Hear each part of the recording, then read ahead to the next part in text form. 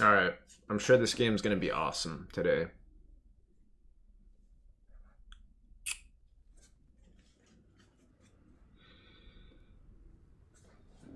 I'm sure it's gonna be awesome.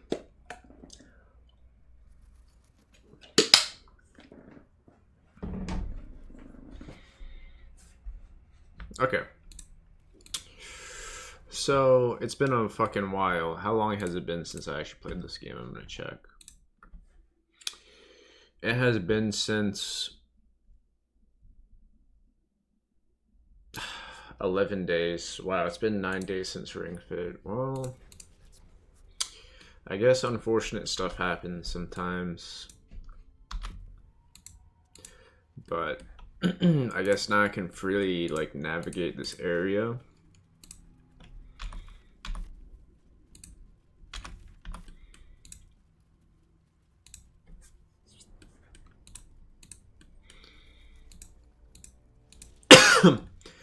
What is this? Still not sure on this map. This.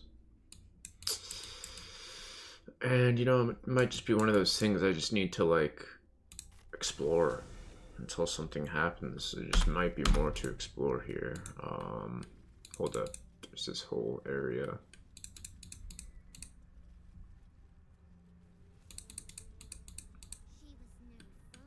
Oh, okay. This shit. Yeah, I didn't defeat this guy yet.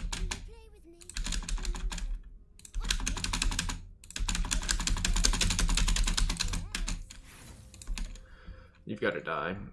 It's just how it is.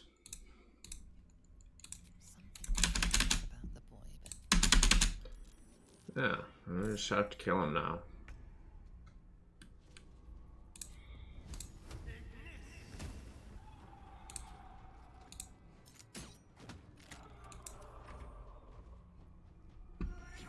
I wonder if anyone else is playing this right now. Nope.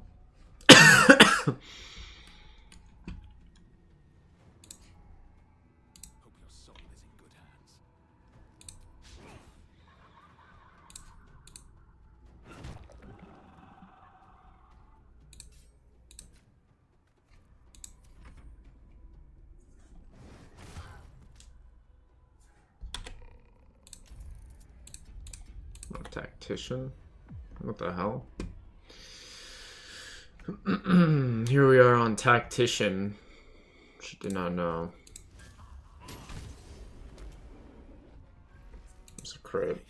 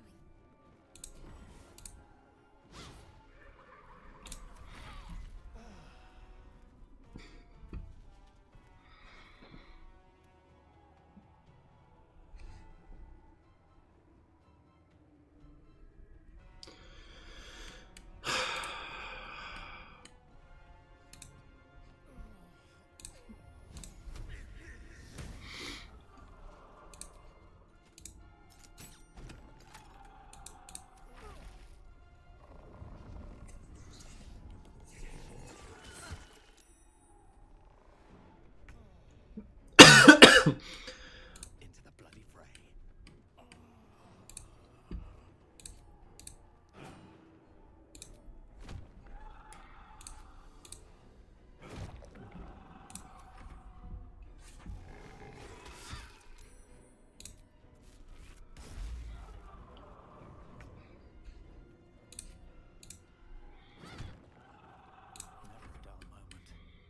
Never a dull moment, dude. Never.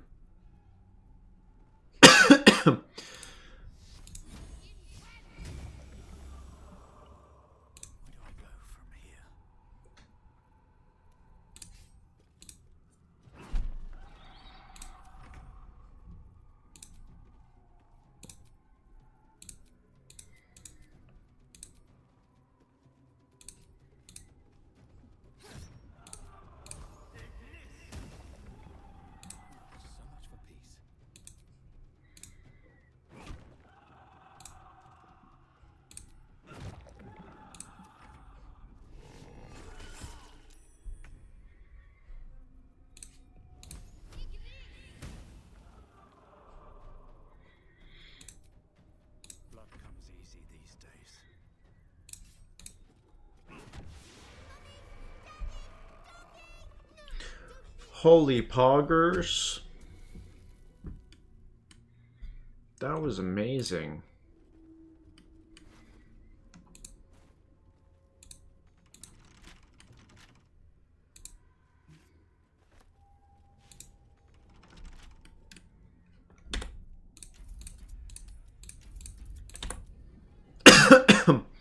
Well, out of Dad's axe. I guess he picked it up.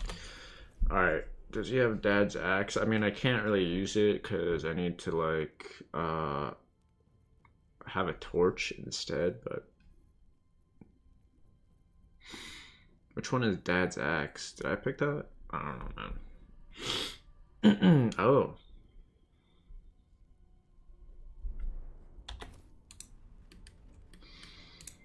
Yeah, whatever. What is there left? Like, what have I not explored? Like, there's this over here, I guess. I don't know, man. This down there. It's kind of a bit to explore.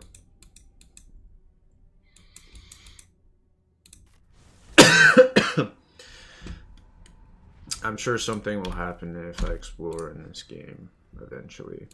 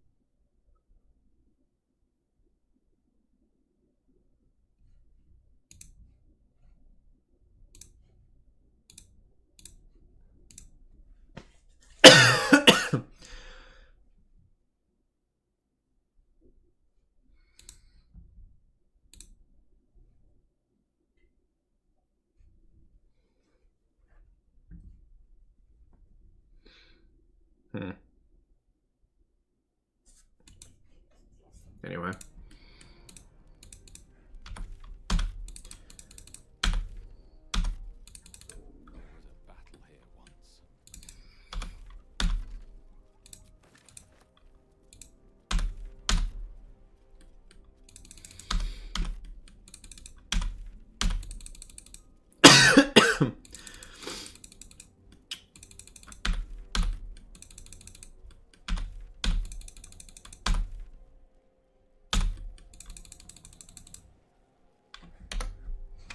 Gotta remember to save.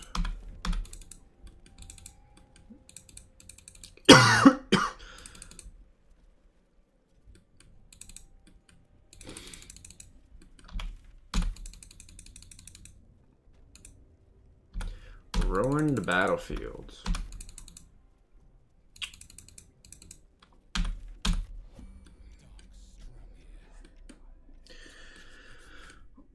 What? It's useless? This can't be happening, dude. It turns out I can't actually play the game. I thought that I was, like, set because I had the torch. It turns out that that is not the case. I'm screwed or something. I don't know. Am I screwed?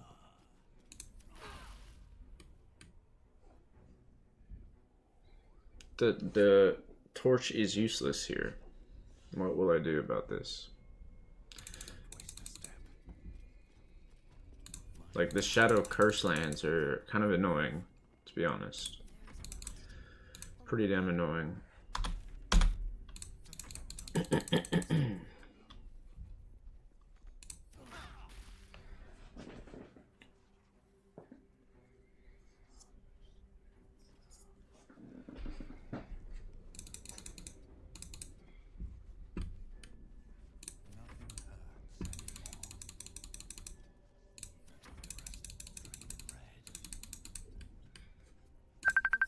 What the fuck is that? Fucking idiot. Why do you do that, you fucking idiot, dude? These, oh my god, unbelievable. I have to fucking close that shit. I can't believe that someone would do this. That is so insane to me. Fucking insane. Why would you do that, you stupid bitch? Anyway. Unbelievable. That is fucking insanity. And you know, maybe I needed to maybe I just need to drink something so that I can tolerate such people. But it's not today, that's for sure.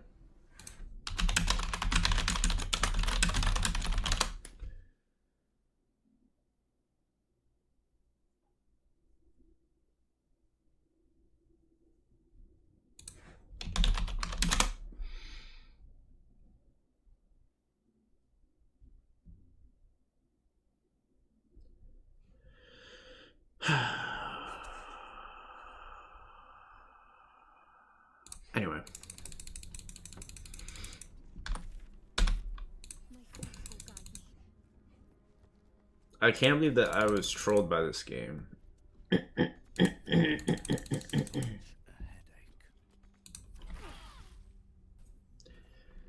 I thought that I was sad because I had a freaking, like, torch, but that is not the case at all. I believe that the curse will just get worse. So...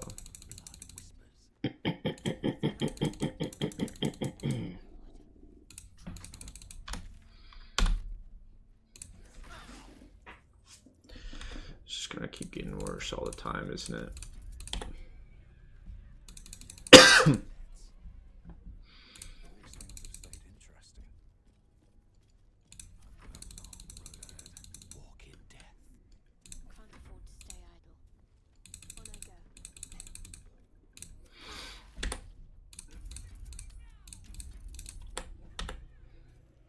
Did I just accidentally invite someone? Hopefully not. That would be embarrassing. Could you imagine?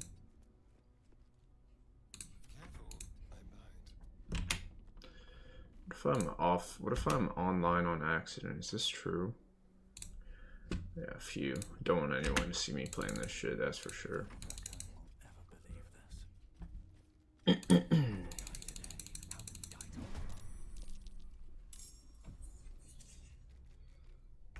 Spider. Oh my god. This is the spider that people told me about.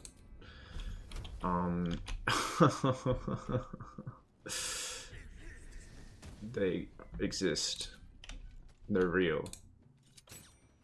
Isn't that insane?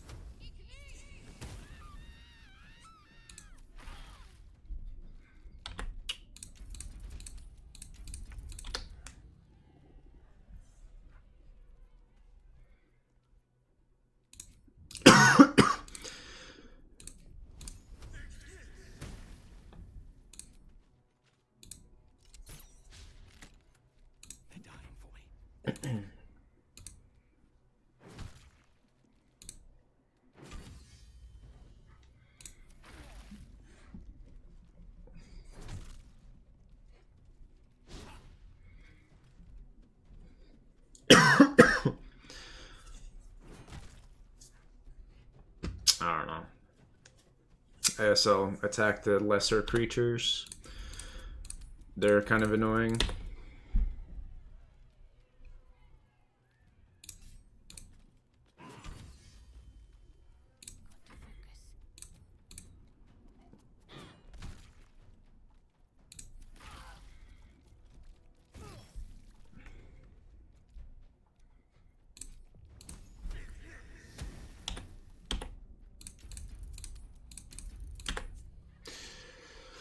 Funny as fuck game, by the way.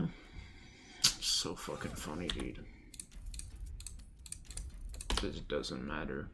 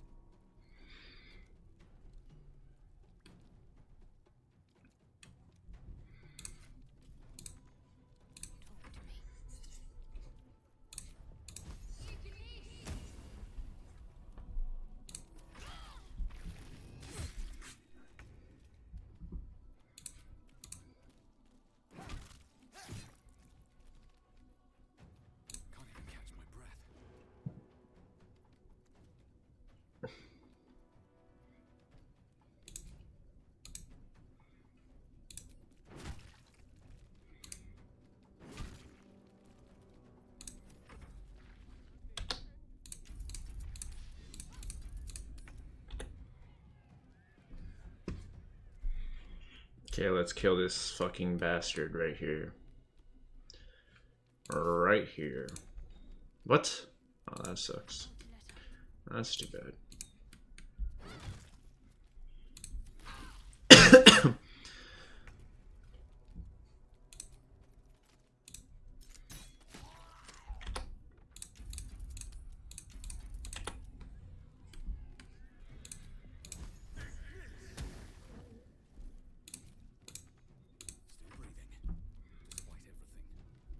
Okay, I'm gonna switch to like a more powerful thing.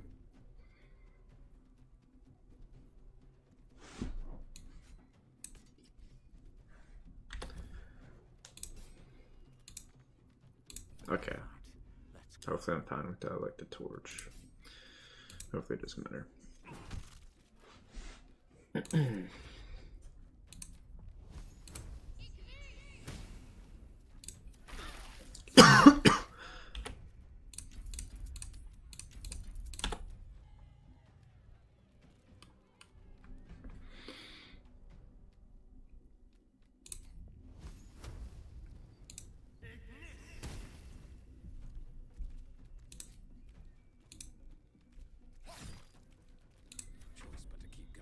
What is this?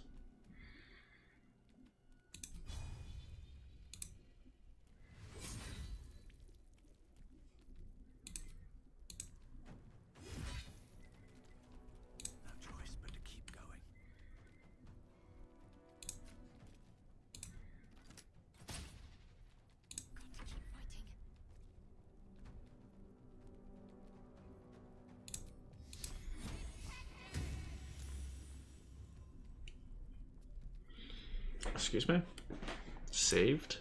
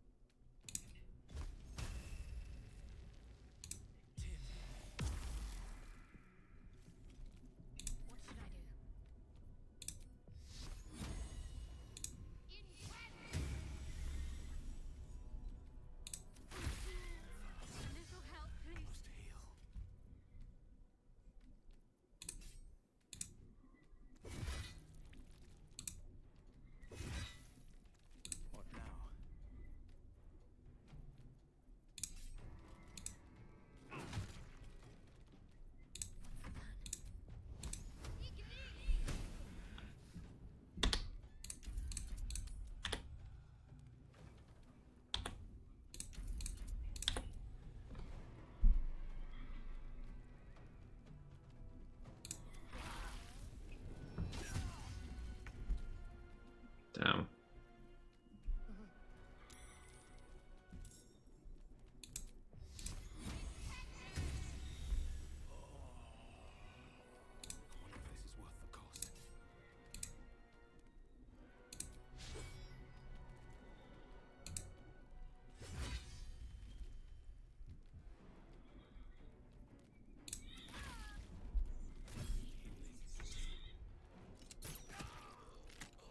Oh, cool.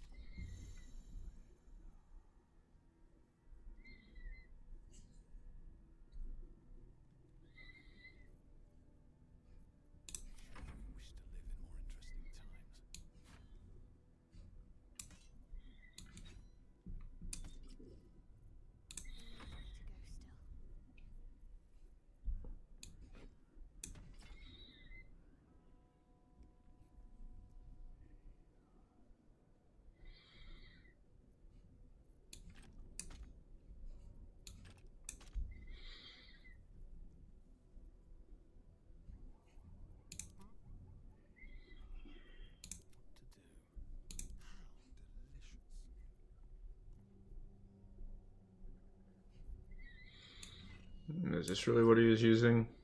Maybe. I think he had 2 daggers though. I think that was it. What the heck? Oh, it's because I already did it. Right.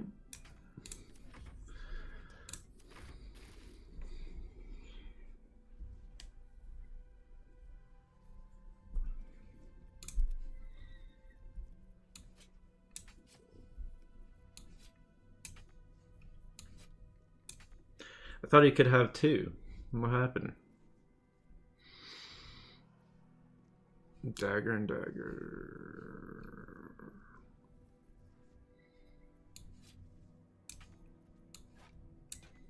Okay.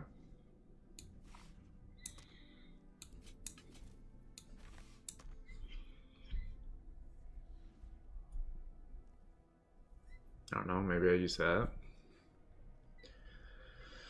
It's an arrow though. Can I really use that? Like a melee? I don't know, man.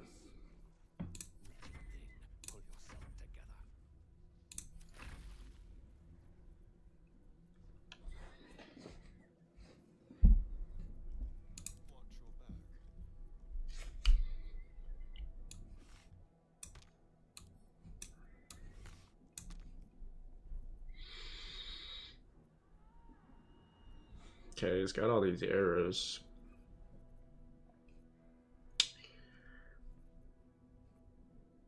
Can I have something better? Did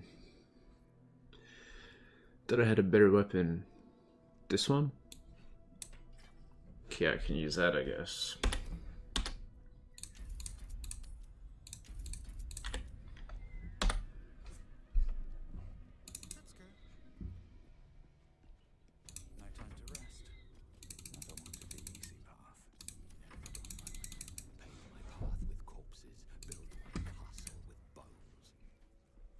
Fucking corny, dude.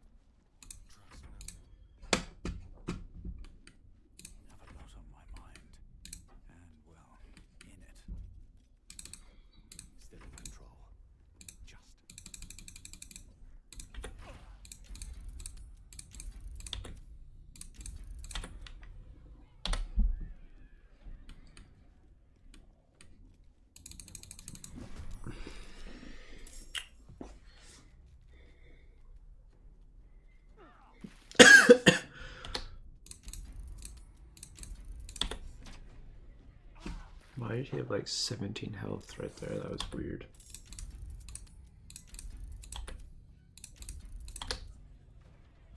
Like 25. Who knows, man? Not me.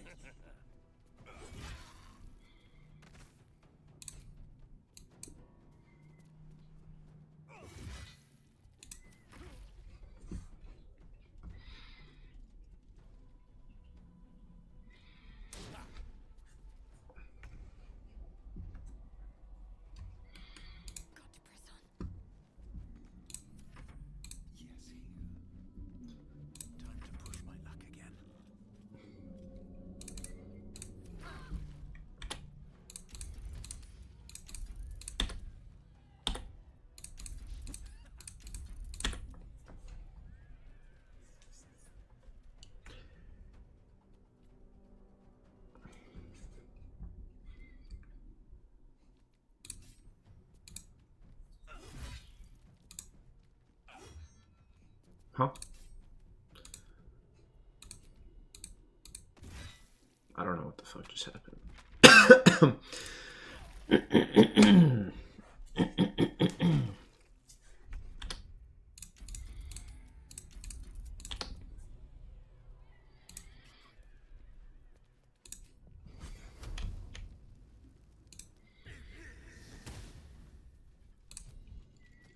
There's 80%.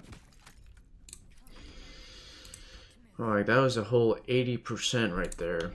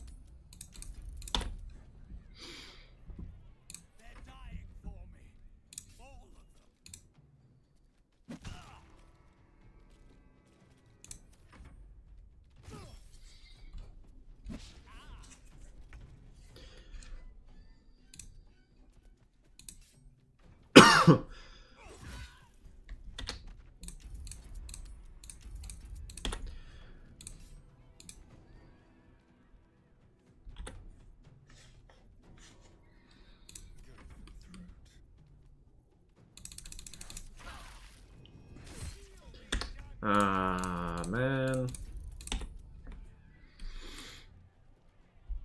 Can he be healed? I don't know.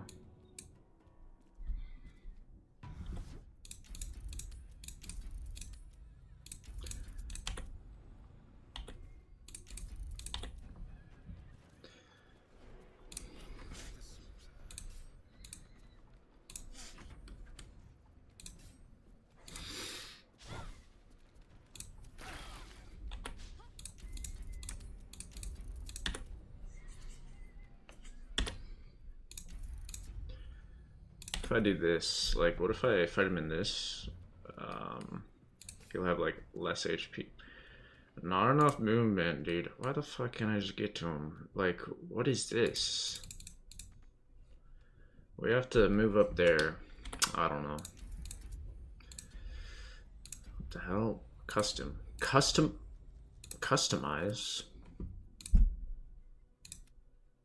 What the hell?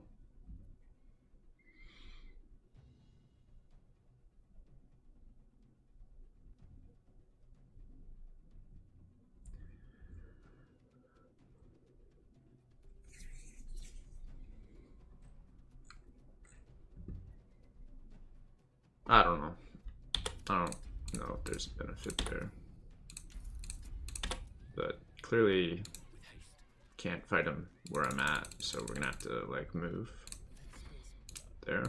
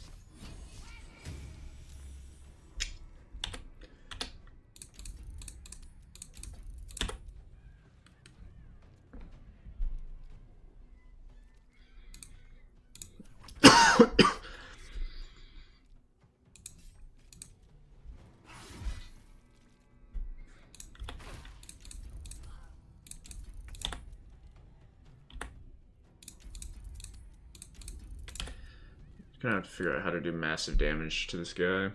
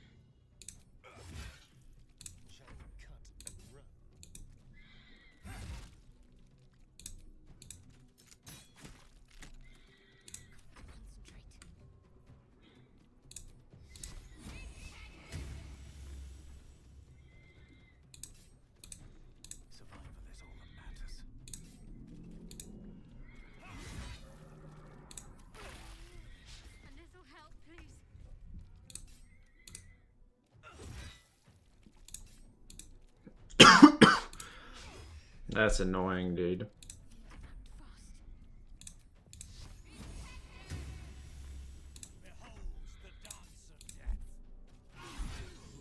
Get him out of here, man.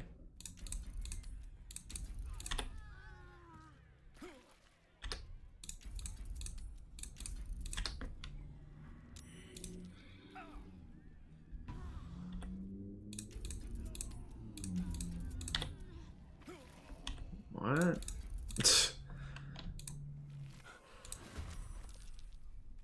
What the fuck, man? That's annoying.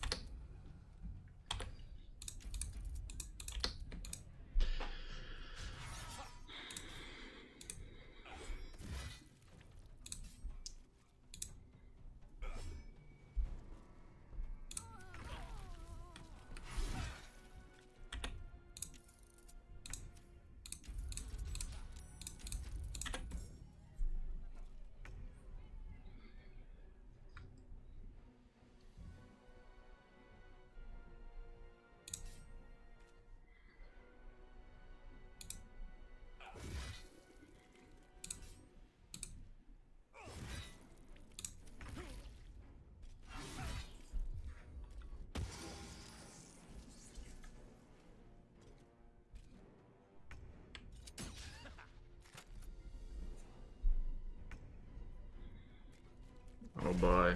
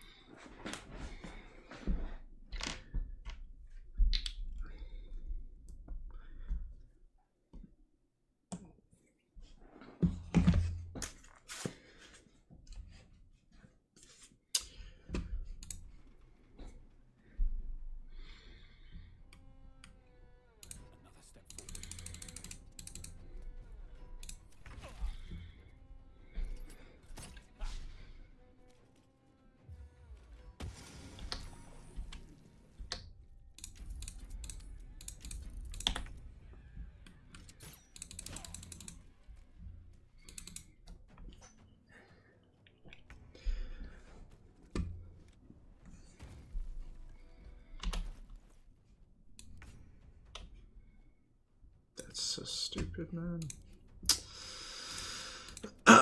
Why was I in her inventory and then that just switched? Alright.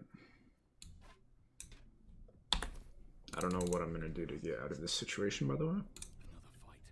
Let's go. On my way. These boots have seen everything.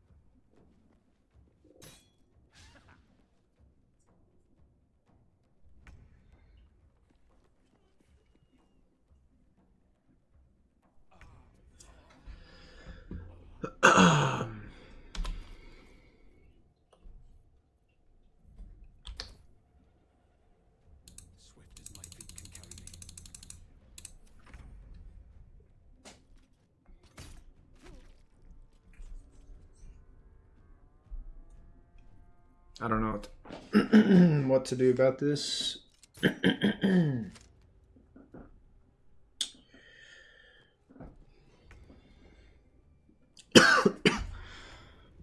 This wasn't obvious.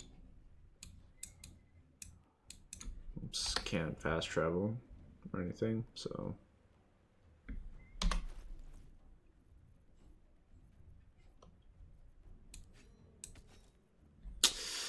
Where is the torch, man? Am I blind?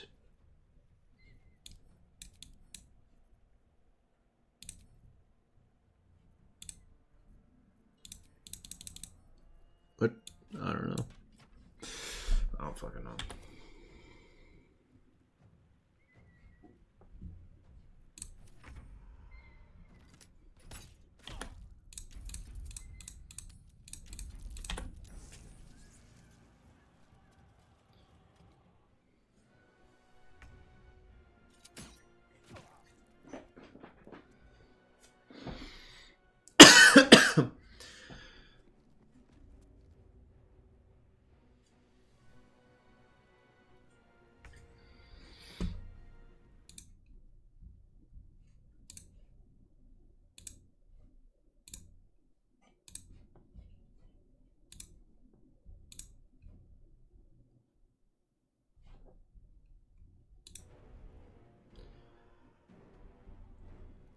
Breathe deep and move.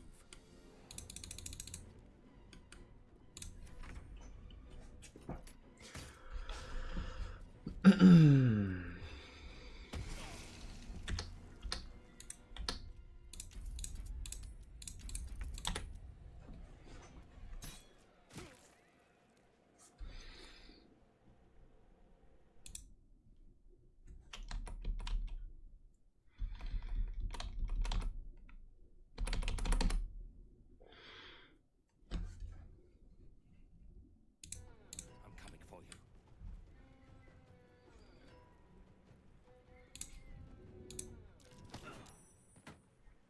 What? You don't fall down there? Why though? Why don't you fall down there? Someone needs to explain that.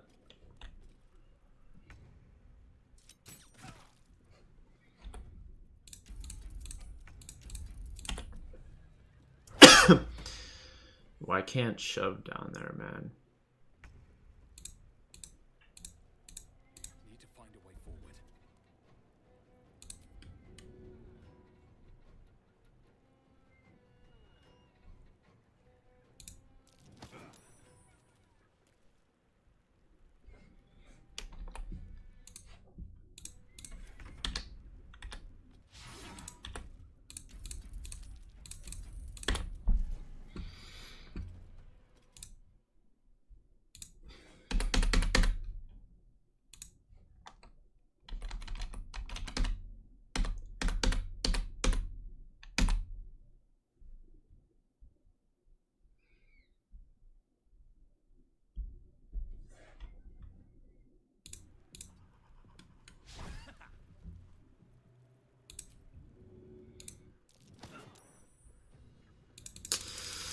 Fuck am I gonna do about this? Any of this? How do I kill these people? Can't shove them for some reason. Why don't they fall off? Alright. Just doesn't make sense. Why?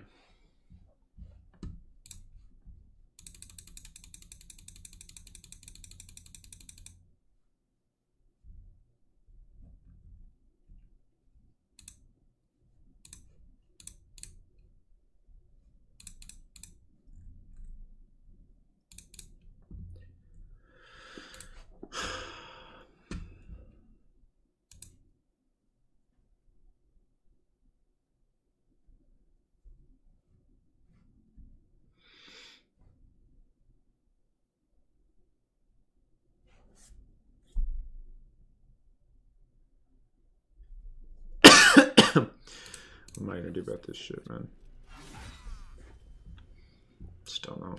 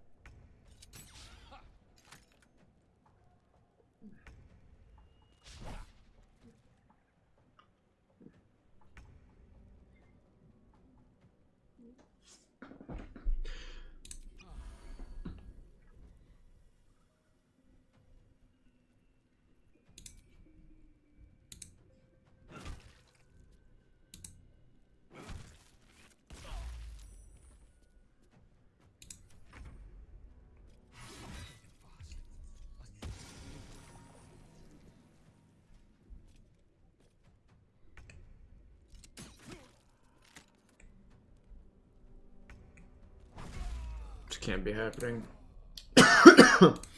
That's too bad, man.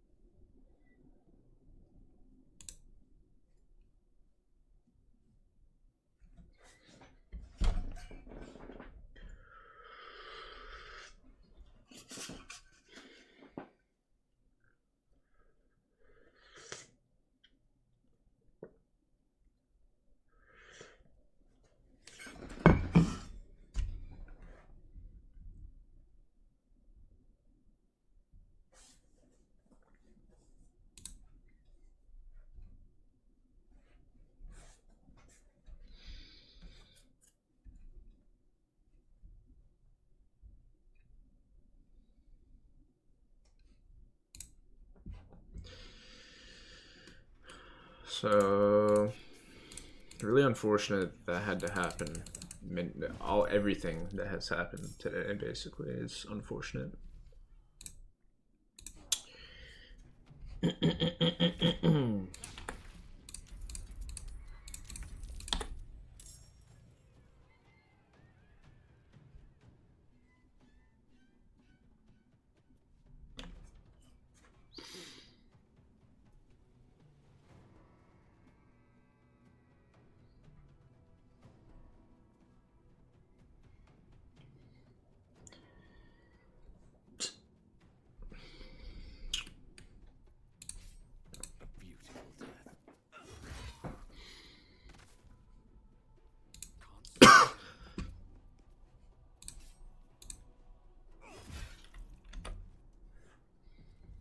Okay, I'm gonna have to save after turns, I guess. That's what was missing, basically. Survival is all that matters. Swift as my feet can carry me. Stay on my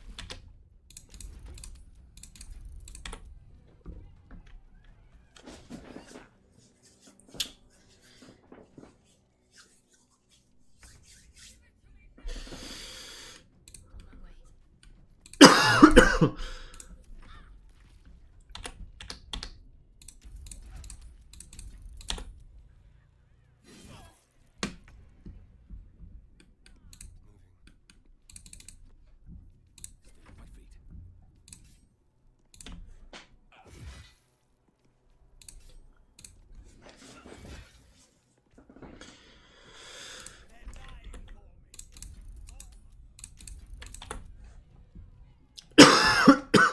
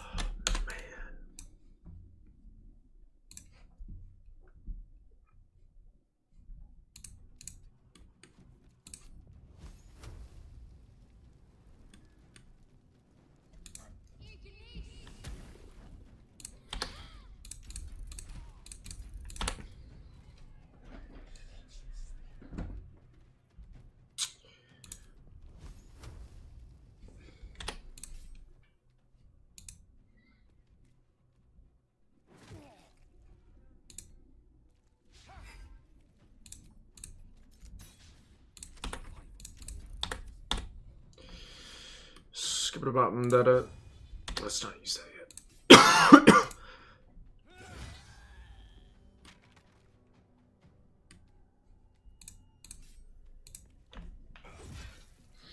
Still on my feet.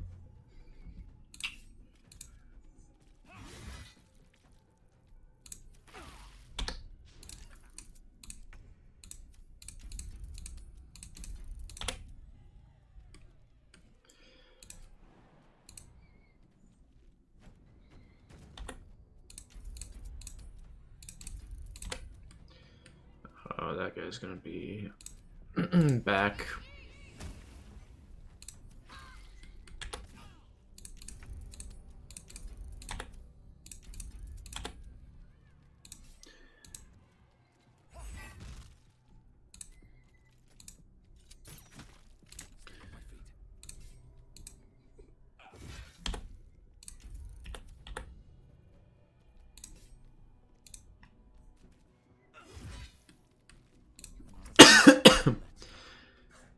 I don't know, I guess I could save here.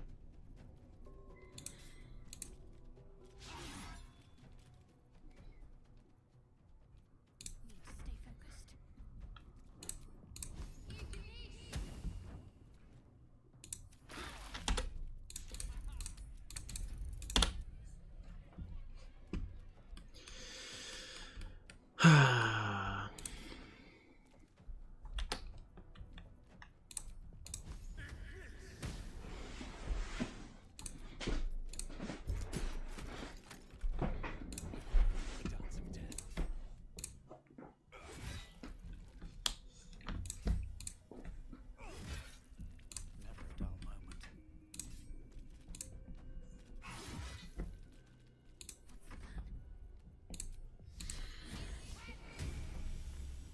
Can't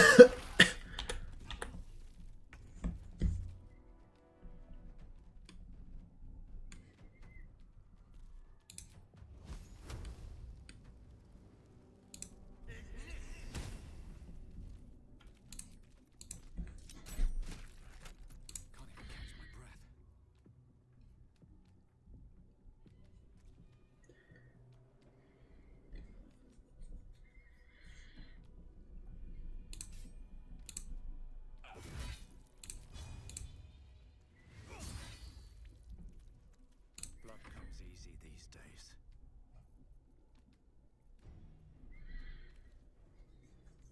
Too much.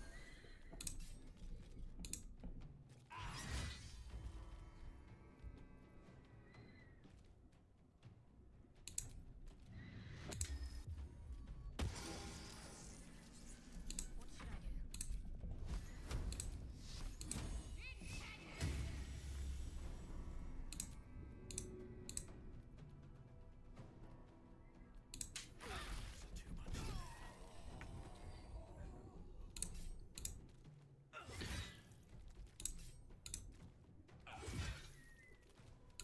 give up. Not now. Right,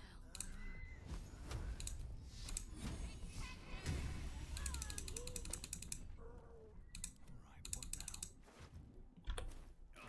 Close at hand.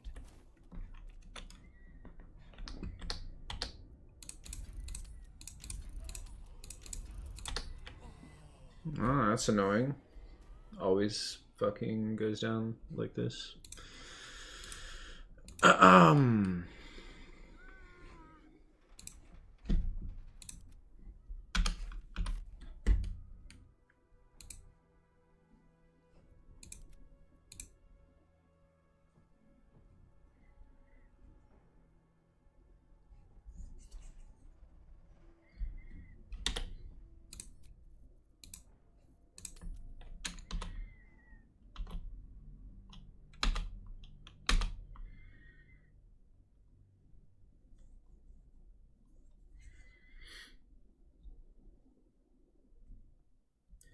Bro, how long does it take to load? I mean, seriously.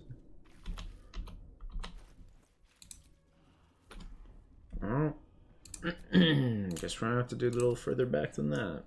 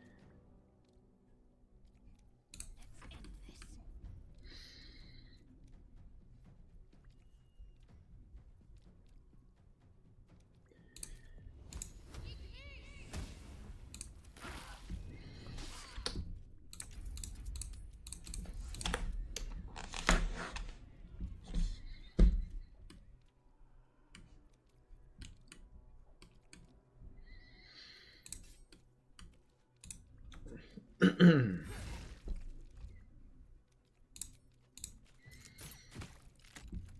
I go from here? I wonder if this is worth the cost. My faith will protect me.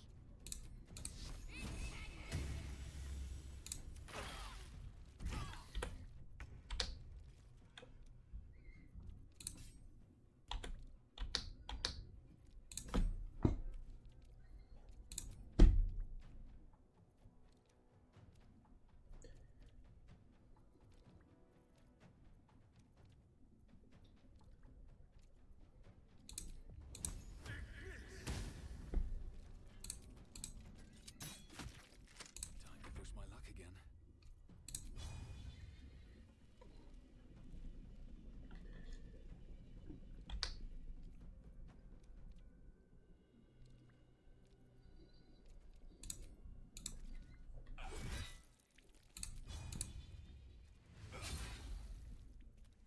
Time to push my luck again.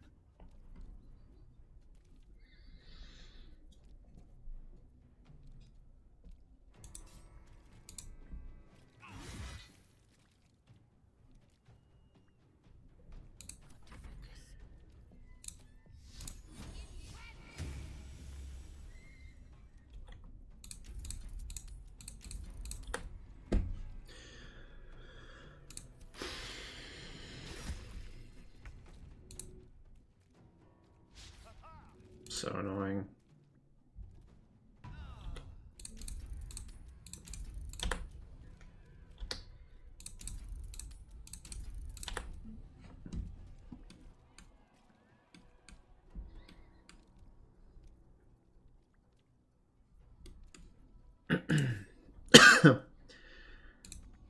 Still breathing, despite everything.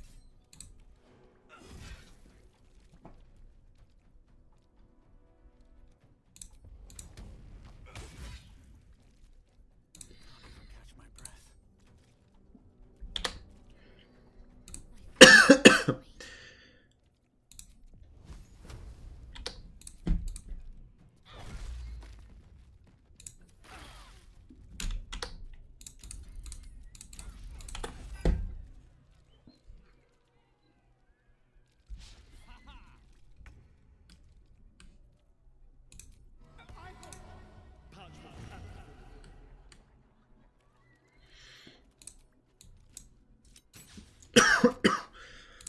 Dull moment.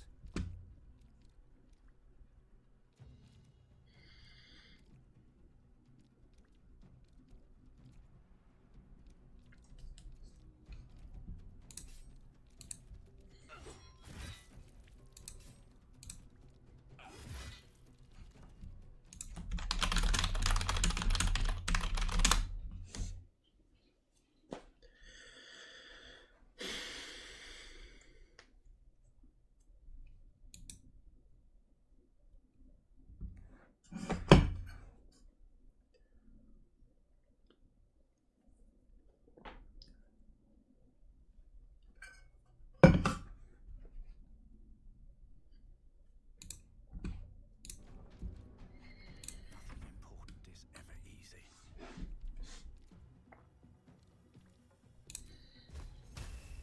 Tim,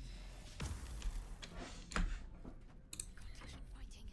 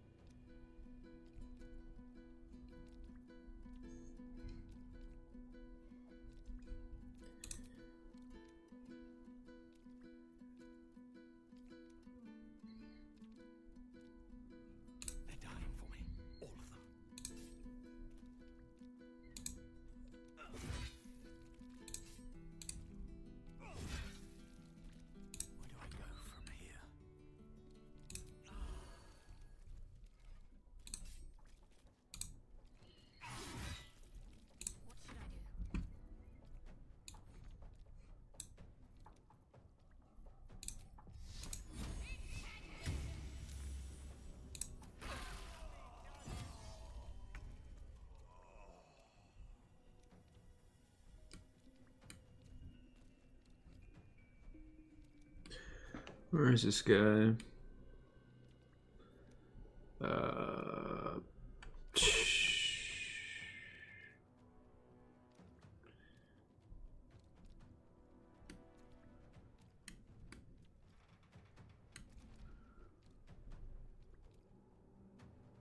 I don't fucking know where he is.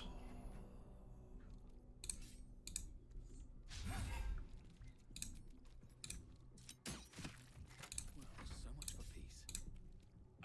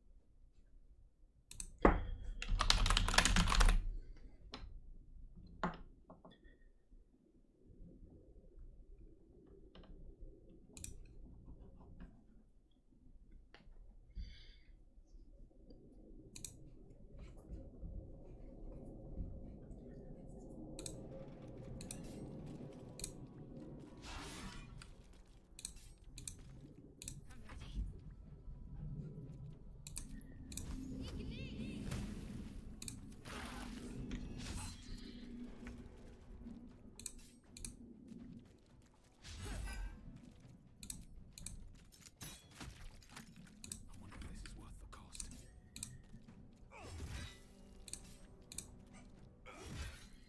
No choice but to keep going. Not going to last much longer.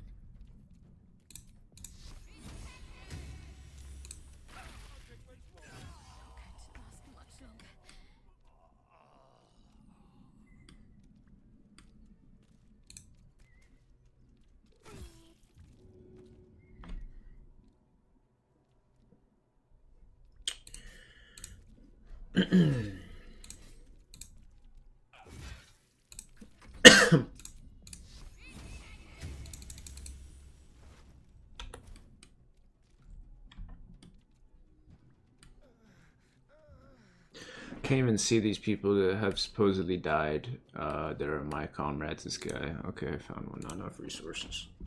Let's see.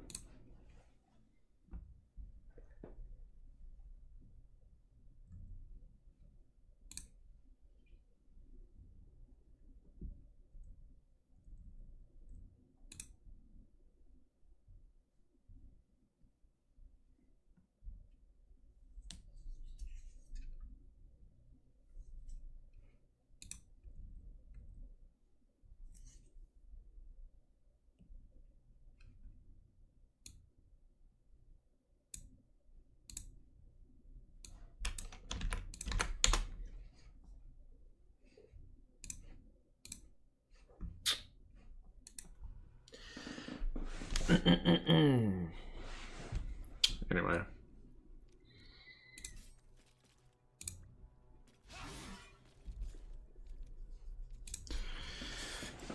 Would be crazy if I could hit these people. That'd be nuts.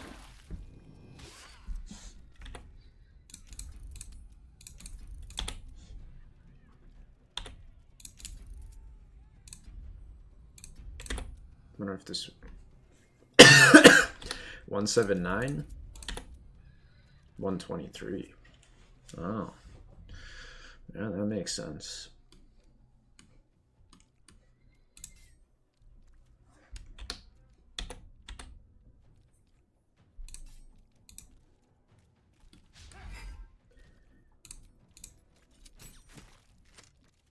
Another fight. Let's go.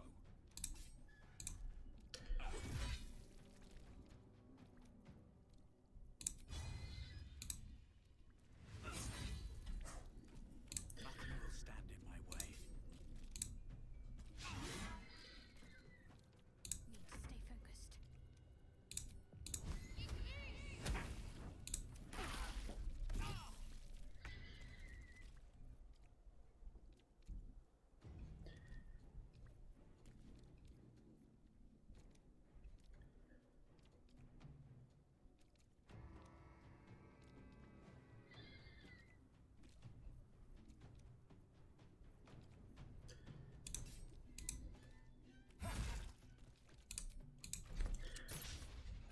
No choice but to keep going.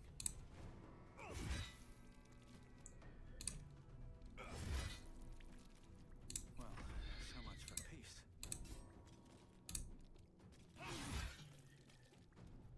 Can't give up.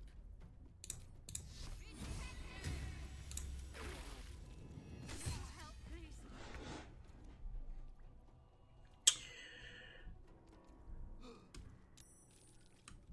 Great. Who's gonna fucking fight us? I think. Something like that.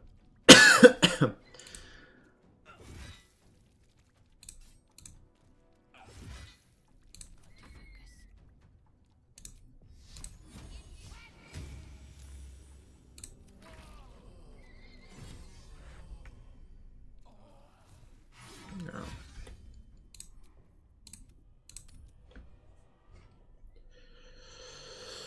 I don't know how I'm gonna kill this guy without anyone dying.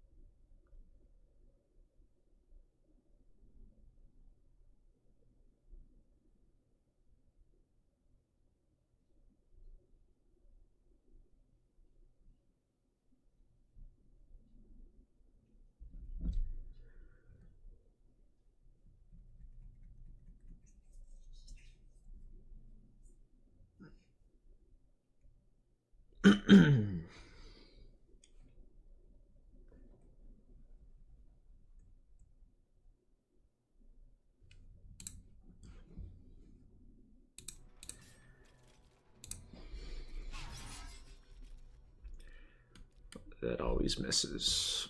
Can't afford to let up.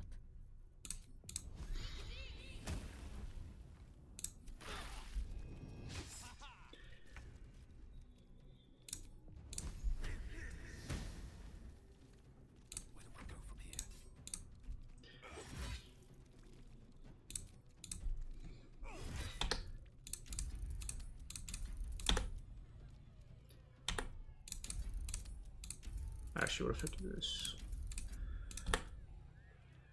I don't understand the HP. It's so strange. This guy was at 69, I was at 81. I don't know, man.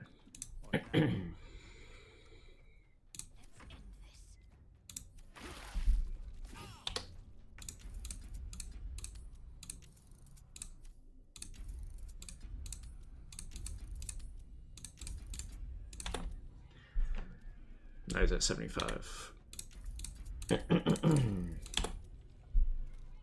That's at 65.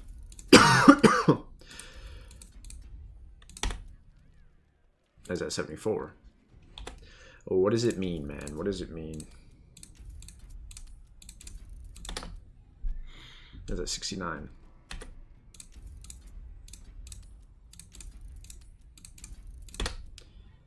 $75, yeah, I don't fucking get it at all. But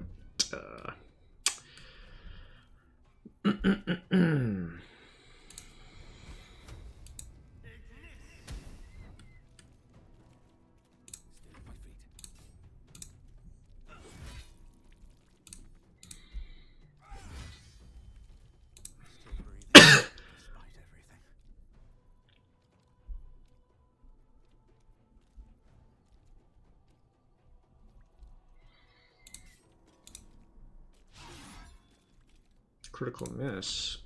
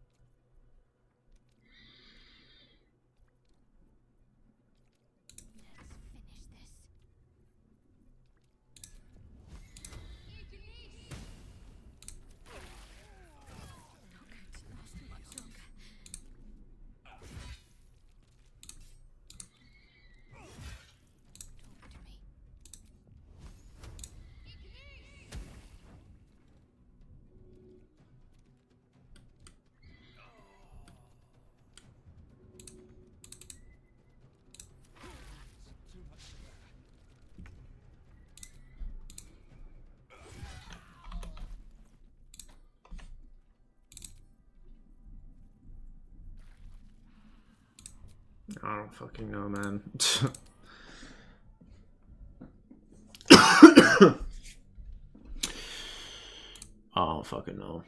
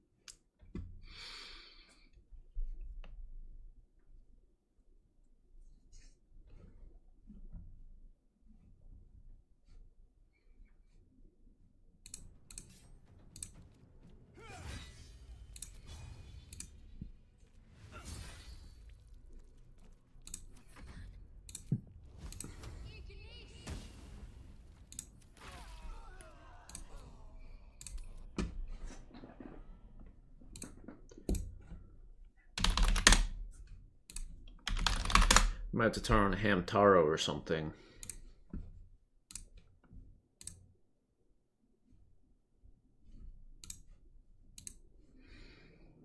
Might be the only way to play this game.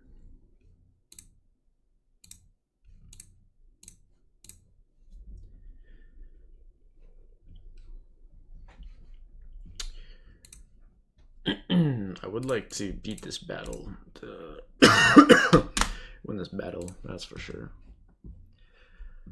I just need to get, what do they call it? I don't know. Hand power is kind of headache inducing, so I don't know if I want to do that. It always gives me a headache when I watch Hamtaro, so. I don't know, then. Might be a bad idea. Choice but to keep going.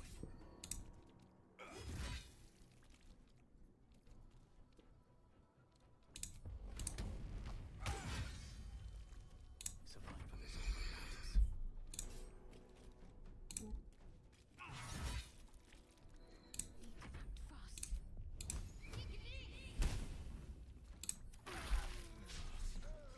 must heal.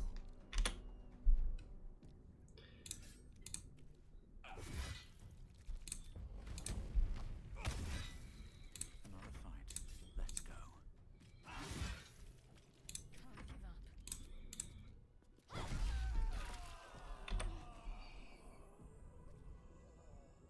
Let's get going. Death's close at hand.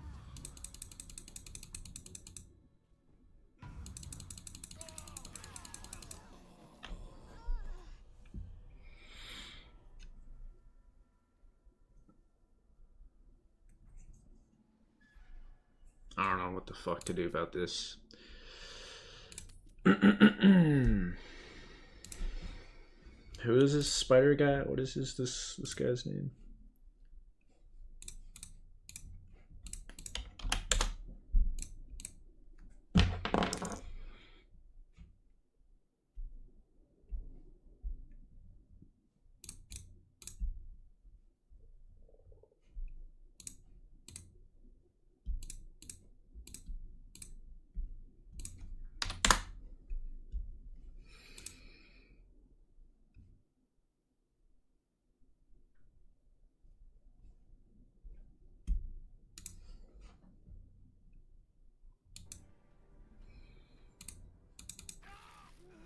Whoops. Is that really what was going down there?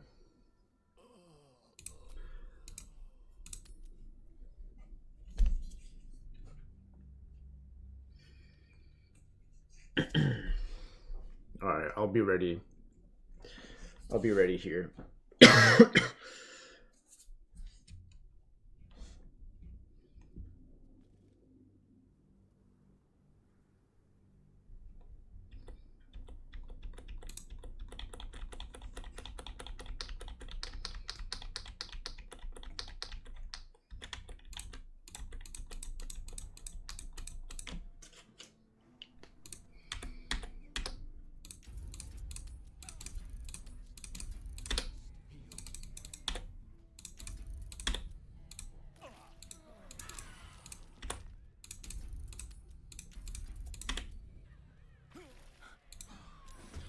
Dude, what the fuck do I do about this exactly?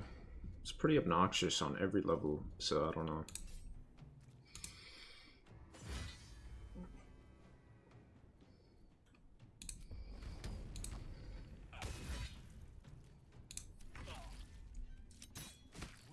Too much to bear.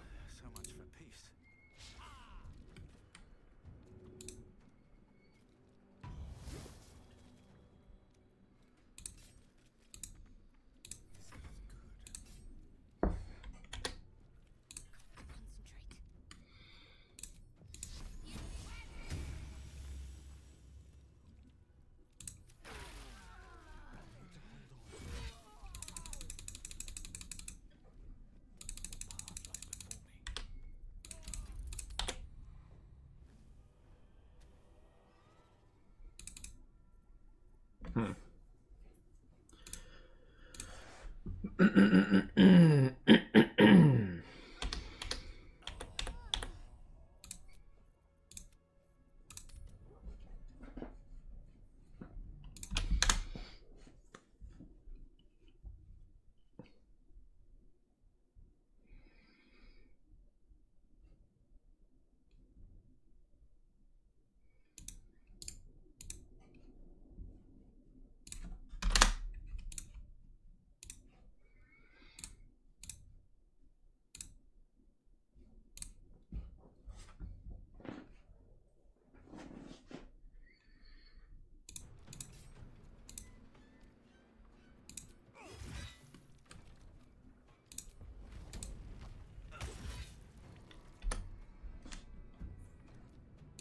on my feet.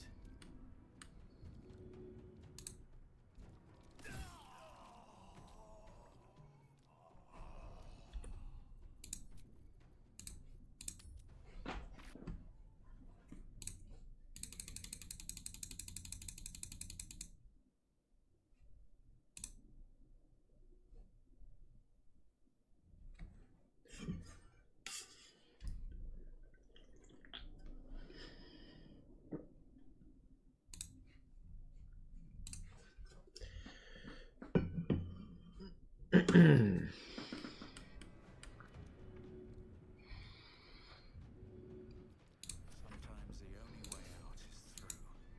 What the fuck? I don't know. Why would I want to hit that?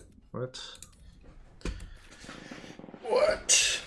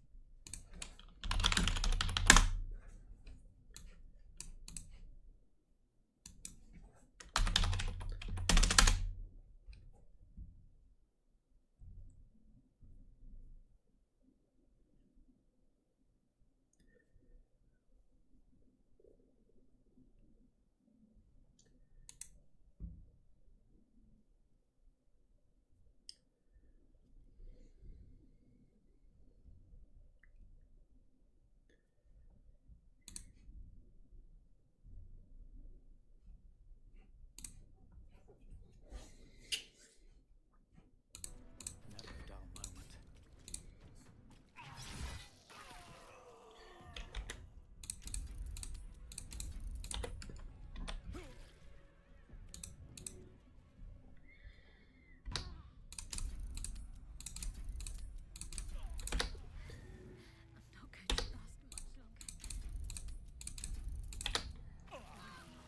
What?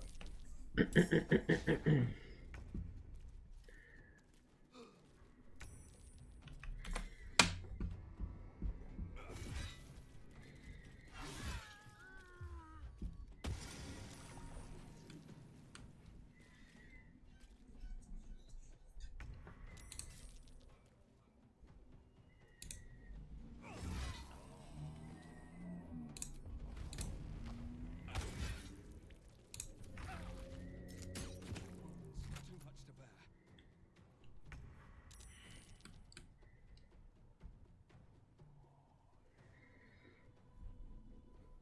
Well, so much for peace.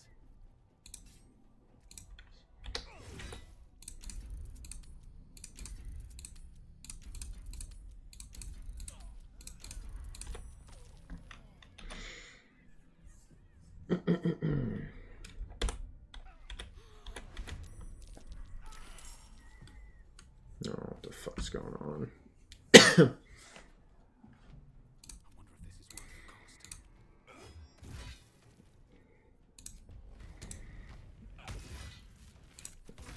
Close at hand.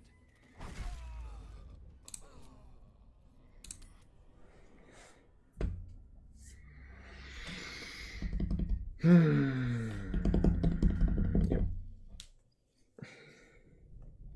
I don't know which was actually the most recent save. I may have done the not right one.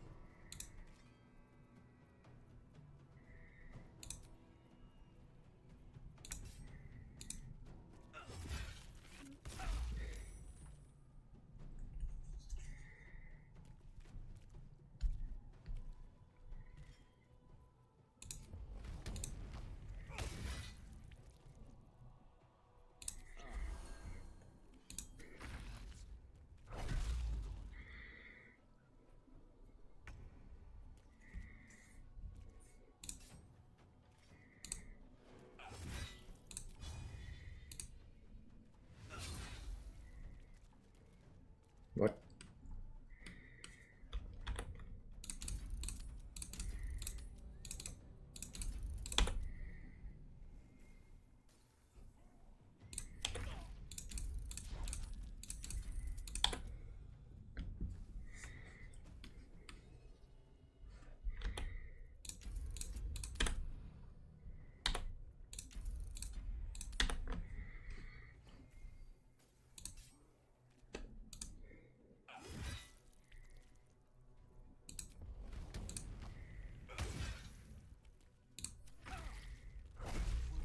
Too much to bear.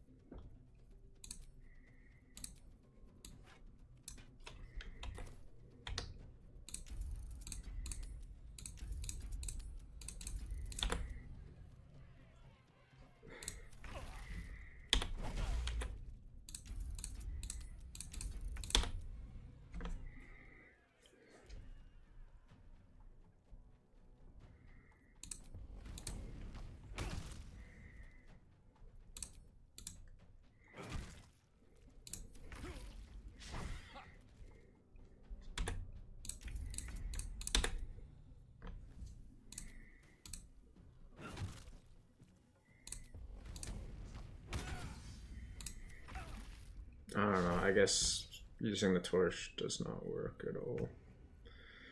So.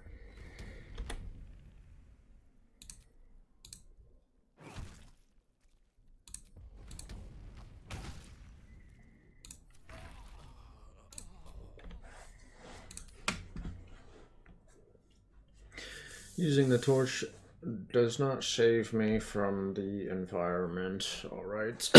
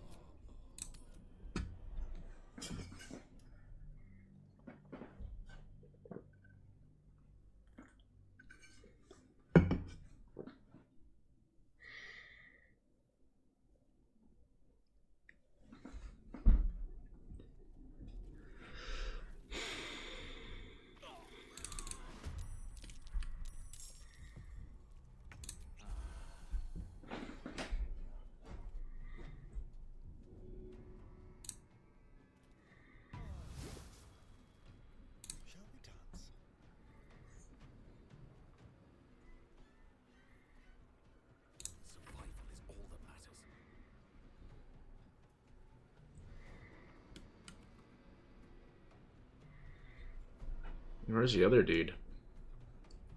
I'm like blind, but there's also a lot going on. I just can't fucking see people. Alright. There he is. Well, I can't do that.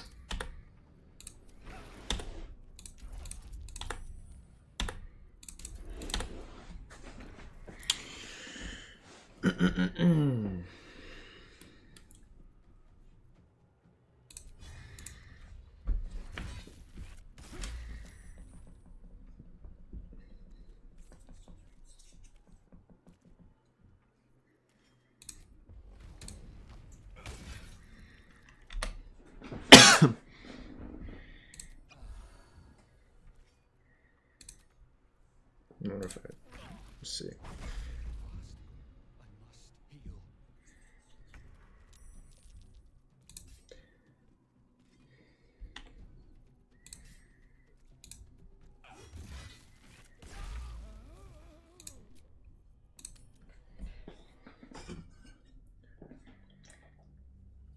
What the fuck just happened?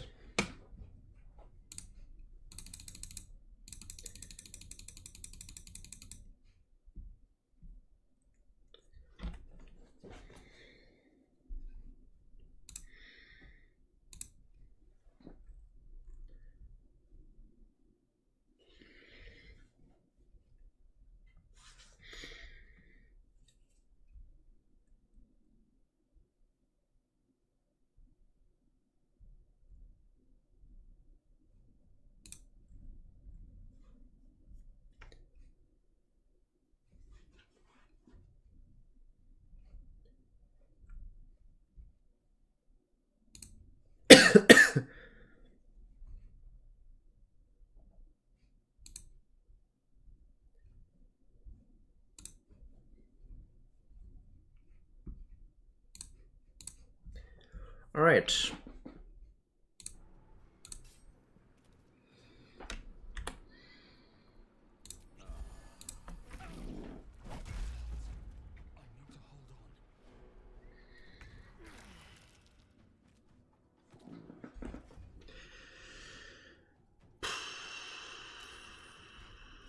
That's not good, dude.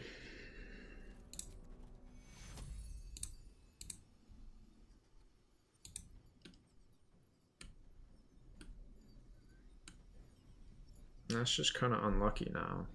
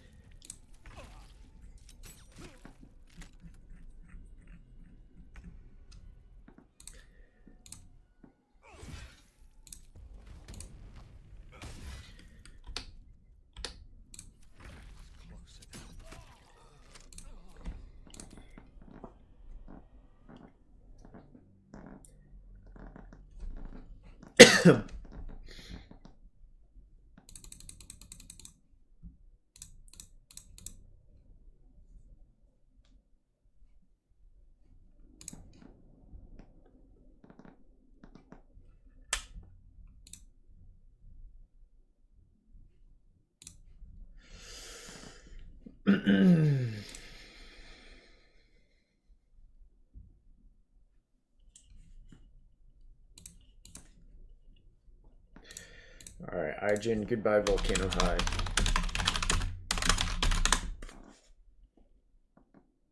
They didn't review it? Are you insane? They didn't review Goodbye Volcano High? Shit, man.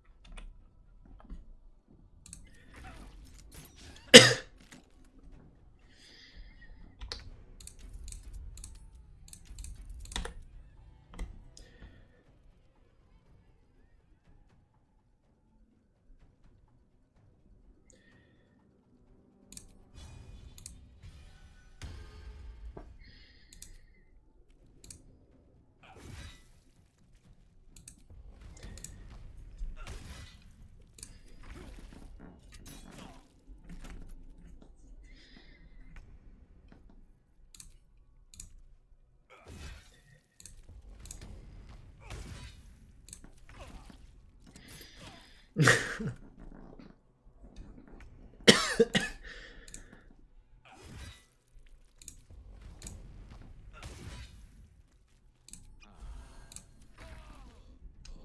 damn it, dude. I don't know how I'm gonna defeat this guy.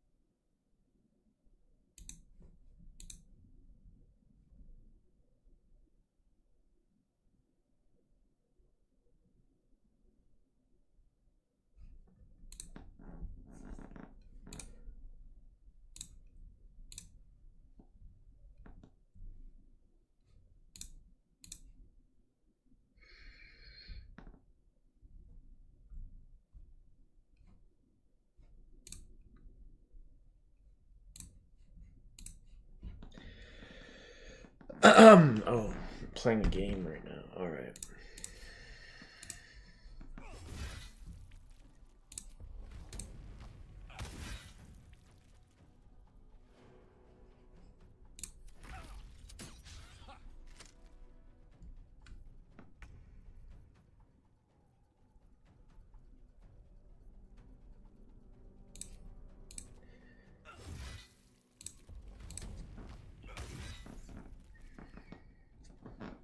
Try this.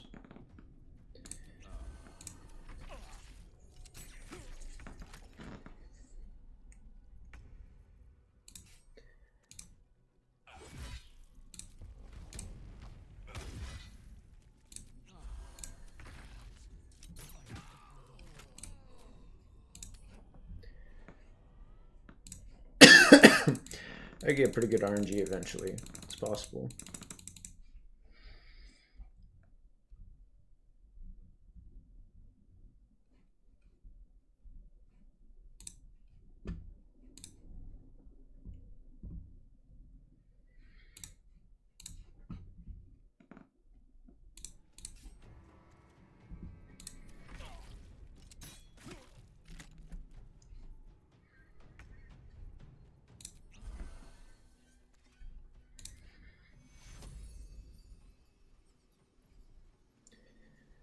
Where's Shadowheart? Where the fuck is Shadowheart, dude? Huh? I can never. Okay. Okay. I revive. Okay. Is this guy in my control? I don't know. I'll have to see. We'll have to see. Never a dull moment.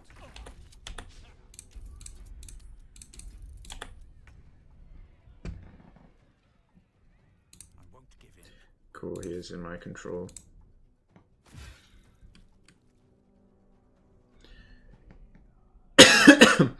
Why was there no attack animation? Let's go.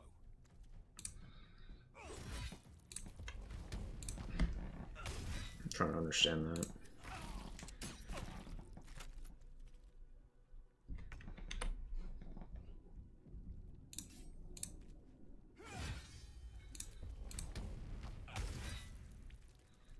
They're dying for me. All that. Still breathing, despite everything.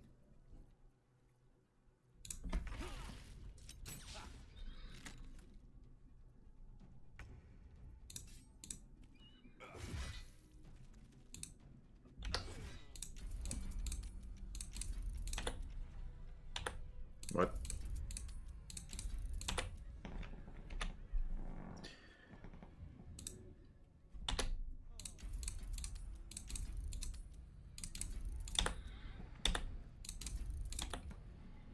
Is he still evil?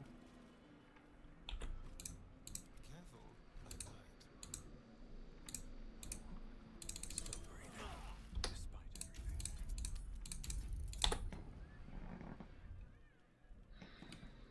Who fucking knows, man? Anyway.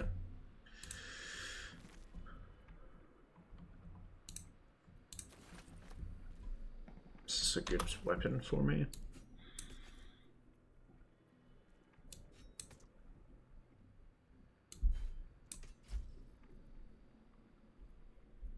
I don't even think I was using the best weapon in my arsenal, so that's too bad. Can't give up now.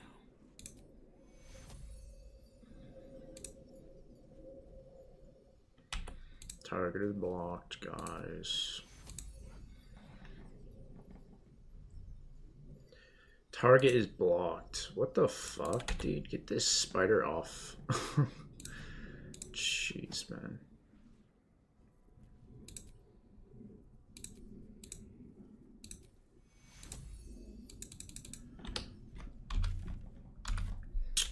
What the hell, man? Can I throw it? Can we throw this? Too heavy.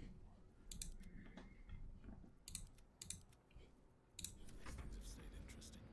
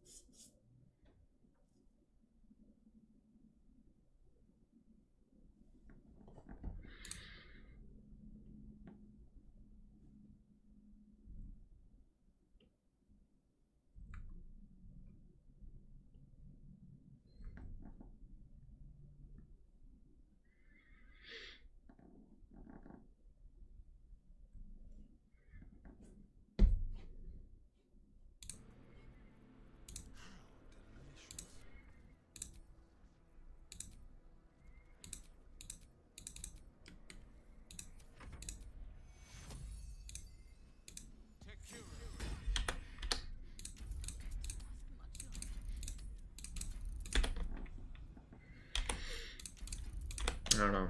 I think we're alive now.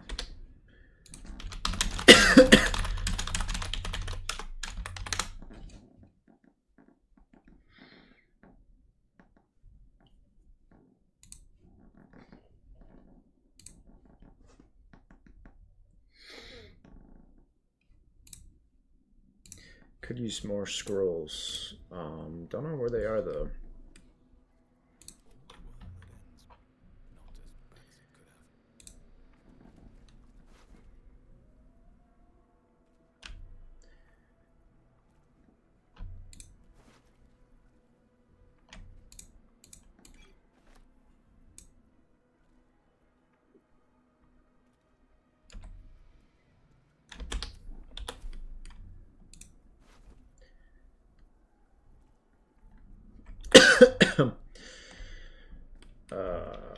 Yep.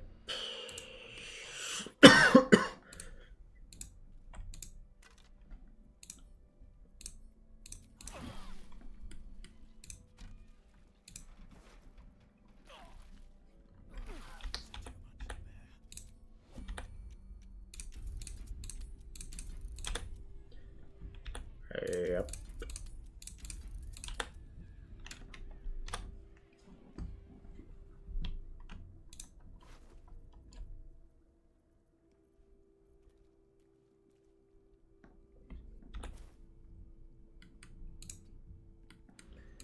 Downloading what game?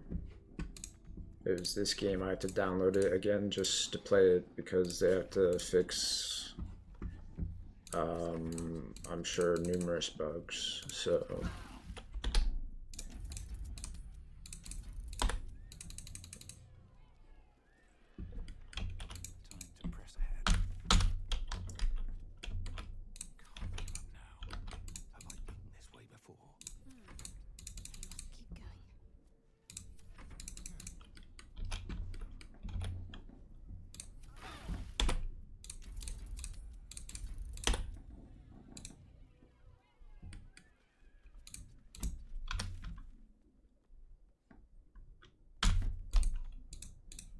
All's well that ends. Well, not as bad as it could have. What's next? We're close. I can feel it. The abs.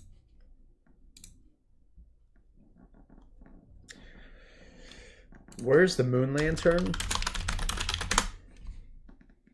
Does anyone know?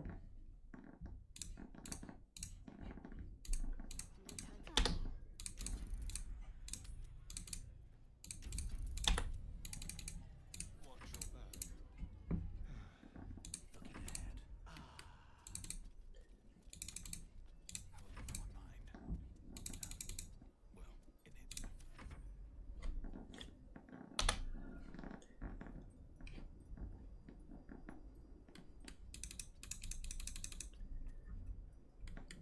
What is this, man?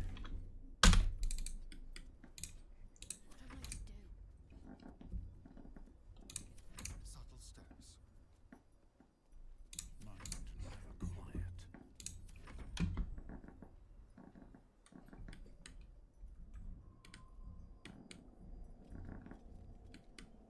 Need to find a way forward. Nothing hurts anymore. Feel like my stab. My face protects me. Was someone there? Watch the shadows.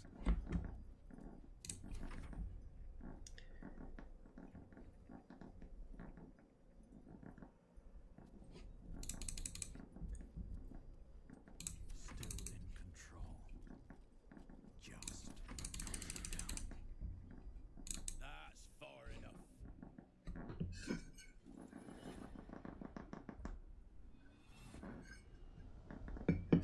His thoughts invade your own, probing for purchase.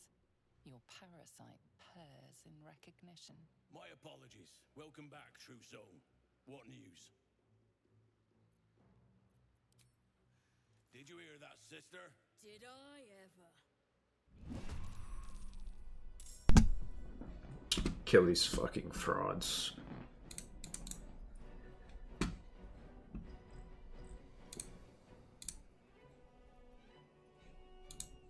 Behold, the dance of death.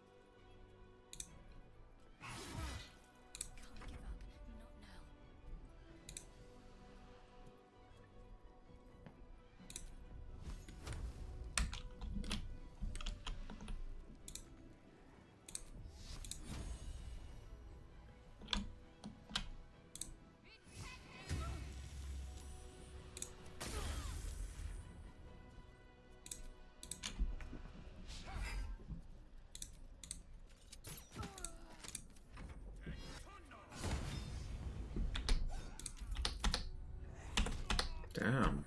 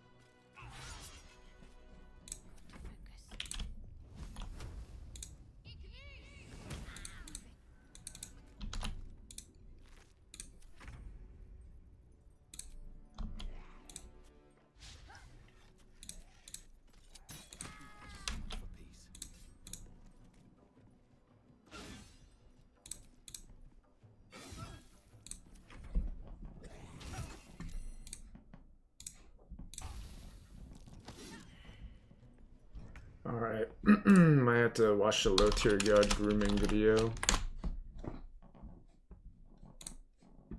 But yeah, so that's basically what's going on right now. But I mean, if I was gonna, you know what I'm saying, wife somebody, I mean, you guys already know what it is. I mean, you see my streams, you know how I get down. I could say, you know how you like look back on people and you thought, you know, you love them like that. But me, like when I look back on a million chicks, I'm not like, oh man, like, damn, well, it was like my third. Like, nah, I look at this as like the first authentic true bliss. Like a chick I wasn't embarrassed to be with, somebody I thought was gorgeous head to toe, like the full 9, like no imperfections. But I didn't know how to handle that shit back then.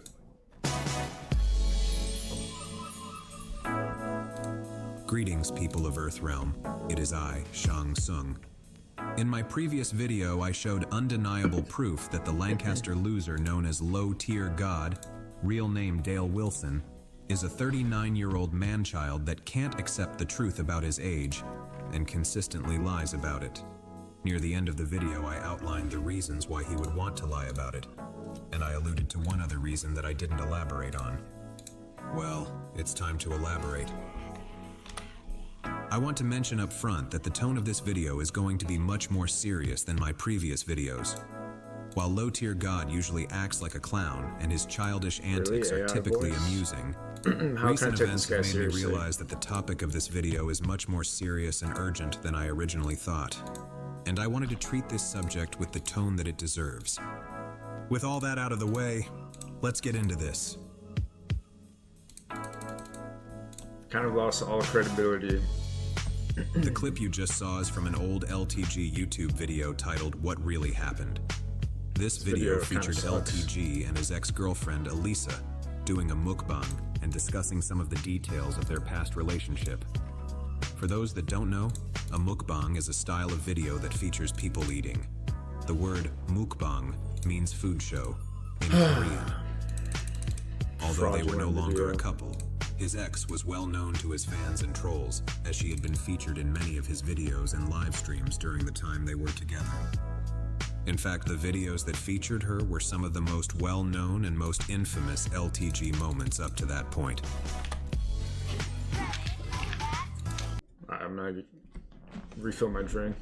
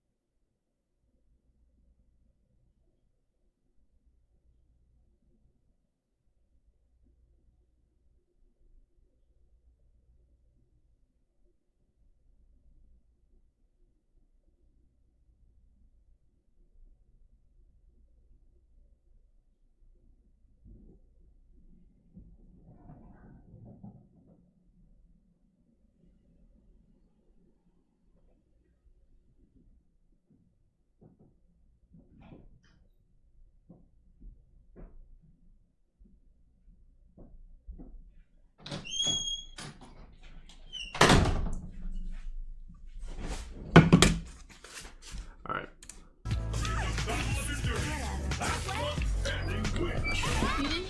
I don't give a shit. I said you didn't lose Censors, by the way. Afraid of losing yet. Hold on, you have the eyelash on your eye. his It's easy gonna go in your YouTube eye, money. It's gonna hurt.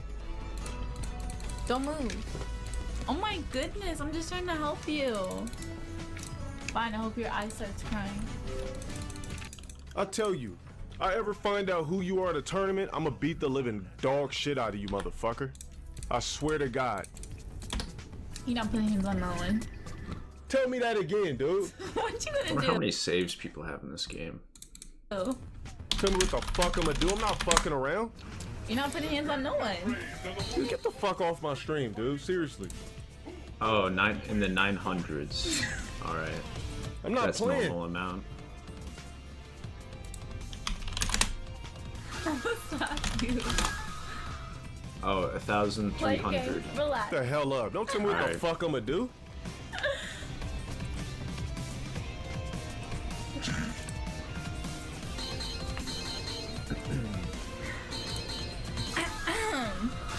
Exactly. I was laughing at. a There's thing nothing you guys could said, say. not There's the nothing you guys could say. I would story. never tell this story. Her ass was in dead wrong for laughing at the shit. I'm Ain't nothing funny. Be quiet. You fucking up my motherfucking match. Never mind, he The fuck wrong didn't censor with you, dog? everything. Perhaps the best known of these moments was from August 1st, 2018, when Alyssa called LTG on the phone during a live stream. But in a typical boneheaded moment, LTG neglected to mute his microphone. As if I don't get why Low tier god didn't comment on Two Mad's demise, seeing as he only follows 150 people on X, and one of them was Two Mad. So that's kind of interesting, I suppose. That wasn't bad enough. He also put the call on speakerphone, so his live stream audience ended up hearing their entire convo, which was captured and saved for posterity, much to LTG's chagrin. Here is an excerpt. The fuck is your problem? What? The hell is your problem? You can show me what you prioritize. You gotta be fucking kidding me. Ain't nobody prioritizing shit. It's a goddamn couple of days at EVO. You didn't even read what they said. Man, he's banned there. What, on Instagram? I did read about the whole Valentine's Day thing and all that. Why would you block me on Instagram? You're just acting way too extra for no fucking reason. Because Friday is our 4th year anniversary. I don't know why you would do this a day before. What? What? You're fucking inconsiderate ass fucking child?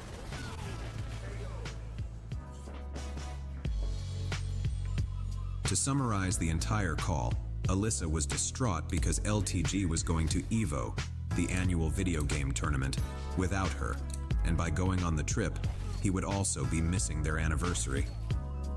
As I said before, this clip became rather infamous, and it gave birth to the meme that LTG chose EVO over his girlfriend and their anniversary, ultimately resulting in their breakup. In fact, this incident is one of the primary things addressed in the mukbang video, and presumably it was what they were referencing in the video's title. They would claim it was not the central reason they broke up, it was but one of many reasons. This failed to stomp out the rumor, however, and even today people still say they broke up over the EVO incident. Anyhow, not long after LTG posted the video to YouTube, Alyssa would begin a new relationship with someone else. This information came from her social media posts, which were seen by both LTG's fans and trolls who had been following her from the time she was with LTG. Her new relationship, along with her social media posts about it, would become a popular topic amongst LTG's trolls, as it was clear to them LTG still had strong feelings for I wonder her. if this guy plays this something music he throughout the whole video. I just want to like fast forward. He even admitted to, to in the because that's crazy. grooming her. For wait. the record, No, it changes. Phew. even admitted to in the clip at the beginning of this video. In fact, it wasn't only trolls that were talking about it. LTG's real fans were also curious, because the two were supposedly on he good changed terms, right here. Okay. with Alyssa even stating they were friends, so people weren't tiptoeing around it. They were eager to hear what LTG had to say about her new relationship. Well, it soon became apparent that his warm feelings about her had changed. Where before he was praising her as the only woman he thought was gorgeous from head to toe, the only woman he was proud to be seen in public with, and the only woman that he would consider marrying, now he was referring to her as just another bitch from his past and trying to avoid discussing her entirely. He began saying things like, he doesn't believe in love anymore. Love is just a Hollywood fantasy that isn't real. He even went on a bizarre rant where he claimed men shouldn't call girls their exes because they don't deserve a title, claiming that instead of ex, they should refer to them as bitch I used to fuck with. Okay, so first off, let me go ahead and break down why I don't consider any bitch my ex. So the reason why I would never consider any bitch that I used to fuck with an ex, because an ex, somebody you used to fuck with doesn't deserve a title, period. It's just that simple. We talked about this before. If you used to fuck with somebody, if you're a woman and you used to fuck with a nigga, that's not your ex-boyfriend. That's a nigga that you used to fuck with. If you're a man and you used to fuck a woman that you were in a quote-unquote relationship with, that's not your ex-girlfriend. That's a bitch that you used to fuck I wonder with. if low tier It's god will just that strike simple. me Why for give playing people this. titles that are not in your life anymore? He could. Period. Ignoring how ridiculous and inefficient this was, and ignoring the fact that this is still a title, it was clear he was not handling her new relationship well, and was quite bitter about it. If he censored there, Ridiculous. Your then ex-girl, if you're a woman and you used to fuck with a nigga, woman. I don't know. Who knows? This guy's an amateur. Ignoring how ridiculous and inefficient this was, and ignoring the fact that this is still a title, It was clear he He's was trying not to get handling quick her new views. relationship well. Gotta check his other stuff. That's simple. We talk. Yeah, he has 3 videos. He's just trying to get literally all on low tier god. He's just using his name for views. And was quite bitter about it. Over time, he also took to insulting her new boyfriend. This led to a back and forth situation. Alyssa wasn't talking about LTG or trying to upset him.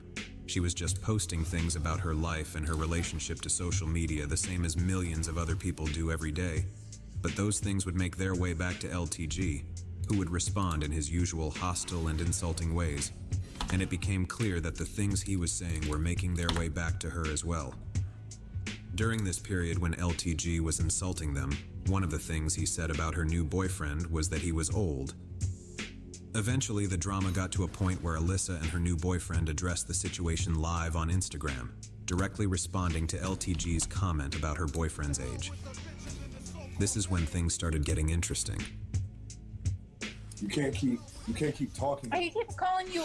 People are wondering why he didn't make a response to this when it's just some AI voice, like farming views, as if he's supposed to take it seriously.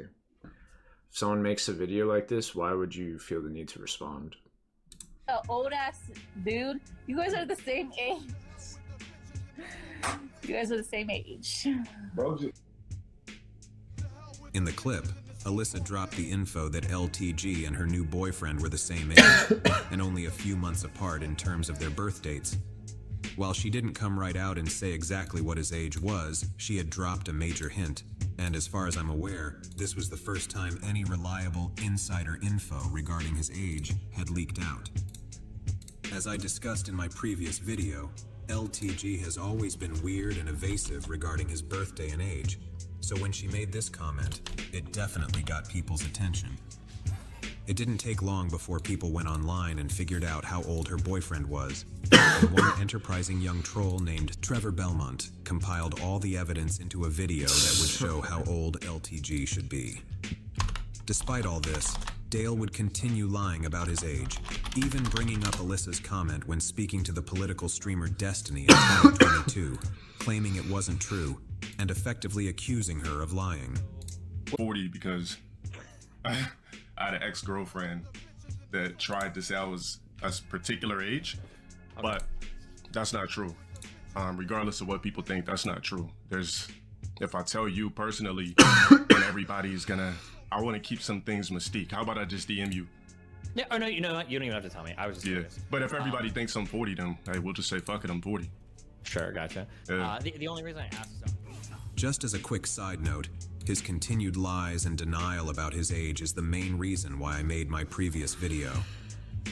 For all the people that ever doubted her or believed him when he said she was lying, I figured, why not just show something official that couldn't be denied? But silly me. Of course, some idiots still deny it. That just goes to show you that some people are so brainwashed that nothing will ever convince them. Even when the proof is right there staring them in the face, they'll still invent some reason why they won't believe it. Trying to check a dead body. Anyway, along with the info about LTG's age, Alyssa would soon make another post on social media that would end up reframing almost everything people knew about them and casting LTG into a completely new light. It was a birthday post that mentioned how old she was, and if you took that info along with their anniversary date from the mukbang video, you could figure out how old they were when they got together. Credit to Simp Felon, who put all the evidence together and realized that based on their anniversary date, LTG would have been 29, and she would have been only 17 years old when they started their relationship. This is where the claims that LTG groomed a 17-year-old originate from, but we've only scratched the surface. Here's where things get strange. If we go back to the mukbang video, there's a part where Alyssa was very careful to state that the day that they call their anniversary wasn't their actual anniversary. It was the day they met. The time is coming around, and it was The day we met. It wasn't our anniversary, it was the day we met. Every time that day comes around, we kind of like do something a little bit special. Of course, she neglected to mention that he was 29, and she was only 17 years old at the time. Or did she?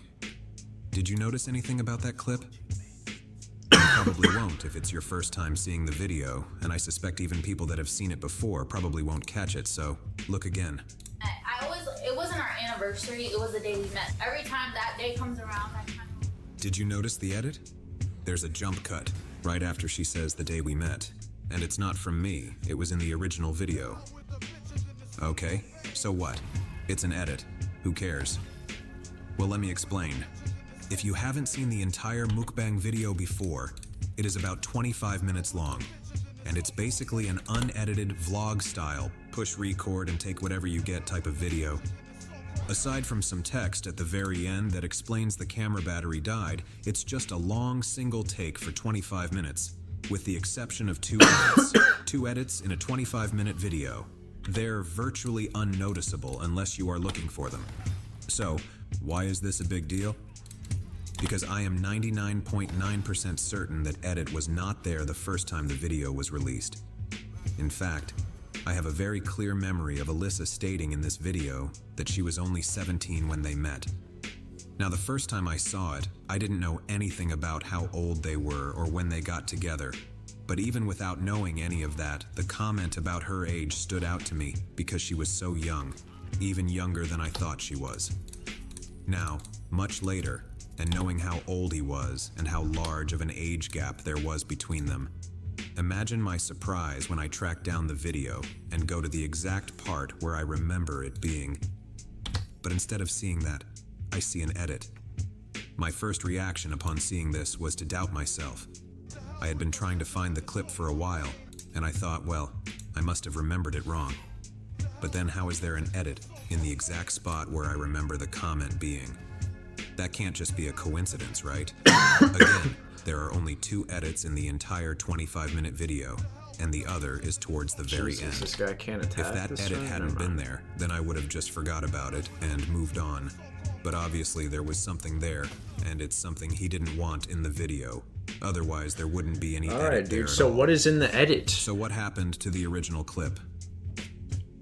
I think that LTG realized her comment wasn't a good look, or that it might end up being a problem for his career at some point. There were a lot of Me Too accusations and people getting canceled at the time. This guy's drawing out this video so it can be an hour long. So my guess is, he went into YouTube Studio, which allows content creators to edit a video that is already live on the platform. And now, instead of the part I remember, there's a tiny edit that few, if any, would ever notice.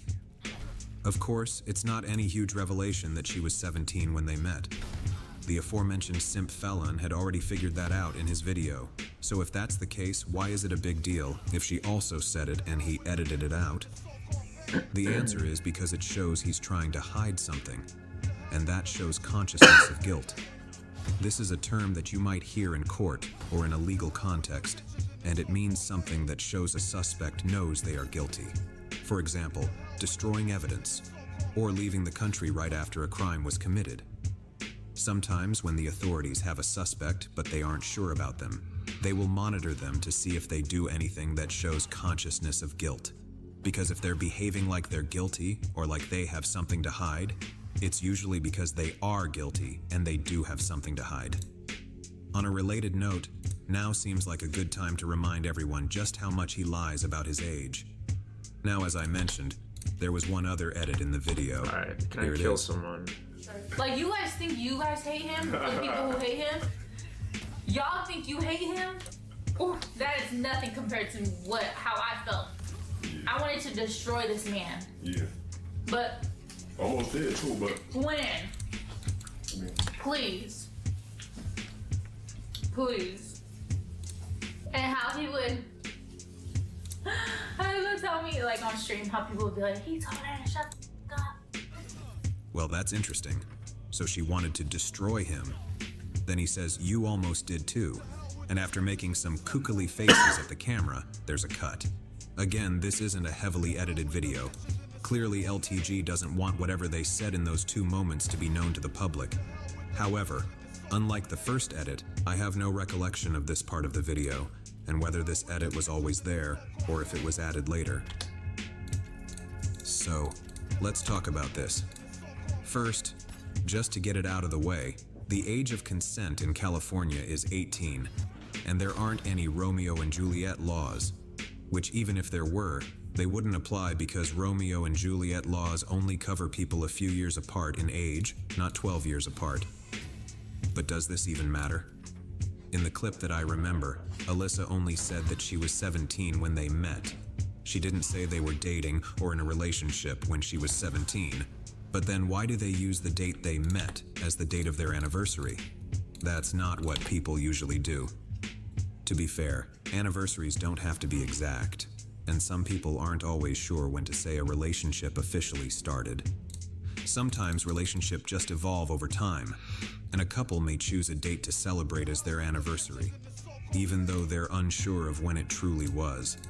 But even when that happens, the date isn't going to be arbitrary. It's going to be relatively accurate. They're not just going to pick a random date. They will have an idea of approximately when it was, so it will be a reasonable guess within a range of maybe a week or 2 max. The only time I've known someone to use the day they met as the day of their anniversary is when both happened on the same date. If the relationship doesn't start until later on, who is even going to remember what day you met? Forgot to look at So that's a little strange, but it gets even stranger.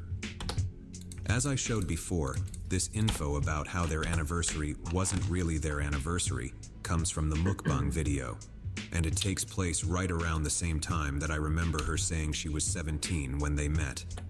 In fact, my recollection is that it was part of the same comment. She said something like, "It's not really our anniversary, it was the day we met, because we actually met when I was still 17. Which hinted at the idea that they couldn't be together then because she was still too young. At least, that was how I took it. Does that really make sense, though? I thought it did at first. It seems like it provides some explanation for why they'd use the date they met as their anniversary. But the more I thought about it, the more I thought it doesn't make any sense at all. Why not just use the date when they did get together as their anniversary? Is that really so hard or confusing? If they waited until she was legal age to officially start their relationship or start dating, then their anniversary would have been on her birthday. Kinda easy to remember that date, isn't it?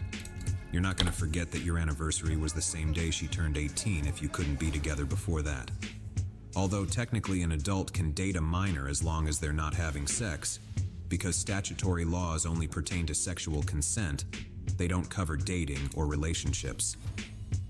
I realize how gross that sounds, and I take no pleasure in saying it. The thing is, I don't think most people know that. I didn't know it myself until I started research for this video. I think most people are probably like I was, and think it's illegal just to date a minor. The thing that is really strange about all this is how many times she mentions that their anniversary wasn't really their anniversary in that video. And bear in mind, this all happens within the span of 1 minute. It was the day we met. It wasn't our anniversary, it was the day we met. Every time that day comes around, we kind of do something a little bit special. And so it's not our anniversary because we weren't even together, but it was just the day we met. And so I kept asking him, I was like, when are you leaving? He was like, oh, I don't know yet, blah, blah, blah. And so... Hold on, not to cut you off. Remember what you said? And mind you, me and somebody always look at anniversaries unless they're married. It's something that's slightly corny, but that's just me, you know? So, while she probably took it seriously, I can honestly admit and say, I didn't take it as a serious thing, because I was just like, well, why do a million anniversaries and then you just end up with a person? So, that was my outlook on it. I was just like, more like we start anniversaries once a year.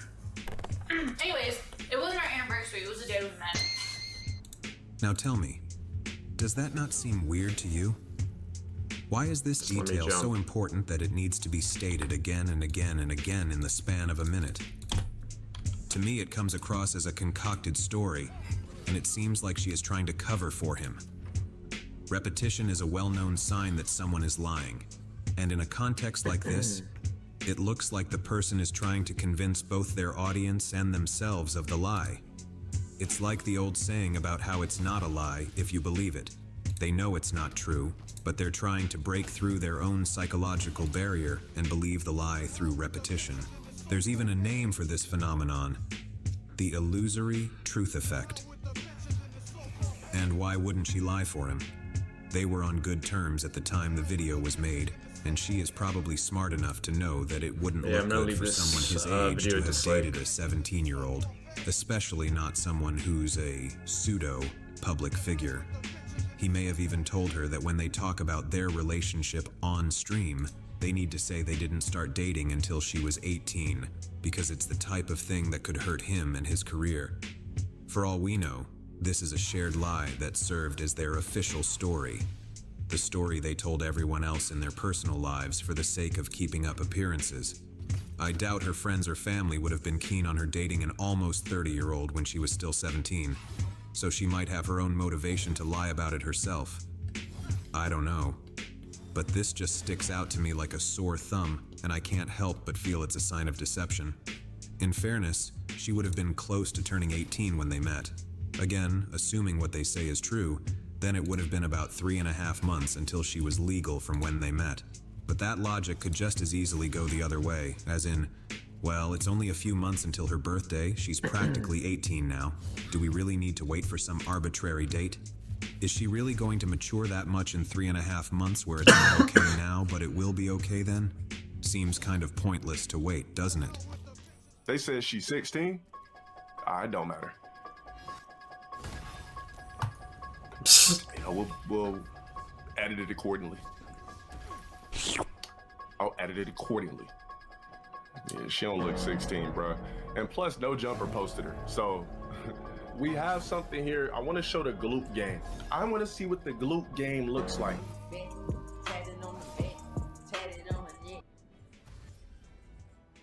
To state the obvious, I think the fact that he would pursue a relationship with someone that young when he was about to turn 30 is both creepy and inappropriate, and a strong sign that he lacks an understanding of what age-appropriate behavior is. They are 12 years apart in age, and she would have just graduated high school while he was about to turn 30. Even though they were both attending college at the same time, they should have been at very different places in their lives, and I could never fathom dating someone that young at 29. Going by the traditional formula of taking half your age and adding 7, his low end for appropriate dating would have been 22, and she was 4 years younger than that. The fact that he wasn't instantly bothered by it is creepy enough, but how the hell could you be in a long-term relationship with someone that young? This wasn't just a one-night stand or a booty call relationship. How can you relate to someone that's 12 years younger than you and literally fresh out of high school? Looks like wannabe Fire That Emblem. just shows a severe lack of development and Fire Emblem. immaturity on his part. And if my research is correct, he is actually closer to her mother's age. Of course, extreme immaturity is basically LTG's claim to fame, so dating a woman that's almost half his age is perfectly in line with what we know of him as a person. LTG is a lolcow, and one of the defining characteristics of lolcows is a total lack of self-awareness and maturity. Although LTG may set the record as the lolcow that's oldest in age, but youngest in terms of maturity. For years we have seen him act like an absolute man-child on stream, primarily when it comes to video games, which is itself a relatively immature and childish hobby. I'm not saying an older person can't play or enjoy video games, they absolutely can, but most see them for what they are, something that's supposed to be fun. They're not supposed to get you upset or make you lose your temper. Even people much younger than LTG understand this and can play games without having a literal breakdown when they lose. But somehow LTG is unable to do this, Wait, why is he even now talking that about he's this on the right now? threshold of turning 40. Is this even relevant in the Video games are still very important to who he is as a person, and he takes them very seriously, despite his claims to the contrary. LTG predominantly plays competitive games, games where there's a clear winner and a clear loser, and much like a typical child, he is usually fine as long as he's winning. It's when he loses that he shows a severe lack of maturity and self-control. And being at best an average talent, losses occur quite frequently. He is the textbook definition of a sore loser, without any hint of good sportsmanship or etiquette, and he treats what should be a fun way to pass the time like it's a matter of life and death, acting like it has some tangible impact on his life. What's even more amusing is how he will constantly project onto others and criticize them for taking a game too seriously, when he's the 39-year-old adult, ranting and raging every time he loses. He even takes it a step farther and claims he doesn't take games seriously, and then postures like he's so above it and so aloof, like video games are childish things that are so beneath him. But his cheap talk is betrayed by his actions, which plainly show that he's the one taking it too seriously. He is stuck in this bizarre performance where he is clearly upset and frustrated, yet he keeps insisting that he's not, both to save face with his audience and to cope with his own shortcomings and feelings of insecurity. A big problem appears to be the gap between how talented he sees himself compared to how talented he actually is, and when the two conflicting ideas collide, he suffers from extreme cognitive dissonance, which you can actually see happening in real time. Apparently, he can't accept or admit that he just isn't very good at video games, which again is pretty damn funny considering how much he claims he doesn't take them seriously or care about them. If you don't take them seriously, then why is it so hard to just admit you're not that good, and that's why you lost? We have heard endless excuses for why a loss wasn't his fault, and countless rationalizations to explain how he's still the better player, despite losing. We've heard all these excuses over the years and more, all except for the most obvious excuse, that he just isn't that good. Could play some examples, so I know it would be one thing if he were a professional gamer, competing at the top levels and earning money from his talents, similar to a professional athlete. You expect people like that to take games seriously and to take losing really hard, because to them it is more than just a game. But LTG isn't a pro. He's not even a high-level competitor, and people don't watch him to witness his skills or talents in a game the way they do with most gamer streamers.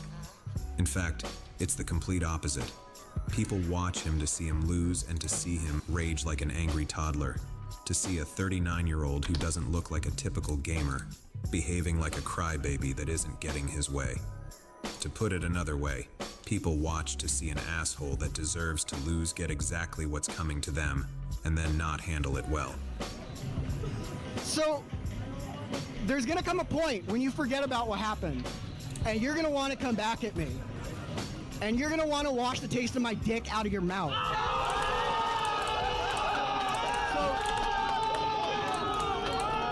So what I'm...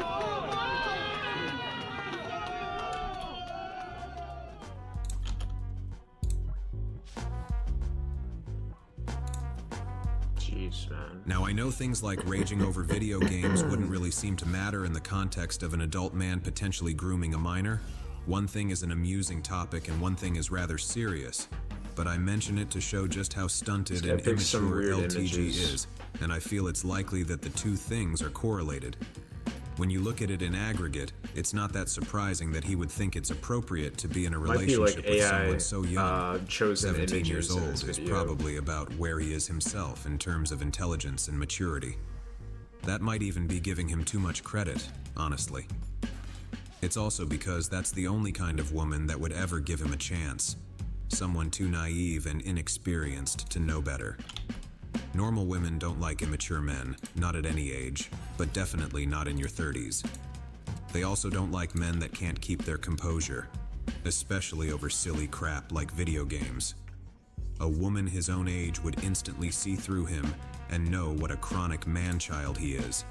But someone young and naive would lack the experience to know how a grown man is supposed to act and would be more forgiving about his juvenile behavior because that's all they know. Maybe he could find an age-appropriate woman for a hookup where they don't need to be around you much or be seen with you in public, but a relationship? Yeah, right.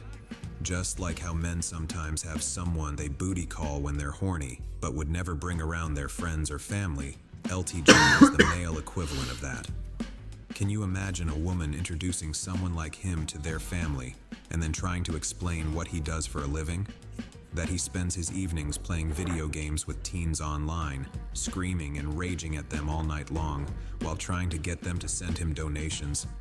Or better yet, imagine a girl having to answer to their friends and family's concerns once they've gone online and seen some of the videos about him. Talk about an awkward situation. They'd probably tie her up and never let her talk to him ever again. That is, if she didn't already block his ass and tell him to delete her number. LTG is not any man or woman's idea of a suitable mate for their daughter, and I think he knows it. Beep, beep.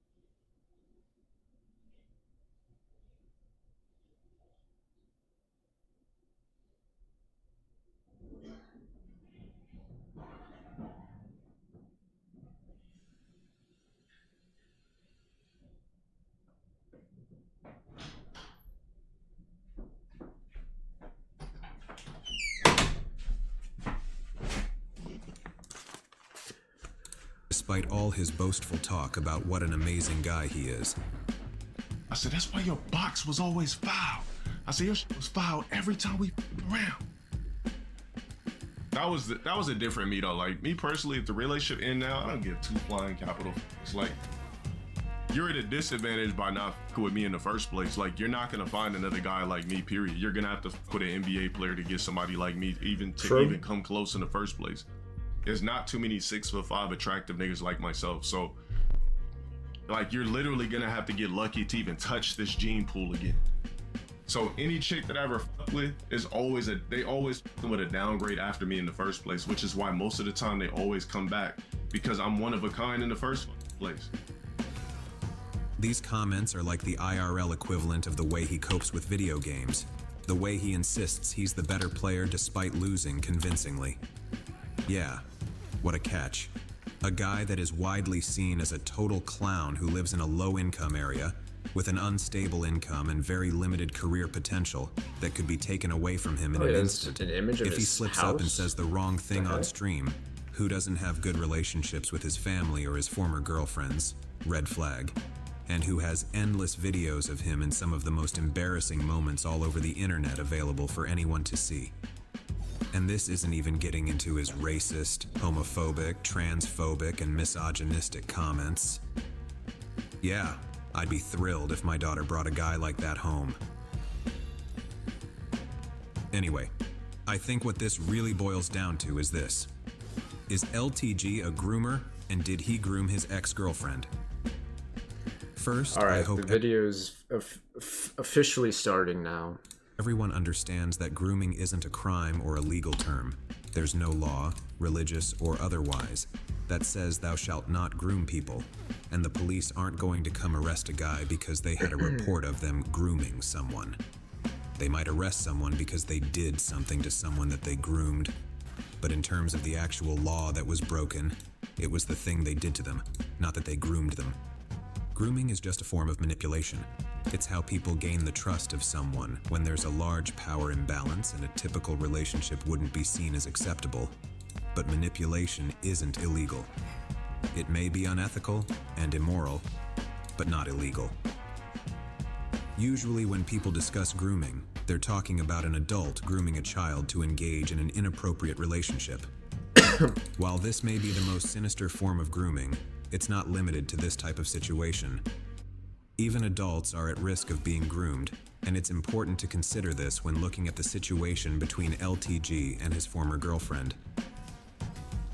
Assuming he did begin grooming her when she was 17, I don't think it just ended the day she turned 18. I think it continued after that. Even though she was legally an adult, she was still very young, and she was likely very impressionable as well. From the article, Understanding Grooming in Adult Relationships. Similar to child grooming, grooming in adult relationships are all about control and dominance. Grooming is a form of manipulation that is often extremely difficult to spot when a person doesn't know what to look for. First, the groomer will attempt to build a friendship or emotional connection with a potential partner that will appear safe and genuine. As time goes on and connection and intimacy builds, the groomer will be slowly and covertly manipulating the victim of grooming to be dependent on them. One of the most successful ways to dodge adult grooming in intimate relationships is by knowing the red flags. When a person first meets a potential romantic partner, it can be helpful to make note of how fast the relationship is progressing. If it's moving faster than you are comfortable with, it's often a sign that your partner is attempting to gain trust or create a sense that their partner is so special and their love is so unique that it makes sense to move faster than usual. I should probably save. I didn't really know what I was doing. forget- This was like my first real relationship, and we kind of moved very fast, in a sense. Yeah, we definitely did. I think we moved in together after what, like a year of talking, or was it less? Might have been. It was like less. Another red flag is a groomer's desire for unconditional control. This can look like controlling what a partner wears, who they see, where they go, and what they do with their free time. Like, I would wear something cute. Well, I would wear something like an Dude, outfit that was just cute. why do you have to move just to use your would be going fire somewhere. attack? Are you stupid? And he'd be like, I'm not going with you if you're wearing that. Dude, just stand I'd be there like, and why? attack him. Like, And he'd what? just be like, cause, you know, Take one step forward. provocative, or is this or is that. I'm just like, dude, Complete like, idiot. let me live. You're not my father. An aspect of grooming that could be its own separate topic is the matter of deception, whether it's lying about your true intentions or disarming their concerns or hesitations. With that in mind, one thing that I often wonder about is if LTG might have lied about his age when they were first getting to know each other. She obviously knows now. She's the one that first talked about it in public while he was still trying to hide it. But was he always upfront with her about it? Most of us know how frequently he lies about his age these days, and how he lies about a slew of other things too. So it's clearly within his capacity to lie, especially about his age, and especially if he thought it might freak her out that he was so much older than she was. There is at least one thing we do know he lied about when he met her: his name. In an older video where they talk about how they met, Alyssa mentions how she had trouble finding him online because she didn't know how to spell his name. Find him, and I tried to like look up his name, and I didn't know how to spell Delon. In case you missed my last video, his real name isn't Delon, it's Dale. So he must have lied about his name to her, and again, we know he lies about his age constantly, among other things. So is it really a stretch to imagine he lied about it when they first met? Oh god, There must have come a time when he told her his real name. there. He didn't just hide that info from her the entire time. So when he decided to tell her, did he also come clean about his age? Here, Alyssa talks about how they were both in college when they met. This is when I first started college. So I had like a early 8 a.m. class. And after my 8 a.m. class, I had a break from like 9:15. What was that? Pilgrim. It was like 9 something all the way to 12:30. So I had like a 3-hour break in between my classes. And he would come to my school. I used to ditch my college. But yeah, he would ditch his class because he was going to school too at the time, but a different school. And he would ditch his class just to come hang out with me. Maybe he didn't truly lie about it, but I could easily see him doing the lie by omission thing, making her think he was younger than he was by saying how he was also in college, and implying that he was in the usual age range of an undergrad, despite being much older than that. I am completely speculating about this, but again, it takes me back to this comment and what it might be about. I wanted to destroy this man. Yeah. Honestly, this is so non-specific that it could really be about any number of things. This dude that wanted me to play this game in the first place is playing League of Legends right now. Alright, dude. Lying to an underage girl about your own age so she wouldn't be weirded out. Especially if they ended up dating or getting physical while she was still underage, would be a pretty serious thing. Of course, it's also possible that she lied about her age to him. If she was close to turning 18 and about to start college when they met, then would she really telling a guy she was interested in that she was only 17? Who knows? Honestly, I could see either one, and maybe even both, being possible. There is actually more circumstantial evidence in support of this theory, but it will need to wait until another time. Now, the astute ones out there may recall that when Alyssa first exposed LTG's age, she mentioned it was the same as her current boyfriend, which would mean they are the same difference in age that her and LTG were. So then, is her current boyfriend a groomer? I don't think so. While I think their age difference isn't ideal, it's much less of an issue the older someone gets, and her current boyfriend wasn't meeting her as a 17-year-old like LTG did, he was meeting her as a 24 or 25-year-old. That's the key difference. Despite being the same number of years apart, she was older, wiser, and more mature when she met him, and I doubt she felt like she was being taken advantage of compared to an almost 18-year-old fresh out of high school girl. I think this is also why the dating age formula that I referenced scales as you get older, allowing a larger age gap the older you get. Not long ago, a famous streamer named Dream, who is actually famous, not Viewbot famous like LTG, was nearly cancelled after he faced grooming accusations of his own. The claims ended up being almost completely bogus. His accuser alleged that when she was This guy's defending Dream? Well, 17 and he was 22, they would flirt over DM, and then a month before she turned 18, they began sexting. Despite never actually meeting up in person, and even though Dream stated he thought she was 18, she was adamant she had been groomed by him, and initially, people seemed to believe her. Later, when asked for proof, none of the flirting or sexting was ever shown to have occurred, and the DMs she provided showed they barely communicated at all, let alone about anything sexual. Now it seems like her accusations were entirely fabricated, but I'm left wondering, what if they hadn't been? What if her accusations had been legit? what was Would that Dream have been percent? canceled and labeled a groomer? How do I miss It would so seem much, so. dude? It's There were many crazy. calling him that and demanding his cancellation in the immediate aftermath of the accusations. The issue wasn't whether what she alleged qualified as grooming or not. The issue was whether it even happened in the first place. So now let's look at what we know about LTG. He supposedly met this girl 3.5 months before she was 18. And although they use this date as their anniversary, they claim that was just the day they met, and they didn't officially get together until she was 18. My question is, if the Dream accusations had been true, why would that be considered grooming but this not be? Because Dream is a famous streamer? That can't be the only thing that matters. Even in her fabricated story, they never actually met in person, and they were only 5 years apart in age. This dude is Alyssa right. and LTG did meet in person, even before she turned 18, and they were 12 years apart in age. In this clip, she mentions how the second time they met, he came and visited her after her college classes let out. This is when I first started college. So I had like a early 8 a.m. class. And after my 8 a.m. class, I had a break from like 9:15. It was like 9 something all the way to 12:30.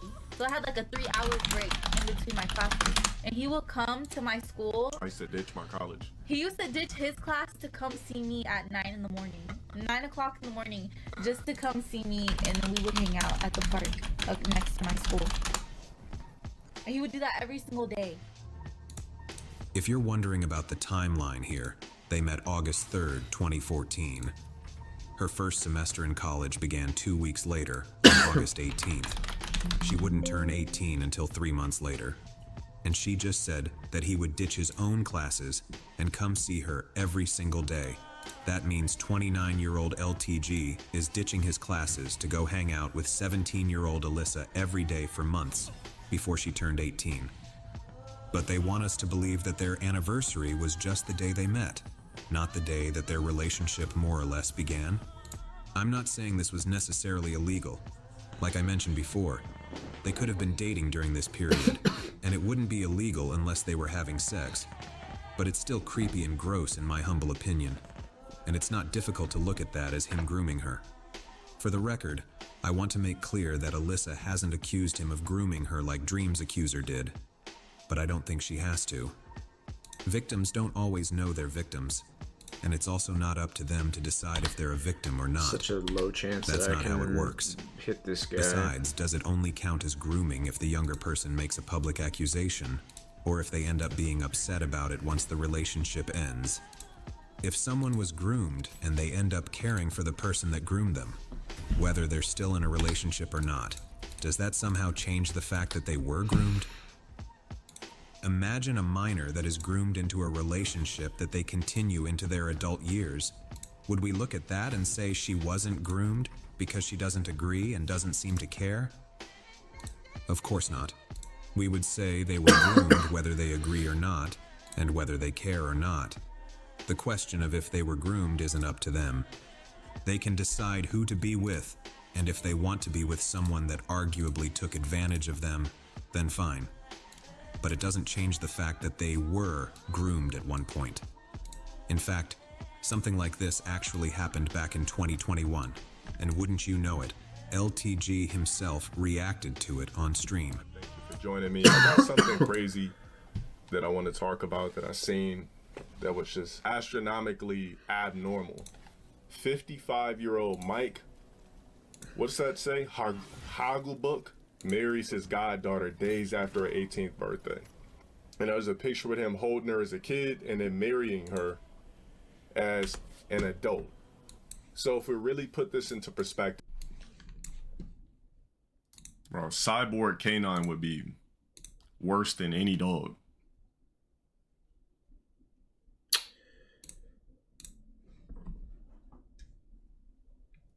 And this food looks fucking fantastic. If you're poor, if you're filthy. But honestly, this bitch is bad as fuck for being over here. Zoom. I am about to bust. Oh, I see you guys having fun with that shit, huh? Shout out for the bits.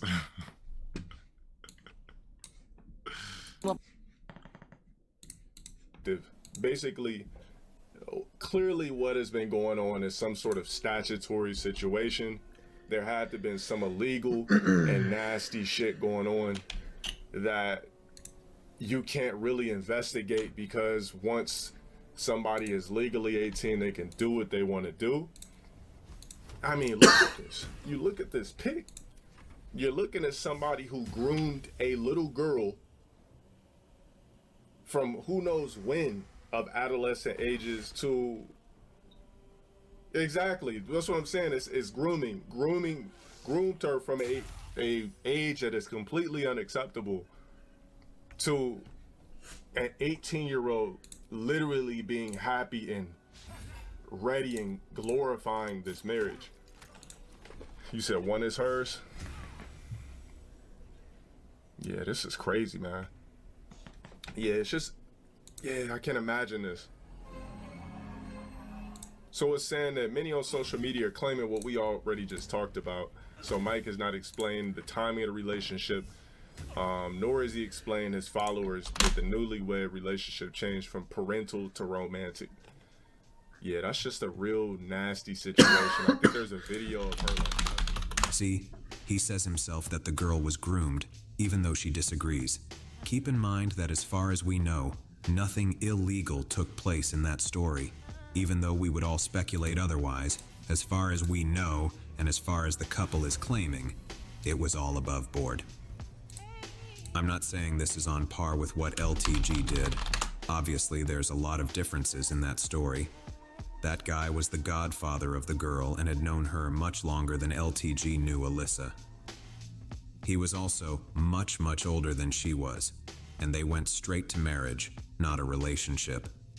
The point is, it doesn't matter if someone is happy in their relationship, and it doesn't matter if someone agrees whether they were groomed or not.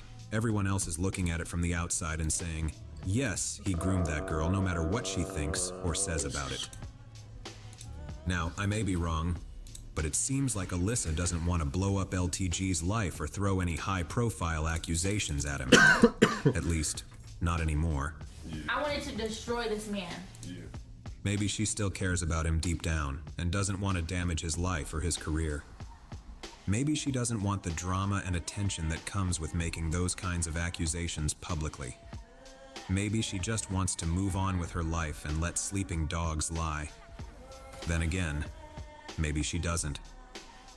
Back when Simp Felon made his video that showed LTG and Alyssa met when she was 17, he ended it with a screenshot of a post from her Instagram. In the post, she was resharing a comment from another user that said, I don't know what high school girl under 18 needs to hear this, but that grown man doesn't think you're mature for your age. Women his age just see the bum in him, and he's a predator. Tell on him. Below that, Alyssa added on her own comment, which said, Wish I knew this earlier. Frowny face emoji. Gee, I wonder who she's referring to. So maybe she does feel differently about things now, and maybe she did want to make at least a subtle comment about it. Looking back at everything in context, I think it all makes perfect sense. When she first met LTG, she was a young, inexperienced, naive girl fresh out of high school. And like most young girls, she was probably flattered that an older guy gave her attention, thought she was pretty, thought she was worthy of being in a relationship with, or that she was mature for her age, or whatever dumb compliments older men use on girls when they're hitting on them. Now that she is older and wiser to the kinds of things men do to take advantage of younger women, or just women in general, she probably feels embarrassed or even disgusted that she fell for that crap, and whatever her feelings may be about how she was treated during their relationship, she probably resents that a guy his age preyed on someone as young as she was and took advantage of her youthful ignorance.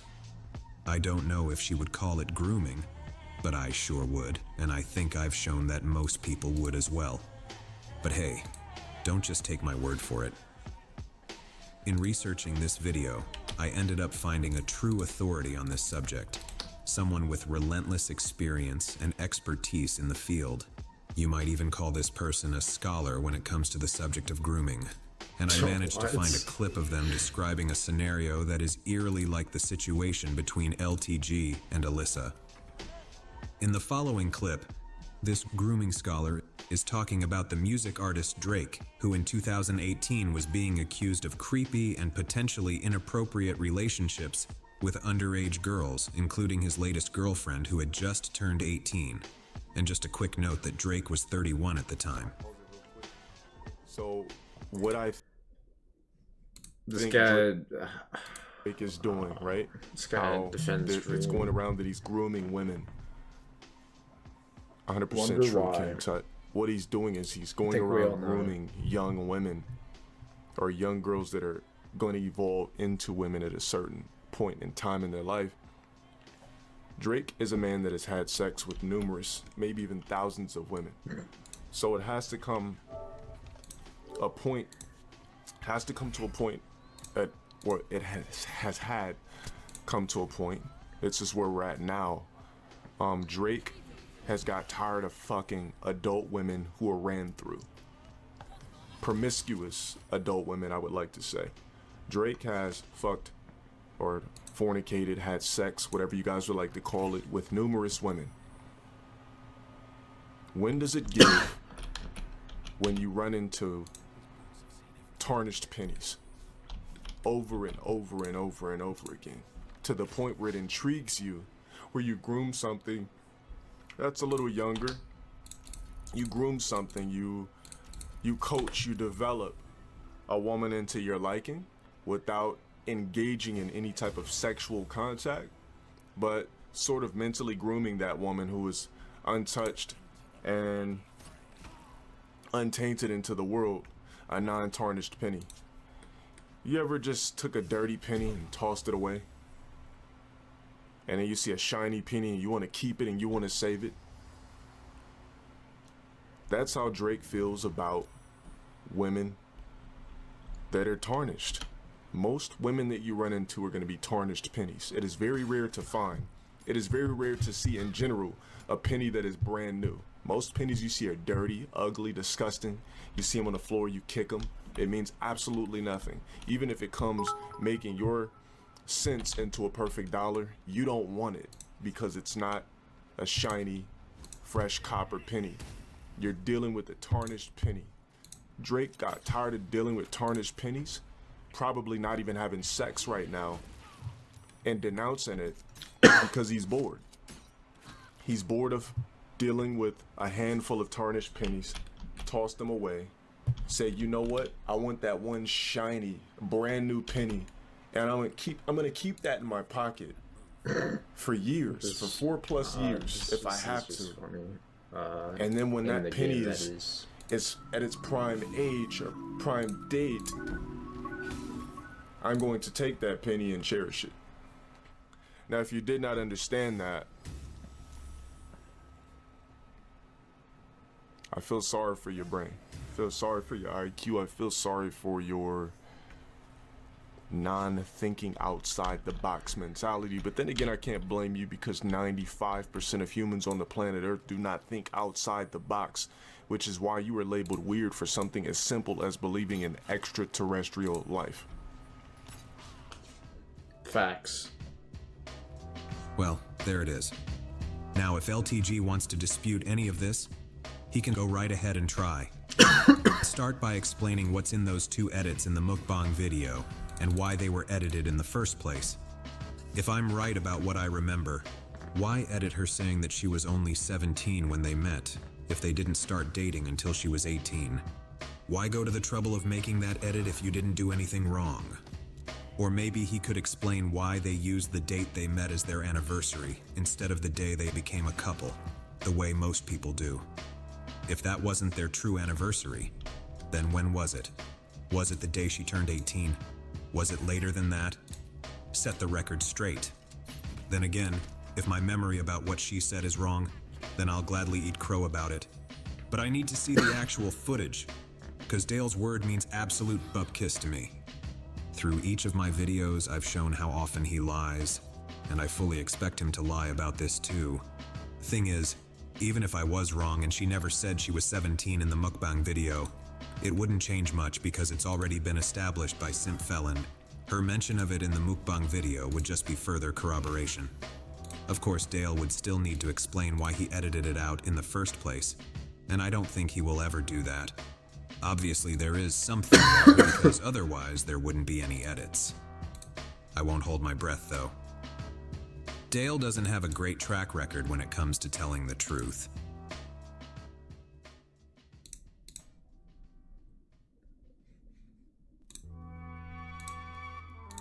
So, this was supposed to be the end. But obviously it's not.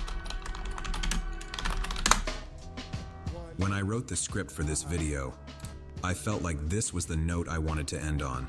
It seemed like a satisfying conclusion that tied everything together, and I said everything I wanted to say. However, when I watched the I'm in the morning, 2:30, you fucking stalking ass Balrog. Hey, are you streaming? Cause shut your punk ass up. Man, shut your punk ass up, bro. Shut your punk ass up. Why is it? You know what? I'm not gonna share this. I refuse to share the screen with a nigga. I refuse to share the screen with a nigga. I refuse to share the screen with a nigga. It's just that simple. I refuse to share the screen with a nigga.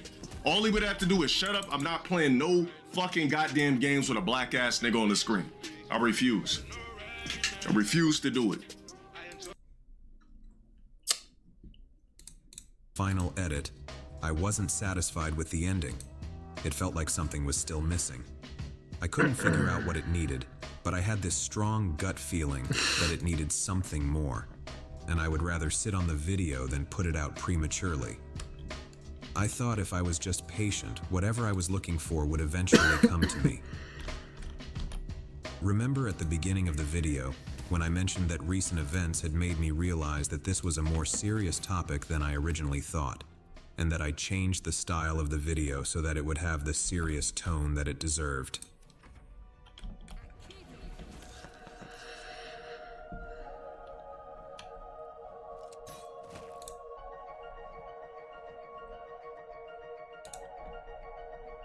At one point, I showed this clip on screen, which was a subtle hint of what I was talking about.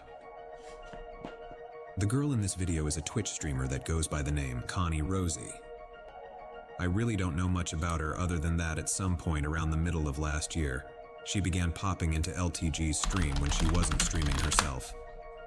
Since Dale is a tremendous simp, anytime there's a woman in his chat, he gives them special attention, but being a streamer that he can clout chase off of, just took it to a whole other level. So for the last few months, Connie has been a frequent member of his chat, and Dale has been constantly simping for her and letting her get away with anything when other people get banned just for laughing.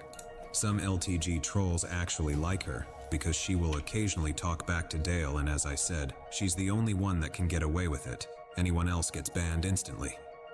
But from what I've seen, it seems like she really likes him and only talks back to him in a flirty, friendly way.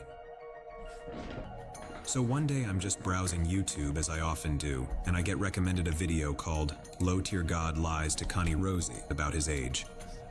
And since exposing Dale's lies, especially about his age, is something of a hobby of mine, of course I was curious enough to click the video. Lo and behold, imagine my shock and surprise when I see this. He's 39? No. I know his actual age. He's not 39. Okay. Like I said, all the rumors I've heard, like I said, me being groomed, him abusing me, all these things, we're secretly dating. He's 40 years old. I've seen everything. Like the real deal. Okay, I've seen proof. Dude is not. He's far from 40. Okay. Far from 40. That age, no, it's a rumor. Okay, I asked him myself. I'm like, oh, is it true? And he was like, no. And then he explained it to me, and I'm like, oh, okay. And I was like, well, I mean, even if you were 40, that would be pretty crazy. Yeah, that would be pretty crazy, wouldn't it?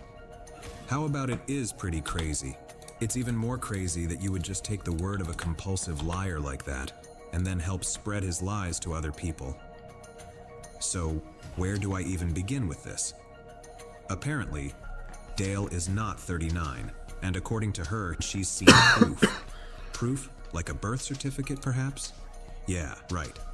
People are literally spamming her chat and mentioning my name and my video, telling her it's not a rumor. His actual birth certificate is right there for her to see. All she has to do is look for it, and she just sits there, as stupid and defiant as children often are, insisting it's just a rumor and that she's seen proof. Gotta remember to save every No, now and then. Connie, you haven't seen proof. Proof is what I provided in my video, unless he showed you. His birth certificate is public. He is 39. You haven't seen proof. Is this true? Proof is what I provided in my video, unless he showed you a fake ID or something, which I doubt. Then you haven't seen fuck all. And I think she cops to this herself when she says he explained everything to her. Oh well then, if he explained it, then it must be true. It's not like this guy has ever lied about his age before. And I love how she denies that he's trying to groom her. Of course, no one ever thinks they're being groomed when it's actually happening. It's like the old saying, it's easier to fool someone than it is to convince them they've been fooled. So as I'm sitting there trying to wrap my head around how stupid and naive she is, that's when I realized that I'm totally burying the lead here. And this was the thing I had been waiting for. This was the real finale that the video needed. As ignorant as her comments are, they're not the important part of the video at all. The important part is that right now in 2024, at 39 years old, LTG is lying to young girls about his age and claiming he is much younger than he actually is. This is not just something he does because he's insecure or embarrassed about his age. He's doing it because he's actively trying to deceive women, in all likelihood so he can lure them into some kind of relationship that they wouldn't otherwise consent to if they knew his real age. Here I was making a video about how he probably did this to a girl 10 years ago. And here he is doing it to another young girl right before our very eyes, and she just admitted it on stream. This poor girl is already a victim and doesn't even know it, and just like many victims, she's trying to defend her abuser by repeating his lies. So, what the hell is with this guy? He clearly has a problem, both with lying in general, but especially when it comes to lying about his age. Once I saw that he is still doing this creepy behavior, that's when I realized just how serious this was, that it wasn't just a one-time thing that would make a funny video. It's a recurring, ongoing issue that needs serious attention. How many other girls has he lied to over the years? How many is he lying to right now at this very moment? What else is he lying to them about? I mean, say what you want about older men dating younger women. I think it's gross, but as long as they are consenting adults, then fine, whatever. But when you actually lie to them about your age, actively misleading them like that, that's beyond gross in my opinion. And to me, that means they're not consenting, because they aren't making an informed decision. They're being deceived. I want to remind everyone that this is coming from the same guy that preaches how confident and arrogant he is, and what an amazing catch he is, how after dating him, every other guy is a downgrade. Well, last I checked, catches don't lie about their age or mislead people about who they really are. That also doesn't strike me as something a confident person would do. And it's pretty funny how Connie even denies he's grooming her while in the very next breath regurgitating his own lies about his age, just like a victim that's been brainwashed by her abuser. Yeah, Connie, he's totally not trying to groom you. He's lying to you for some other reason. And now, by spreading his lies across the internet via your own platform, you're actually helping him deceive other women. Great job. I'm sure he appreciates it. So at this point, I really don't know what else to say, other than I think it's clear that this guy has a serious problem, and he is 100% a lying creep that manipulates and grooms young women. At least he tries to. I don't know how successful he is, but I think it's clear that's what his goal is. And you just heard him defend the entire concept of grooming when he was talking about Drake. So from his perspective, he's not even doing anything wrong. Sick fuck. When I said earlier that the reason he always lies about his age was because he likely groomed a 17-year-old when he was 29, that was only half the story. The other half is that he's still out there trying to groom other young, naive girls, and he doesn't want any of them knowing how old he really is. And now we have undeniable proof of it. Good thing too, because certain people are really big sticklers for things like proof and evidence. I've seen everything, like the real deal. Okay, I've seen proof. Like I said, I don't take that shit lightly. You're gonna be making a video of me, and you better be adding some of your content, your voice, okay, and actually back up your shit with the actual concrete evidence. You know, not an out of context clip. I feel like I'm taking fucking crazy pills watching this shit. You want proof? Well, it's right here. And on top of that, here's another video full of evidence for you, sweetie. Hope I put enough of my own voice and my own content in here for you. Now, how about you show us the evidence that he's not 39? Put up or shut up, and practice what you preach. Anyway, this man needs to be stopped. It's honestly disturbing that he is still out there lying like this when he is about to turn 40, and the truth is out there for anyone to see, yet he just can't stop himself from lying. It's like it's a compulsion or something. As I said, I think it's pretty gross if he wants to hit on these younger girls, but he absolutely needs to stop lying to them. Don't misrepresent yourself as something you're not. That is fucking gross. Oops. And on that note, stop claiming you're so confident and arrogant when you constantly lie about yourself. You're no confident, motivated, mentally untouchable man with a god complex. You're a lazy, fragile, bitter, emotional, mentally delusional man-child with an inferiority complex. No one that is truly comfortable in their own skin needs to lie like that. Exactly. And no decent guy that is really a touch needs to deceive women, so cut the bullshit, Dale. You're obviously insecure and trying to cover it with all this talk about how confident you are, and it's pathetic. You talk about it because you can't be about it. But talk is cheap, and actions speak louder than words. Gotta be careful, I might die. Don't deny the truth that's right in front of you. Oh, damn.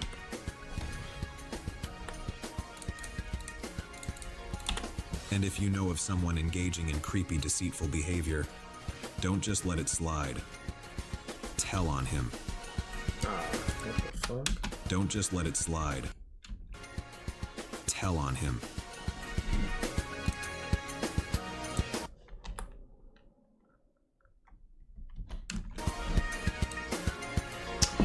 Alright, where's my dead body?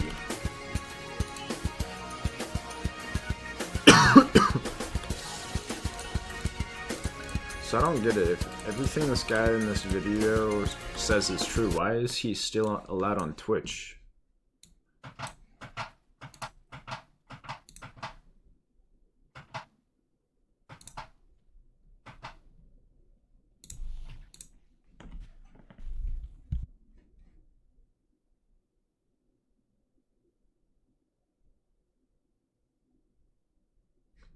The hell is happening?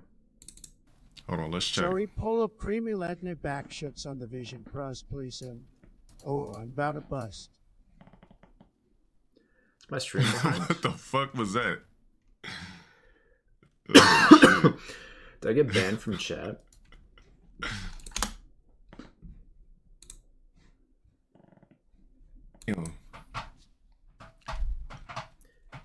This guy's not doing anything in this stream.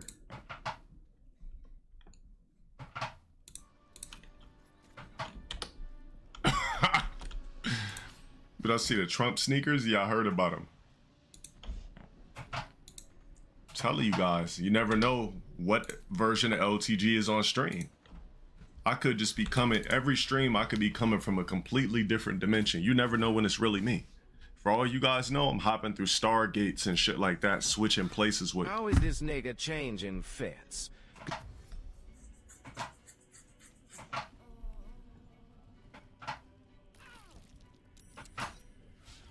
What does the Cell Saga lingo mean? I've missed a couple.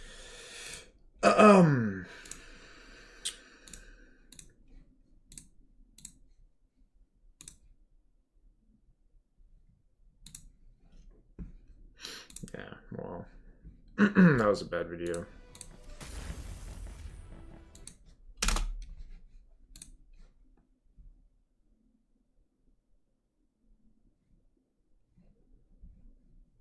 Gotta find a new video.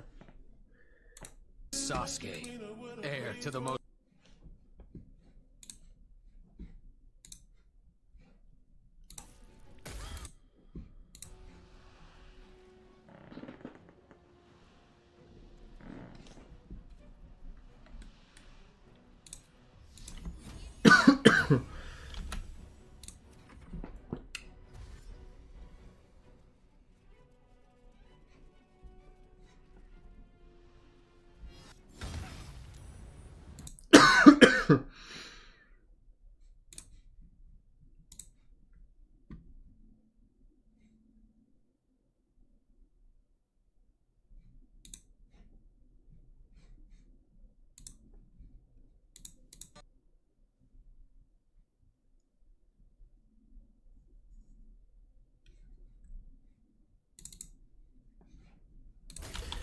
Oopsie, wasn't looking.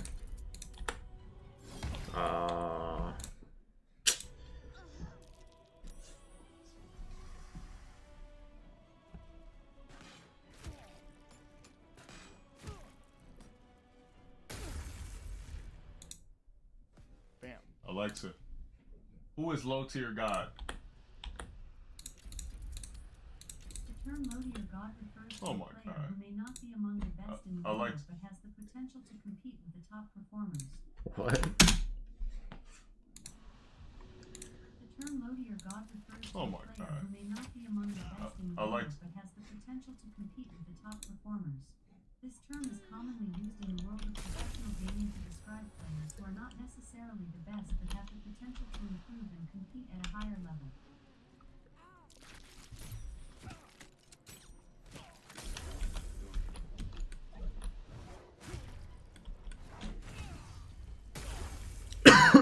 Is she mentioned gaming?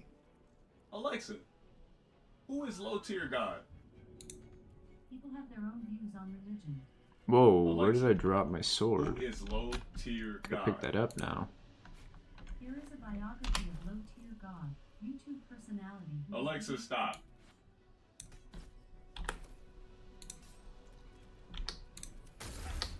Pulled up fake info, but it's there.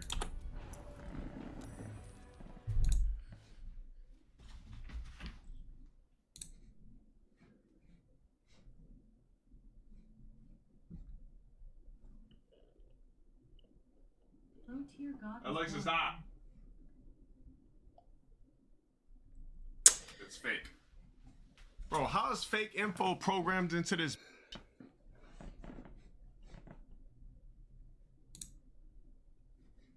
Yo, Adiolo, thank you for the 2 months. I know this nigga not talking to me. Nigga, clearly a ball rogue. Why would you come in my stream with a name like Tay? Man, take your black ass. The fuck? Let's just go ahead and stop right here. I don't know if I should watch this video. I'll watch this one though. Whoa! Nigga, are you fucking retarded? That's cause niggas come in here and troll every day, you dumb fuck! Do I just open up my stream talking about you bitch ass niggas? Niggas are retarded. Oh, everybody.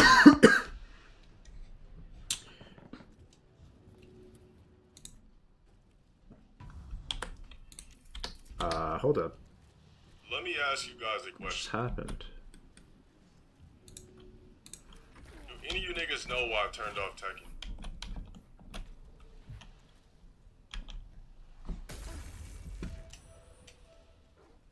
Because that same bitch-ass Gaylord stalker, dead-ass, was the first nigga that I matched up with. That nigga stalks me every time I cut on Tekken, man. I want to kill that nigga on me.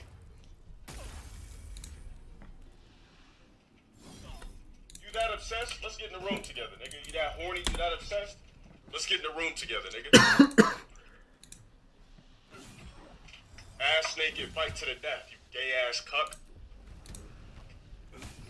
Guarantee you I'm coming out that bitch ass naked with no scars. Tired of these motherfuckers, man. Bet your gay ass will like that shit too, huh? You obsessed fucking bitch ass Gaylord cuck. Nigga, every time I cut on the game, it's the same bitch ass nigga. Every time. Where the fuck are these, well, like, what do these niggas do for a living?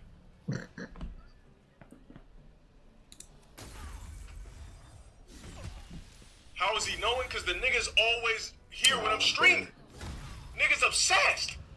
I would just choke that nigga out until he just, and I would just enjoy it. No sympathy, nothing when it's over. I would just choke that nigga out and let him vomit all over my forearm.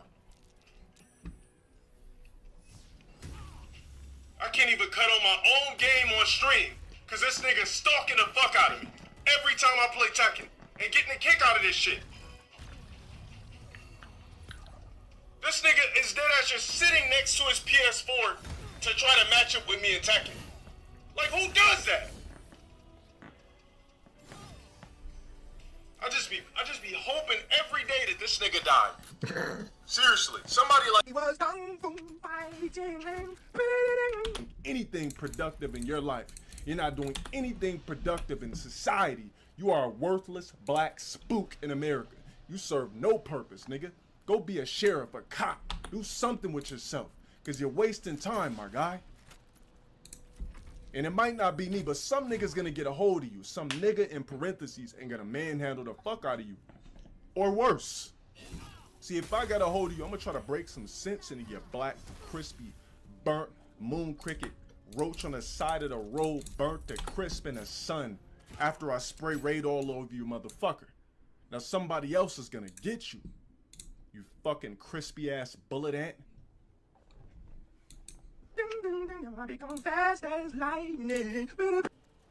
Someone's got to kill this guy right here. You guys know I stream frequently, so if you want a countdown, breakdown, timeline of when I stream, and you want to see all of my shit, you'll pay $24.99, or you'll go for the fucking $40 a month hierarchy package that comes with extra perks. I'm not playing with you niggas no more.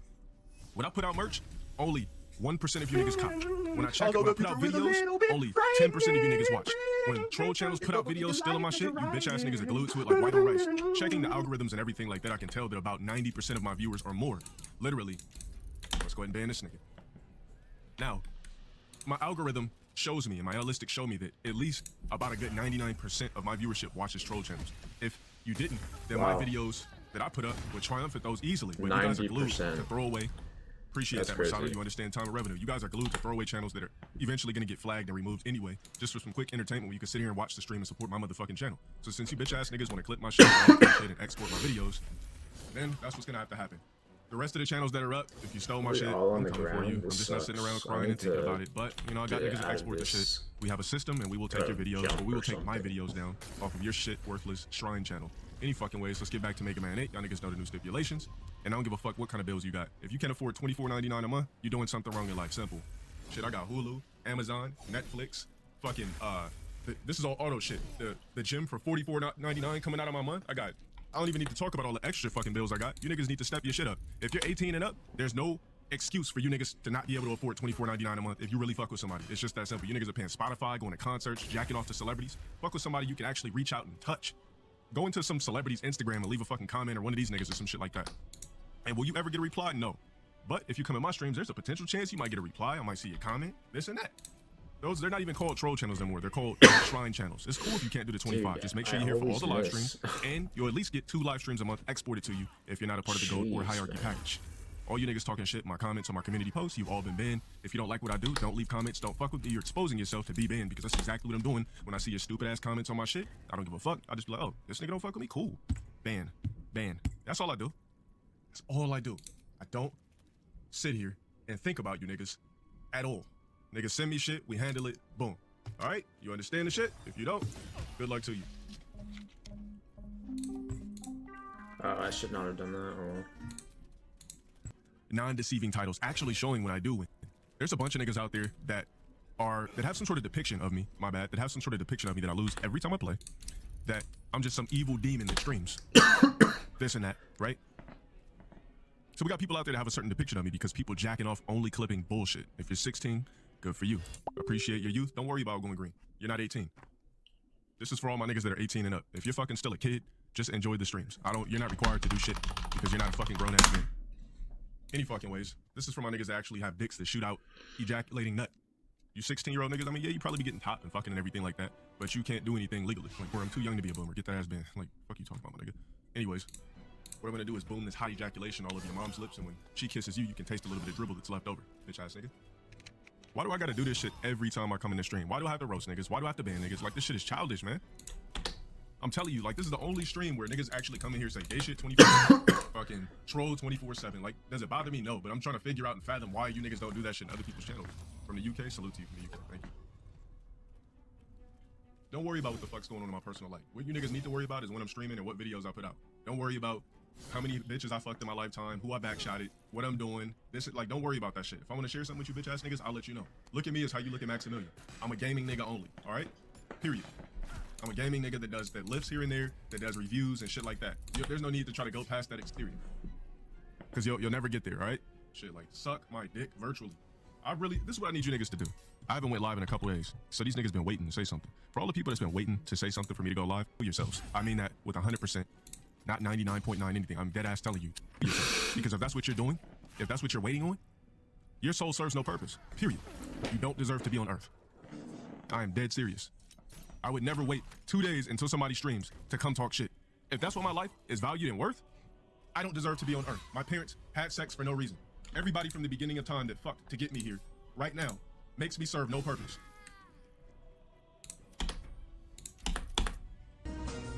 I don't add people for free, nigga. Fuck out of here with that fake ass black name. What's the difference between Laquan and Delon? Delon is unique. Delon is that French shit. No, it's not. Yeah, the way you spell it is not. It's that European shit. You do realize the way you spell it is not right. It don't sound nigga-ish when you hear it. Delon? Yes, it does. Delon Sparrow sounds like a A-list name. When you first told me you said your name was Delon, I was like, huh? Everybody that I've said, oh, his name is Delon or whatever, they're like, what? Like, what sounds more catchy? Starring Dale Wilson or starring Delon Sparrow. Like, it's just more catchy.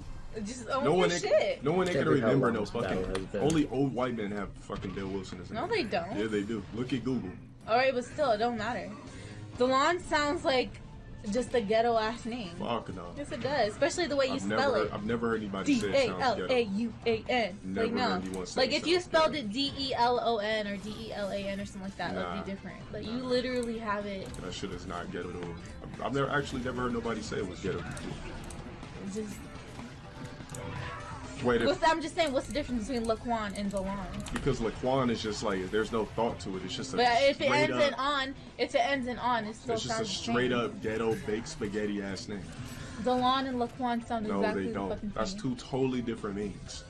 If you hear Laquan, it just sounds like you like all you do is just kick it on porches. Delon don't sound like that. It has a twist to it, like Delon. It sounds like a good wine or something. That's a damn lie. Oh, you said wrong profile? Hey, mods, ban everybody, please. Thanks. Why are you getting mad? Because you're fucking...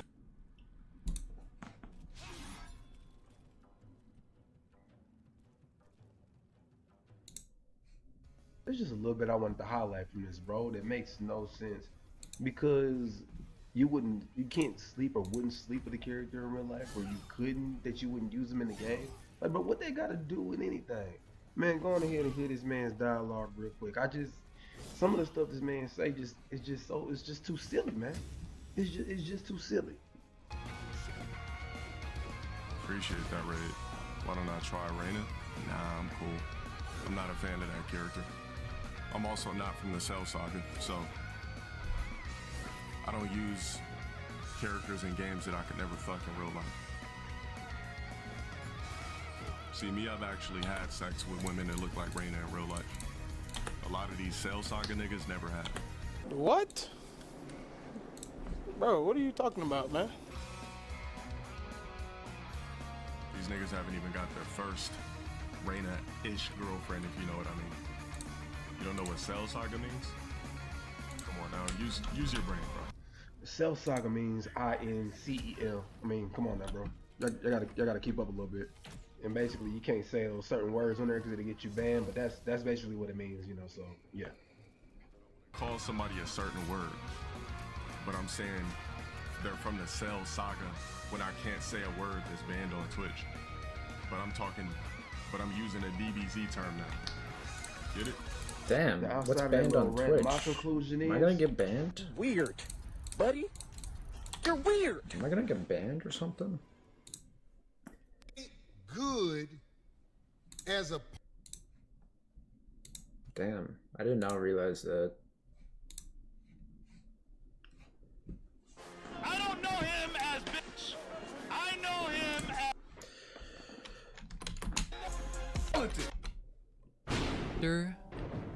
Low tier god.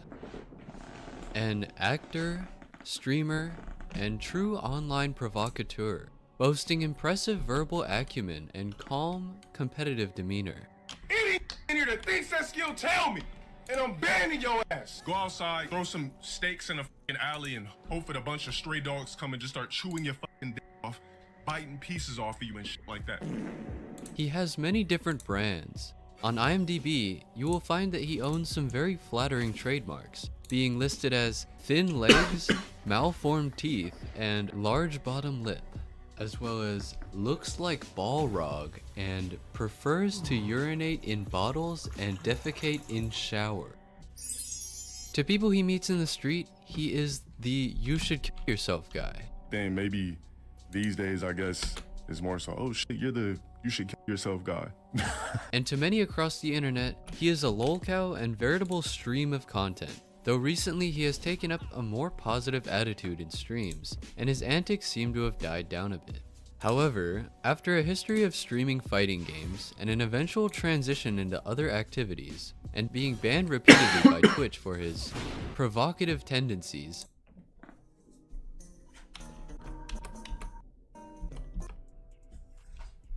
Yo, what up guys? Welcome back to another stream. What up?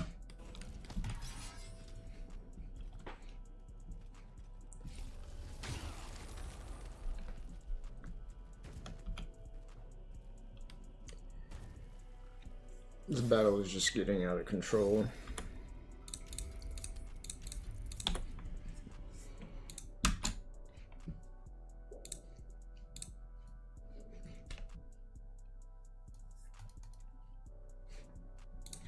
When does this video get good?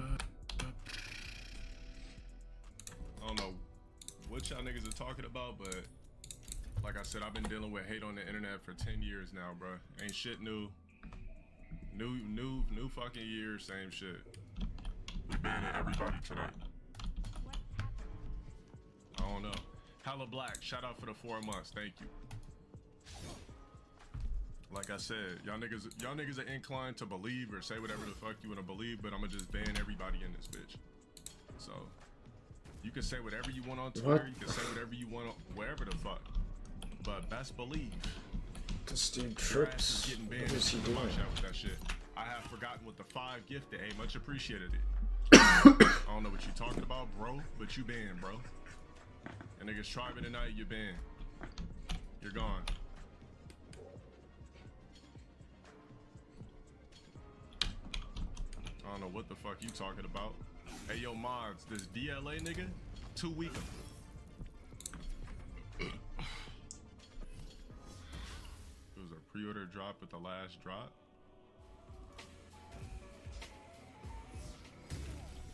Capitron. Shout out for the gifted. Who do I got? I personally don't give a fuck. I don't care who wins the Super Bowl. Blonde, this one of those Hall of Fame ones, where I guess it was this guy named Viscant or something. I don't know who he is. And the clip just speaks for itself. Wherever you are, you're a bitch. I just want to let everybody know this clip is 10 years old.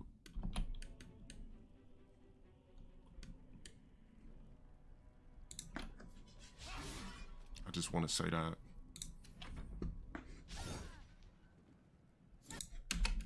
'24.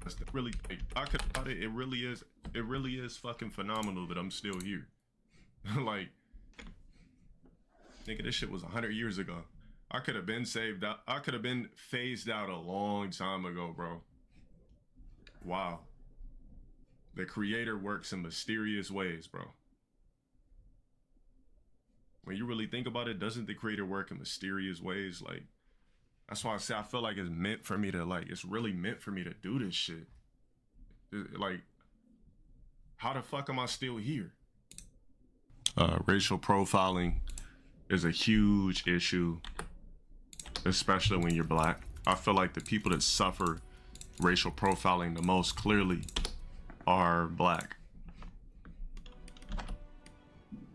But you gotta blame social media for that. I feel like it's definitely Rog's fault. The reason why we're racially profiled, 100%.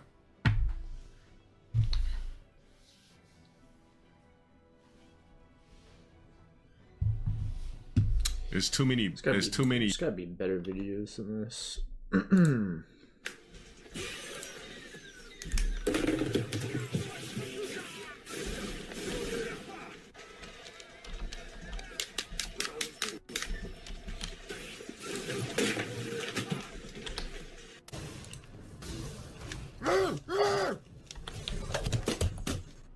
Fucking trash ass niggas, man. Hold up. Watch out, we got a random Rog here. Fucking scrub. Look at this fucking moron. No skill. How the fuck is my life gone? Look at this! Wow, this fucking scrub actually.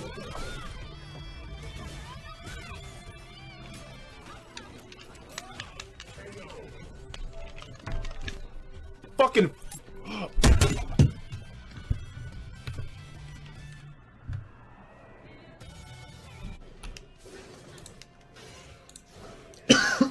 It's the same old fucking shit!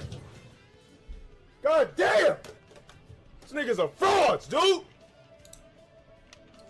Nobody wanna sit there and block the same shit for 3-4 fucking seasons. You niggas ain't talented! I'm talented! Holy shit, can this guy just jump? Bitch ass Why the niggas play fuck the can't he same just fucking jump? characters over and over again! That shit ain't skill! Fuck! The same 50 niggas doing the same shit!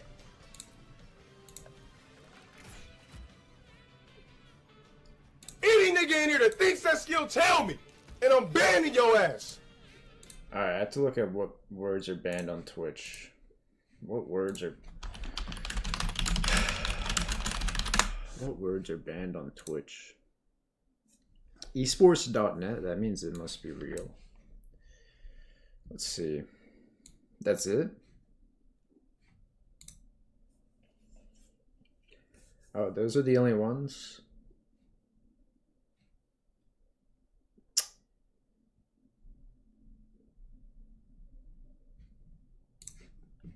Alright, I think we're good.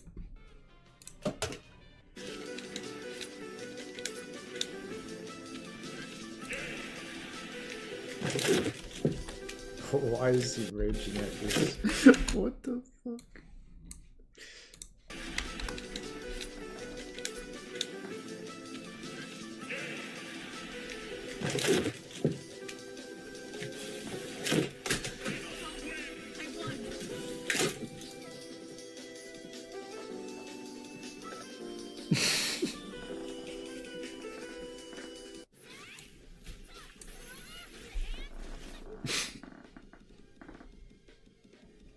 Who knows, I could just have it in the corner this video, it's pretty good. Alt, enter? Is there a windowed mode?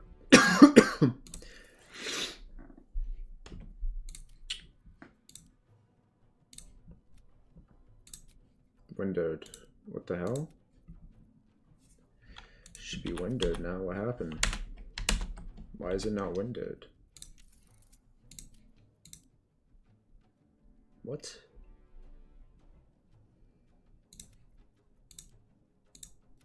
There we go. Yeah, this is a good video.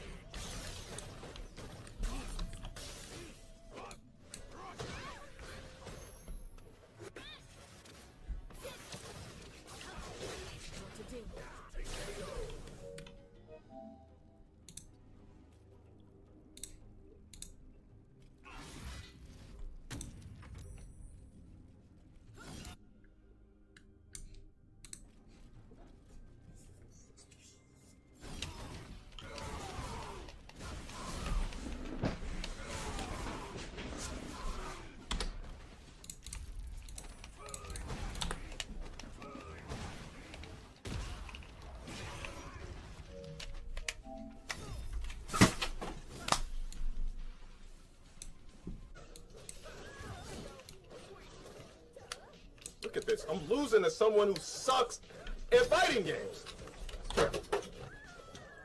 How? Oh, yeah, it's 5.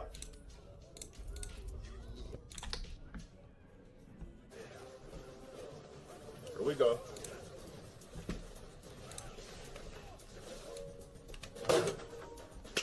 Fake fighting game, bro.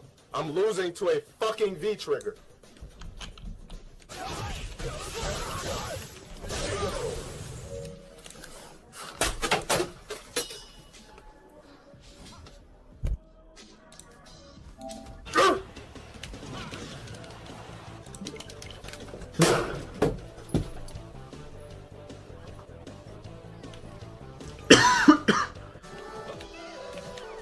Dude, what the fuck?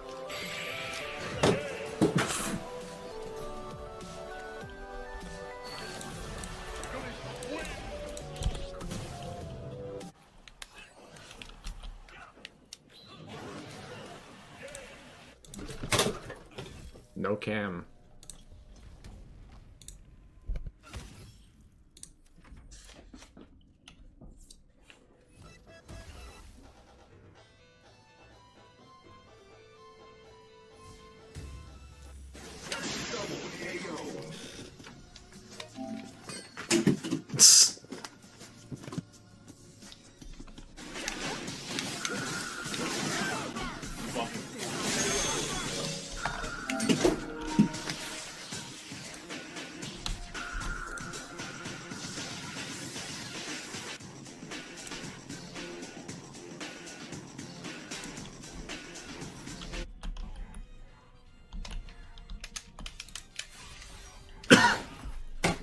Bro, I don't want to play against the same niggas that I was playing with.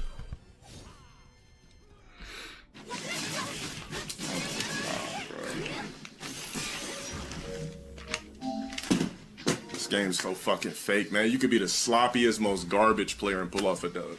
I'm done with this shit.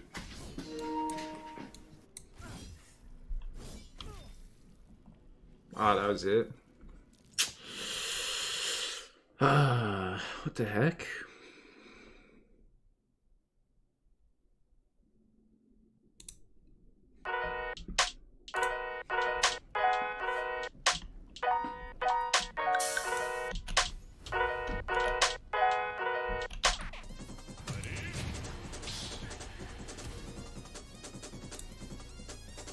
Can't wait to dive in MK next week. When Street Fighter 6 is the best. It's gonna be a good time. Nah, I don't want that guy to die. That would be bad.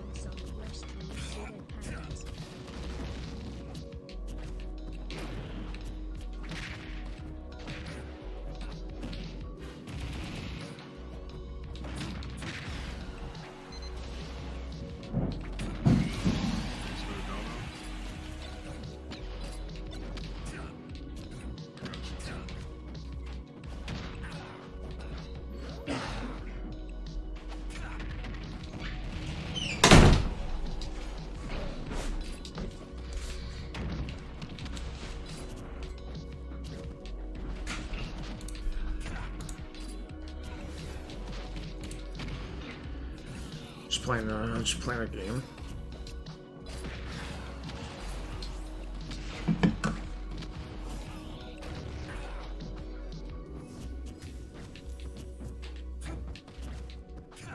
This guy's the biggest Smash Ultimate streamer in the world.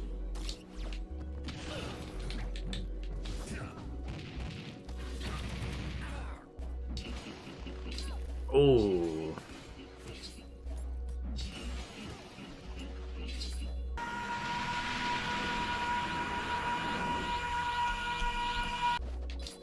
This is mod? Wait, this ain't no real Black Ace, is it? If so, why would he do that?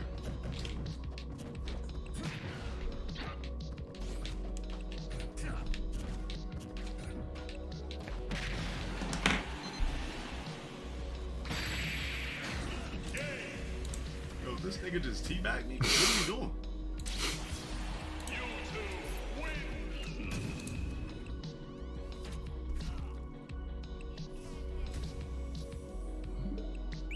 Oh.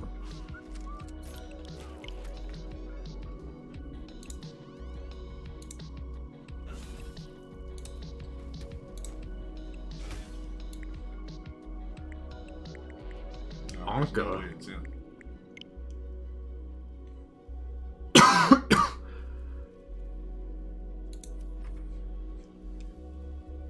I didn't even know you could have that profile picture.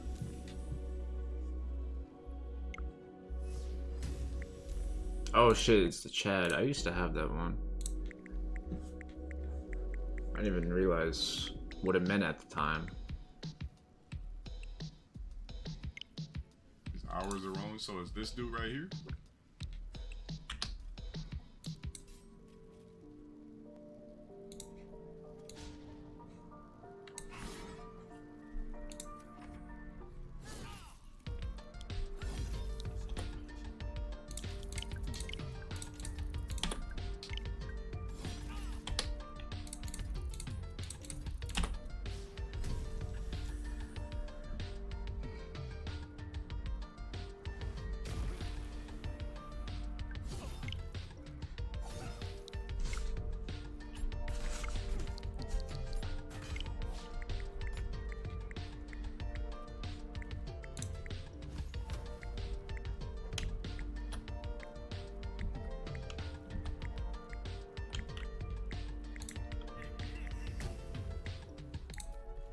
It's crazy when my attack hits.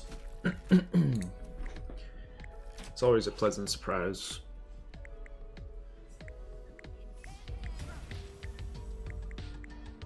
This guy's going through the whole world. Whoa, there's some good profile pictures that I didn't even know you could have.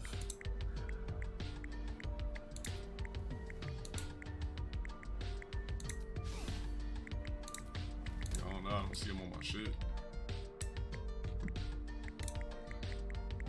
Did you guys say he was here or you guys made was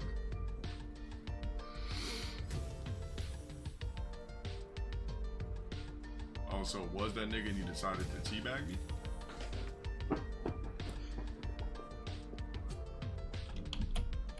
Turn tier. I mean, for him to do that, he must have turned tier. It always happens to these niggas, bro. You said the Z wasn't capitalized? Because how come I don't see him on my list after I just deleted the only shit? Unless I skipped him, did you guys see this dude?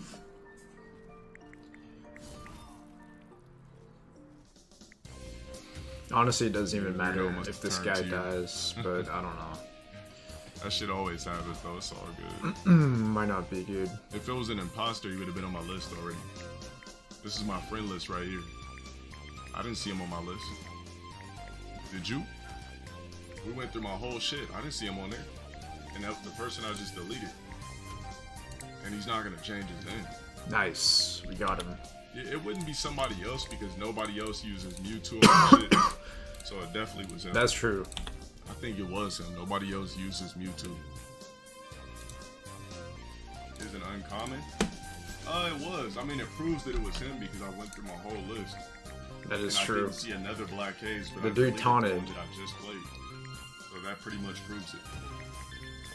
His own mod. Yeah, I removed the mod shit too. If you turn tier, Clown. nobody gives a fuck. So, nigga, join my Smash lobby at 3 in the morning to teabag. The fuck? I'm not interrogating shit. We act like the nigga never existed. I mean, every mod that I have eventually turns into a tier. Wow. He said he made his name different in Discord. Exactly. I don't know what's wrrong with these weird ass niggas. Guess he just woke up one day and was like, you know what, I'm just gonna start trolling. Hold on. I'm about ready to get off this shit.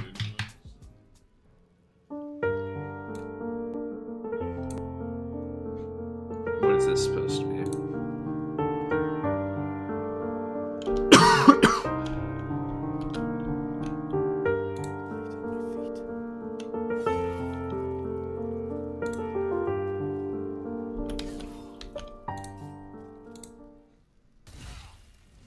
What the fuck is this?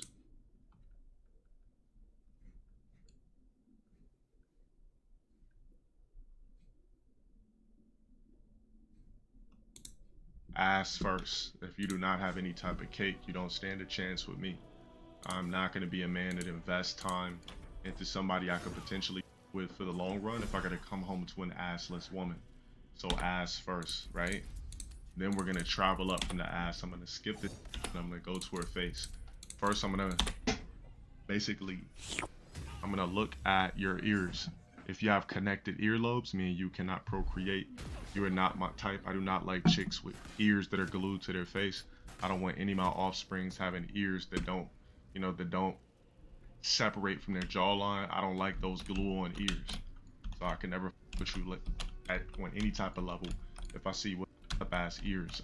If you guys know what I'm talking about, definitely look at your ears and see if you actually have a lobe or does that go straight from your ear and connect to your jaw. If those are the type of ears you got, you for damn sure could never have a chance with me. I'm not procreating and making blasphemy ears. So gonna look at the ass first, then the ears. Then I'm gonna go ahead and look at your facial structure. If your face is too round, I can't procreate with you. I don't like chicks with basketball faces. I like chicks that can match me in facial symmetrics. So when we procreate, possibly our kids and offspring could come out with symmetrical jawline faces. So I'm definitely looking for that. Then I'm looking at the eyes. If the eyes are too beady, I can't but I like chicks with a little bit wider eyes, but not big eyes, with nice, perfect size. Also, definitely I'm looking at your nose. If you got one of them big ass Bert and Ernie noses, we can't procreate because my nose is perfect. I've always been told that I got the perfect nose, and people are always asking me, how the fuck are you black with a nose like that? I said, I don't know. I wish I could tell you, but I guess it's just genetics. Women love my nose. I've always been told that I got a cute nose, the perfect nose. Damn, you got the type of nose people go to surgery for. So after that, definitely looking at everything else. Hips are too boxy, I don't want you. Flapjacky, take them. Gotta have somewhat of a Coke bottle shape. I gotta be able to, if I can't sit next to you and get bricked, you're not the chick for me. After we get past the physical, because obviously the physical would be everything else. We don't need to mention dandruff, earwax, or anything like that, because clearly if you got any of that, you're not on my type of level. So, small lips. I used to have a thing about small lips, but I'm gonna keep it real with you. The chicks that give the best dome don't even have big ass lips. That, oh, her lips big, she gotta be able to lollipop. I promise you, that means nothing. I've had dome from chicks with big ass succulent soup coolers. On my screen? Can't suck a cannot glurp and glarb. Period. Had chicks with lips that are damn near paper thin or somewhat puckerish that give some of the most crazy, spaced out galactical dome you could possibly have in your life. I'm talking about blacking out like damn, I can't enter. You know, when your body just doesn't know what else to do but pass out. Yeah, that type. So lips don't really matter to me. Now if we're talking about, let's just go back to the hygiene type. Check your ears. You got earwax, I can't put you. If you got boogers, I can't put you. If your lips are chapped sandpaper, I can't. If you got dandruff, I can't put you, period. If a woman has dandruff, that's immediately off my list. If you got a grill, we talking about like chopped teeth, like that. If your ass is fat enough, I might still give you a chance, because that's cosmetic, so that's not really that big of a deal. Now if we're talking about traits, she must be bilingual to start. Wow. She must be bilingual to start. I would not ever invest in a chick that doesn't speak more than one language. And some people in here are gonna say, well, LTG, you're not bilingual. Well, that's the point, dumbass. Clearly, I want a woman that speaks multiple languages so that if we procreate, she can instill that into our offspring, so I won't breed another black person in this world that only speaks one language. So the woman must be bilingual first. On top of that, she must come from a cultured background. When I say cultured background, clearly that ain't black, because black people, we don't come from a cultured background. Soul food is not a cultured background. Electric sliding is not a cultured background. Kool-Aid is not a cultured background. Special fruits like watermelon, grapes, and all that type of cultured background, that ain't culture. All right.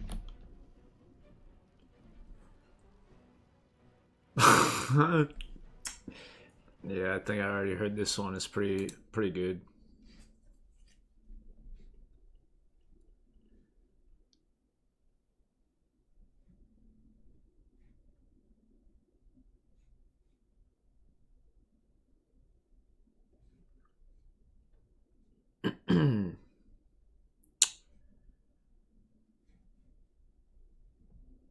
What? Viewer discretion is advised. That's actually not low for my height. You know what's low is Wimby or something. 217 for 6'5" is not low.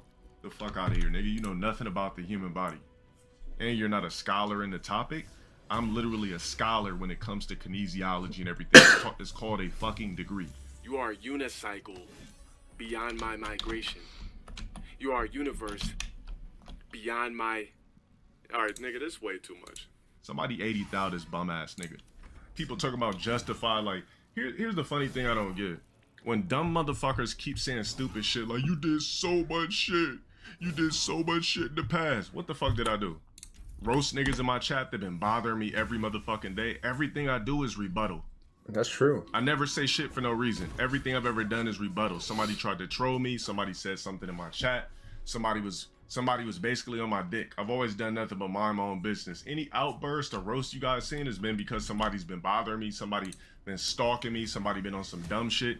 Everything's been rebuttal. I never just say shit out the motherfucking blue, say shit for no fucking reason. I've always been bothered, bro. Dale.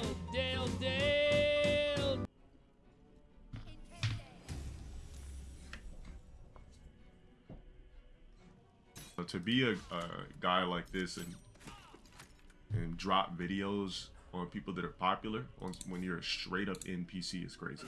This is the type of person that uses comedic relief to hide the fact that he's ugly. On top of that, honestly, at this point, I think it's just pure racism. That's the only thing I could think of is racism, bro. You won't unban me because I'm black because I said some shit basically 4 years ago. Honestly, think at this point it's because I'm black. Fucking monkey ass. Oh, probably get that I could tell you key. black playing with this character. That monkey wasn't talking shit. I dead ass would have not quit. But this black ass nigga had a rat, a snake, a coon, a worthless spook. I DM'd that Markman dude twice, left both my fucking shits on red, like I'm just some Triant onslaught of a nigga or some shit. Do I read science fiction? No. Because I don't want to be fictionized. I'm tired of being teased. Science fiction is just it's a tease. Why read science fiction when I love sci-fi? What's this dude talking about? And when I love science fiction is just it's a tease. Why read science fiction when I love sci-fi? Well, the reason why I wouldn't feel bad about losing to Hayes when he's playing with Kazuya, because I know he can never do this to me with Kazuya and Tekken. So this is fine with me. It's a morality booster for him. For some reason, these niggas think covering up my clocks means I can't find my own content. The dude will go all out to try to cover up every spectacle of the layout, everything. You dumbass nigga. You're gonna let somebody that's basically a kid tilt you at 53? Telling you, man, they have no self-control. That's why we die early. Aneurysms, heart attack, combustion of over barbecue eating, and violence. I have to kill this guy. Future. Yo, not only is everybody dead, but they're like concordsed. There we go. If billionaires were smart, here's where I will put my money. If anybody steals it, you heard it from me first. We call it genetic matchmaking, where me and my future conceiver can literally go to a place where we both get our blood drawn, both get a swab of our DNA, it puts it in a machine, mixes it like this. And then basically in that machine, it has us, our stats, basically coagulated and formed together or whatever and matched up and seeing what type of seed that we would create.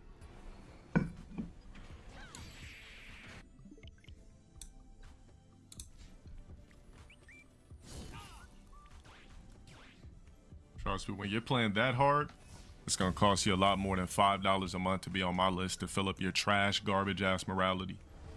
You got it, now you're banned, bitch. Cancel your fucking membership. Fuck your $5, pussy. I guarantee you're not gonna get anything that's gonna boost your morality and make you feel as good as being in my shit for $5. Get the fuck up out of my shit, pussy. I'm gonna give you 60 seconds to gather your statement. You're gonna display it to the jury, and we're gonna come up with a proper decision on whether to crush your gem or keep you in fruition of the covenant. Fruition. Nothing new.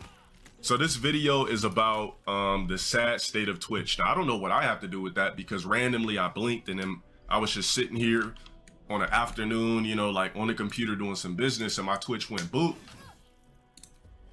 And I'm still waiting on that email, but that's oblivious. It's called the sad state of Twitch. Now I'm trying to figure out what I have to do with the sad state of Twitch. I want to say we came a long time away from Gold Nixon's. Look, all I gotta say, look, man, we came a long way from Gold Nixon's and graduated to Cartier, whatever you want to call it. I'm not trying to stunt because that's not my thing, but we have a lot of broke ass that are worried about my finances. They can't even tip the Richter scale and don't even know anything about me outside of me raging or talking, you know, collateral shit here and there on stream. Now, I would like all of you to blow. Like, I thought that was a Widowmaker because I'm like schizophrenic and I'm seeing things. I'm not schizophrenic. I'm gay. What the fuck? I'm not joining moms. This bitch. Who are you? You fucking whore. What? I was gonna scream. But they record voice chat. Hey, mom. I don't know who this is. Who the fuck are you? Who the fuck are you? This might actually not be allowed. You know who I am? This guy's actually banned on Twitch. I might not be allowed to do this. That's why I asked. Who the fuck are you? No, I fucking don't. Oh. So I say 3 times. Swallowed? You swallowed? Oh, it's that bitch. What the fuck? I'm leaving. What do you gotta say to me right now? I don't talk before I leave anymore. What do you gotta say to me because I'm leaving? Oh, you don't talk to her? Talk to who? Talk to who? Don't give a fuck about you. I'm loud. Turn your headphones down. I don't give a fuck. I don't be giving no fucks. No. Provide for me financially, or I'm gonna leave the relationship. You like that, huh?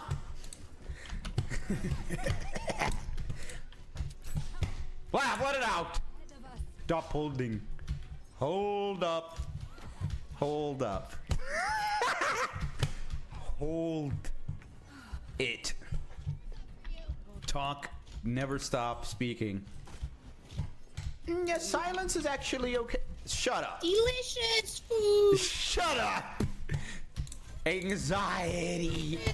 See, I'm losing it. Delicious food. Shut the fuck up, woman. Get a kill, bitch. I did already. Taking the robot. Technology. Blow my cock.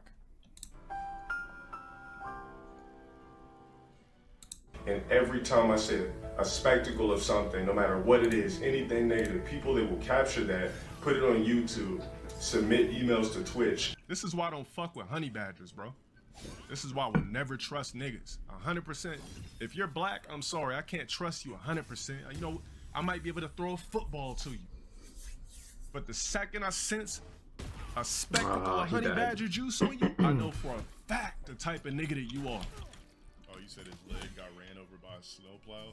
He got airlifted? Never a dull moment.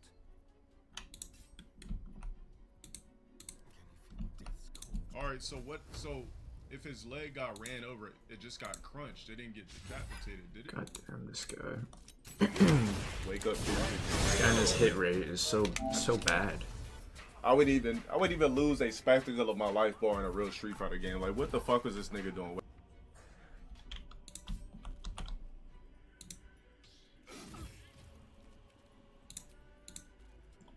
The reason why God can be proven is because you have an asshole. I mean, to me, you just can't claim to be any type of smart on a grand scale. I don't think anybody's truly an atheist. If you're truly an atheist, starve yourself and don't eat any food and think that your body can survive without nutrients. Because if you're an atheist, you don't believe in a creator, you don't believe in science. Science always comes from a creator. Now, why the fuck would you do that? You know I don't do mirror matches. But you know what? I have this. Like, how do you consume food and then you're still an atheist? That shit makes no sense. Like, don't you realize that when you put that food in your mouth, that's science? Who you think gave you the opportunity? Just a random ass Big Bang, a meteor hit another meteor, collided, made it so you can consume food, suck up the nutrients, metabolize the proteins to keep your body sustained. Like that.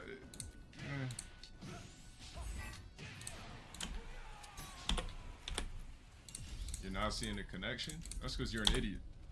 You're about to see a ban. That's why I had to ban that dude. Even if you think about the simplest and smallest things about humans, it all is there for a reason. The only reason we have nose hairs and eyebrows and eyelashes and everything like that in the first place is because it's to protect us from pollen and shit like that. It's sort of a filtration system. But why would we need a filtration system if humans' origin, if our DNA, the origin is from Earth? Humans' DNA and origin is not from Earth. Otherwise, we wouldn't need a filtration system. If the planet is perfect for us, why would we need that? when it says man was created in the image of God, right? Our creators live somewhere else. This planet was just like a placeholder. You ever seen like Prometheus, how they just like made a planet to put some shit here? To put some shit there to like store some shit? That's basically what we are. We're just a bunch of organic robots, you know, and a bunch of organic bots that's just here as an experiment. Nothing makes sense. It's all simulated. We can't even leave the fucking Earth because we're not supposed to. I mean, look at your boy. Like, I really don't got nothing to be mad at. Like, I mean, I'm never mad anyway. What the fuck was that? How the fuck do you make a game scrubbier than Dive? Like, how? How do you do it? That nigga was trash, bro.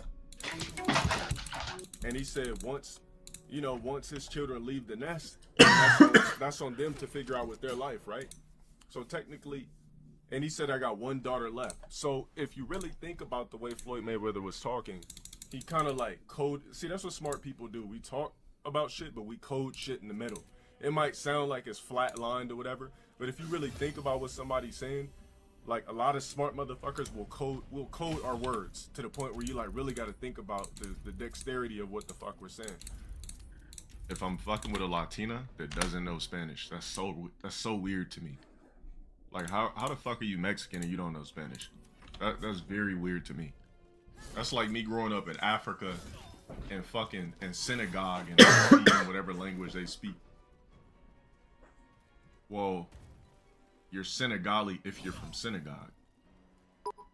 Bro, I swear, me and my friend when we were kids, we were so convinced that we could create a hoverboard. We used to play with like the tech decks and magnets and put the tech decks in between. Like, we were so convinced that because of the video game trick style, we can create hoverboards. All right, so before I watch it again, can you tell me why the fuck they wanted to communicate? Well, not why. What was the hypothesis of this movie and the conclusion? Jeez, what is this hit rate? It's ridiculous.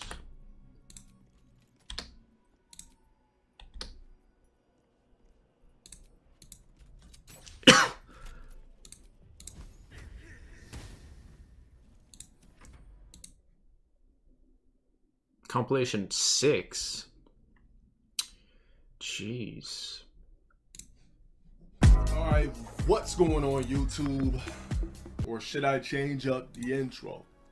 Hello everybody on YouTube. My name is Low T. What's a tier sexual? Well, it's just like in the form of a homosexual. Instead, people are obsessed with low tier guy, which is me, so it makes them a tier sexual. They're sexually obsessed with me. That makes them a tier sexual.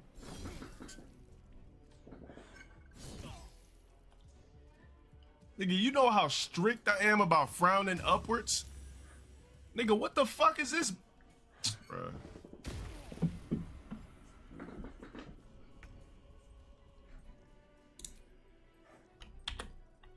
This nigga dead ass drew me with some dark ass motherfucking skin, some fucking forehead wrinkles, with an Apollo Creed mustache.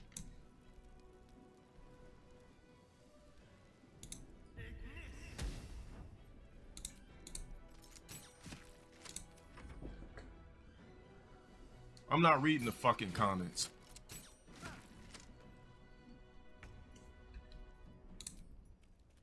Nigga, this looks absolutely nothing like me with these big ass bug eyes, nigga.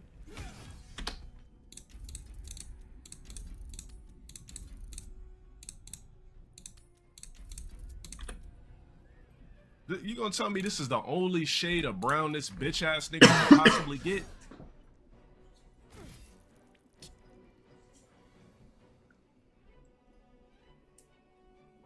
Yeah, it's pretty fucked up. Oh, $50?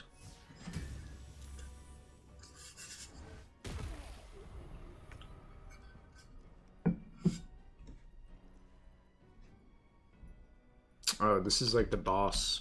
Can we kill him? Probably kill his little minion first. But I can't hit him. So. Fuck about no Wojak. I had to cut off my purple lights. You see this motherfucking skin complexion? This is peanut butter.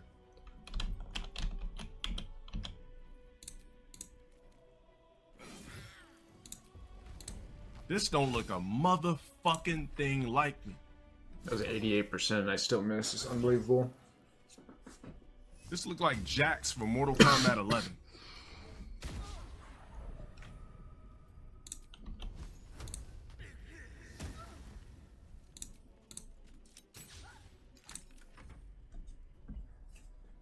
Give a fuck about what other ethnicities like, nigga. If you gonna draw me, do it correctly. I'm not dark skinned, nigga. Is there a problem with that? I'm my color. What's wrong with loving my color? If I was dark skinned, cool, but I'm not.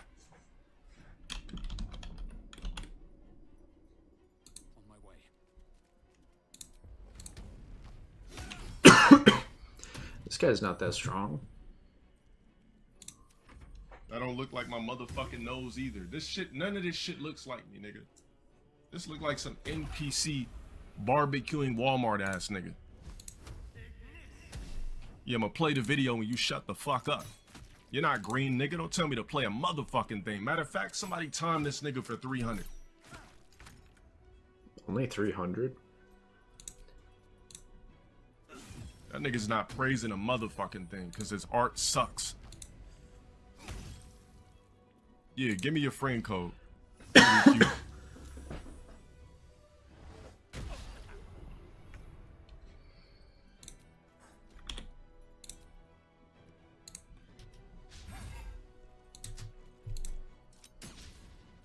Oh my god, this guy is completely worthless. Can't even just hit once. I don't even know what happened that made my barbarian custom character way better than anyone else in the group.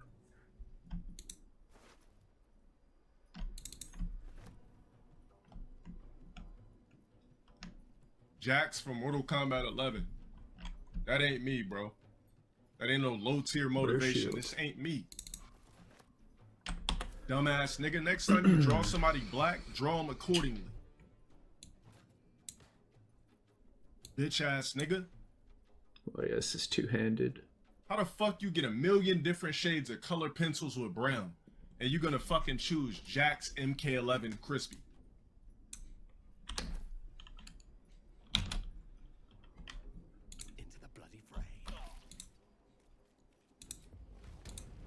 One of those all black people look alike ass niggas. The fuck out of here, man.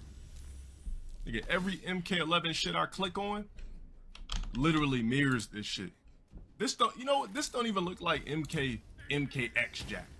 Let's look at MKX Jax for a second. Supposed to find this shit funny or something?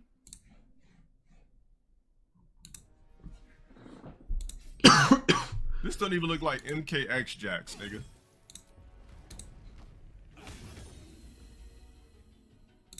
That's MK9 Jax. You got it all fucked up. What the fuck does this weirdo look like that makes this stupid ass shit?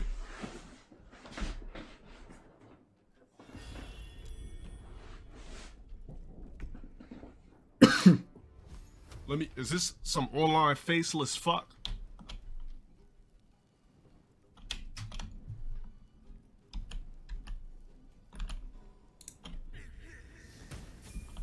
Level up, let's go. Let's go. It's about time. Of course he don't show his face. Ugly motherfucker. That's why you're not showing your face, nigga, cause you're ugly as shit. Let me fucking drawing a beautiful specimen like myself looking like this, nigga. Is something wrong with you, bitch?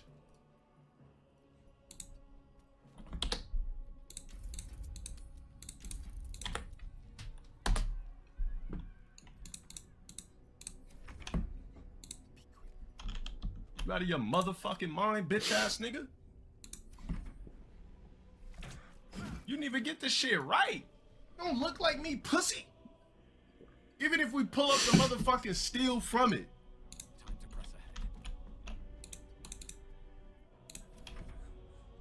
How the fuck you get this out of this? How the fuck you get this out of this? That's not even close. Holy shit, that was a long ass battle. So fucking long.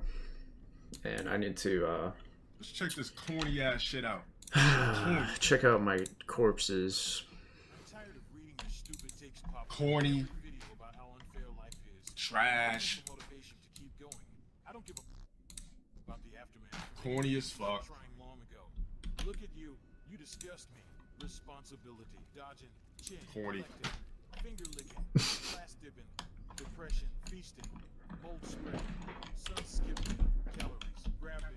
Wait, hold the fuck up, nigga. Excuse me, nigga? Calories. Grabbing. Idle sweating. Mold spreading. Sucking. Calories. Are you out of your fucking mind, nigga?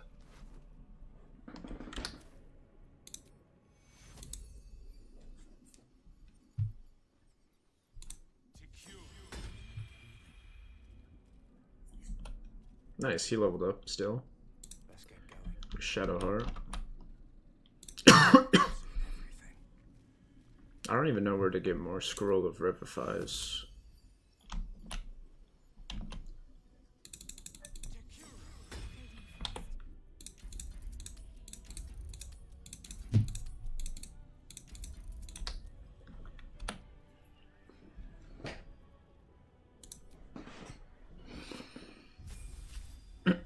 Level 7.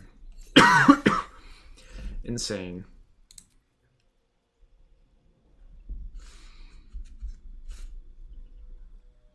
Somebody tell this dumb fuck that he was smoking straight up dick.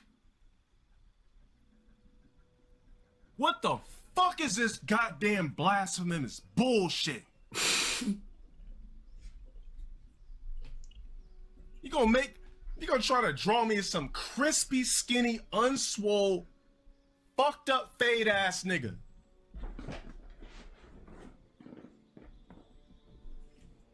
With forehead wrinkles. Nigga, I don't have forehead wrinkles. I don't have wrinkles, bitch ass nigga. Now you making me act like a Zoomer streamer.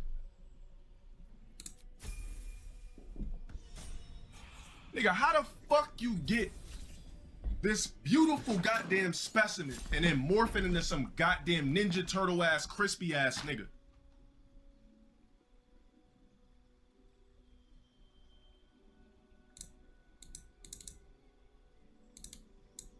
How the fuck you gonna say sun skipping, but then make my shades like 50 shades darker?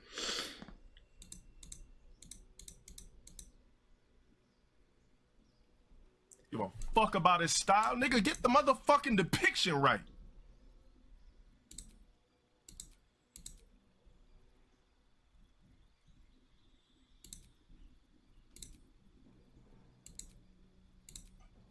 Skipping. Calories. Grabbing. Idle sweating. Parents testing. This shit corny, bro. What's the point of this? Ego. Shrinking. Hand banging. Gym not founding. Beauties avoiding. Lunch rate shrinking. Nigga, what is this about? Like what the fuck is this? It's not even a lick of funny. Like nothing about this is hilarious at all. It's stupid.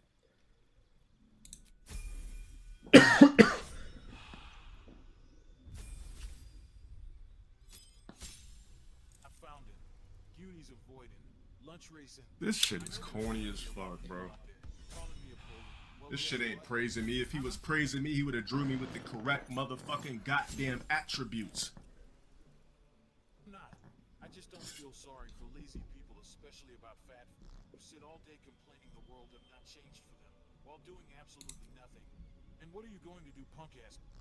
You're going to sit there and watch new age black man thrive. Where the fuck? Hold on a second. Where the fuck are my lips at, nigga?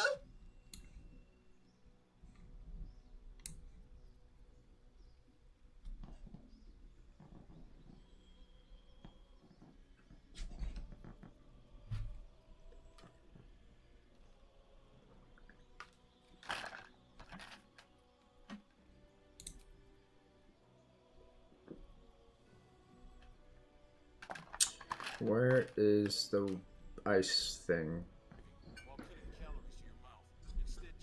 This shit ain't funny. That's it. That's not motivation. That's corner. That's cornivation. Made me extra crispy. Didn't get the complexion right. How hard is it to draw fine features? It's easier to draw. It's easier to draw somebody that's sexy. It's harder to draw somebody that's ugly as fuck because they got all these weird, fucked up features, hardcore dinosaur looks. I think I'm a specimen. You'll literally destroy my depiction with this trash ass art. I'm not flattered by this shit. It's dumb. It's corny. You fucked up a classic. You got nothing right. How the fuck you an artist that can't draw a fucking fade? They gonna make me with some fucking forehead wrinkles. Anybody that knows me IRL know that I literally can't stand it when people frown upwards. I literally trained my face to where I would never frown upwards. I will look up and won't be a goddamn wrinkle on it. That corny ass shit. Take your ass back to fucking art school, nigga. I was drawing better doodles than this in fucking kindergarten. Anyways, back to this fucking Smash lobby.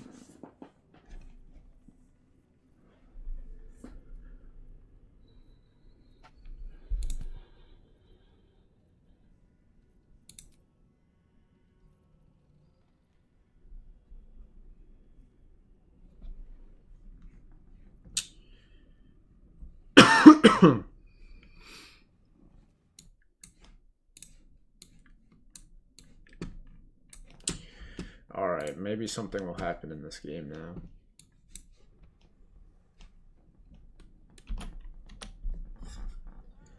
But we'll just have to see. Another parasite. Collect it. It might be useful. The hell is this? What are these red things? These?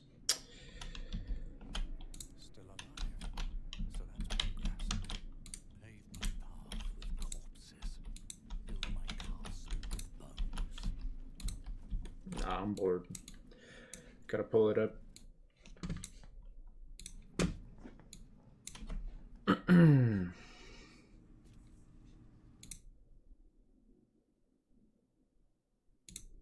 Beat a kid's game. How the fuck you started? Bro, you legit can't play this. I just pressed select. You can't.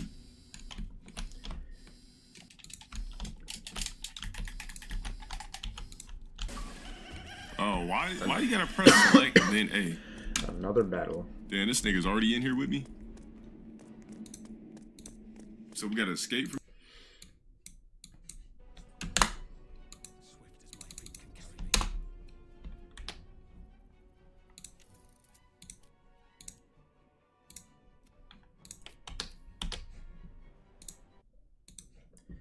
Almost 5 hours.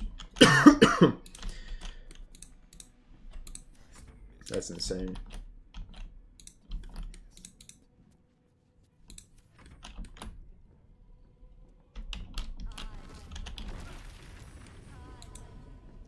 I have to create a popcorn. What the hell just happened? Oh, is it like video, full screen, borderless window? I think. I don't know. Why does it look like this? Oh, never mind. It's because I need to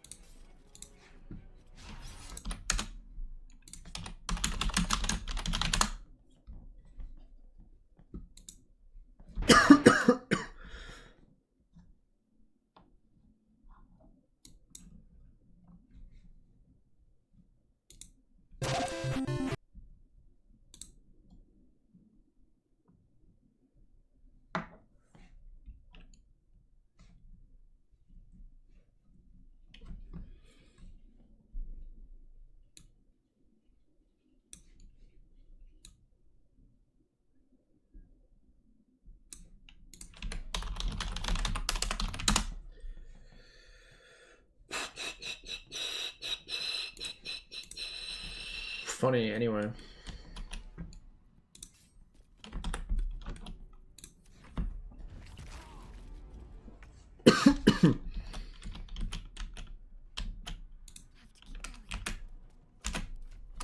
300 minutes I've been playing this?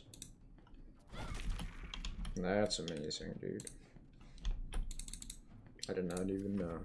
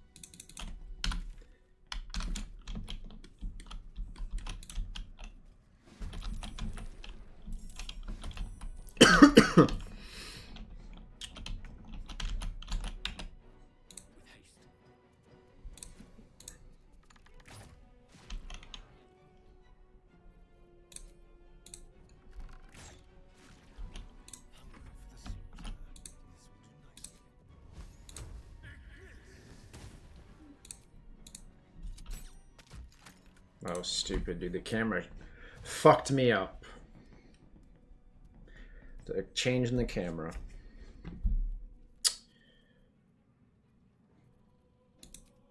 What is this, by the way? Level 4? Oh, I can't use that. Who knows, man? This guy should maybe have a long range anything.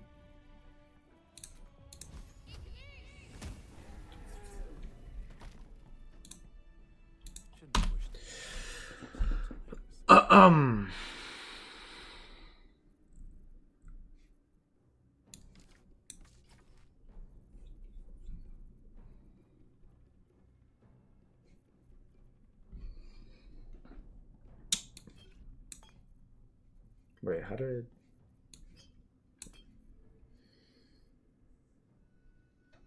Anyway.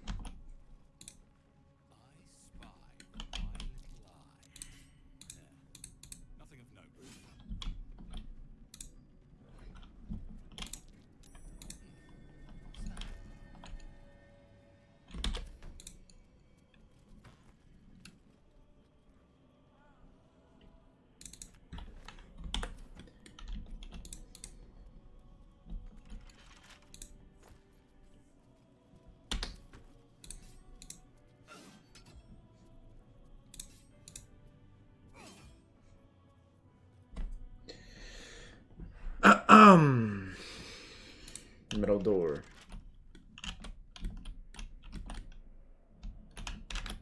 That's too bad. Cannot.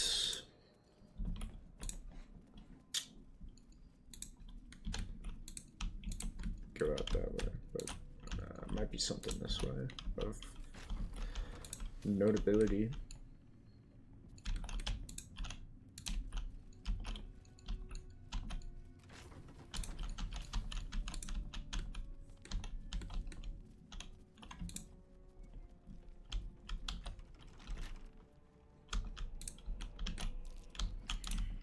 Lever.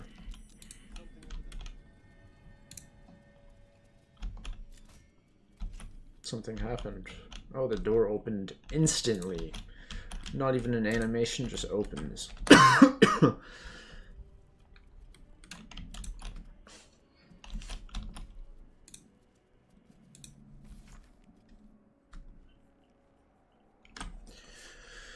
Dude, this is what the fuck? Why is it... I can't believe this presentation, right? Like, Minecraft, an indie game, had better presentation with its notebooks. Like, everything about this is disgusting looking. Oh, is this an indie? I've heard people say that. I don't think it is, though. Had like a $100 million budget.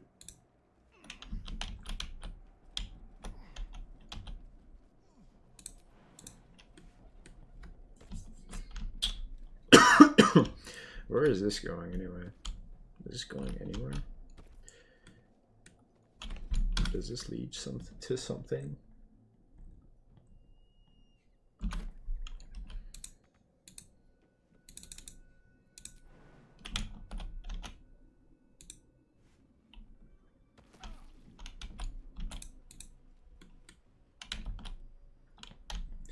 Can't control knockdown, you fool. Roots. Is there something good there? Is that climbable?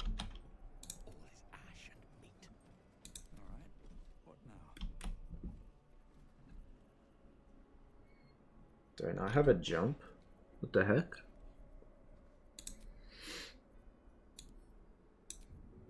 How can this be, dude? I don't have a jump.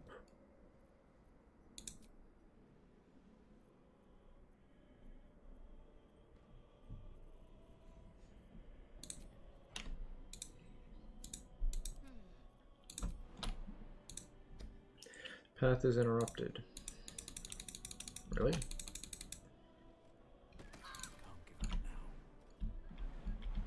This guy doesn't have a jump. How can that... Oh, never mind. Alright. Z.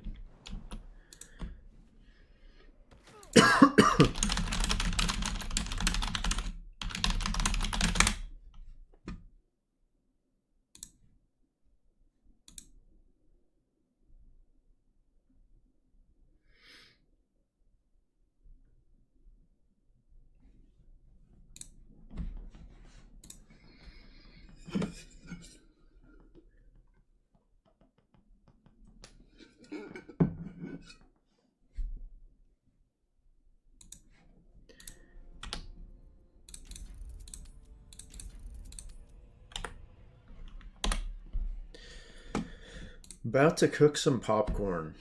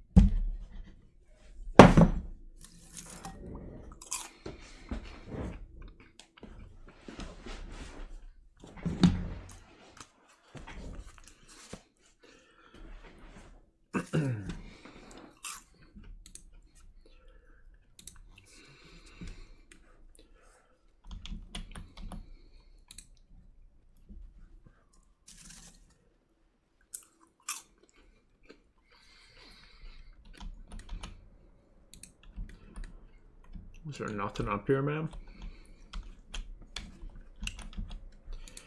What's the point?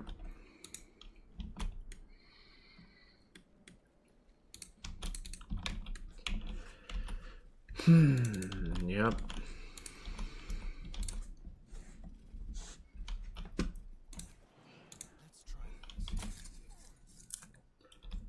What?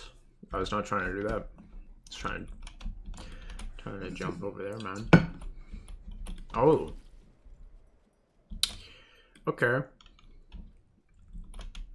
Alright, so we've just not been in that spot, so perhaps I made the good decision there.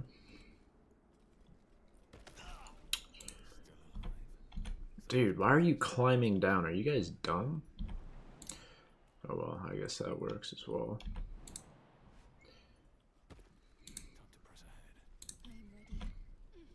There we go. Sweet.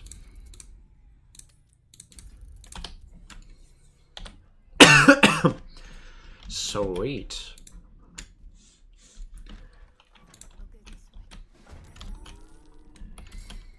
It's gonna be an amazing fight.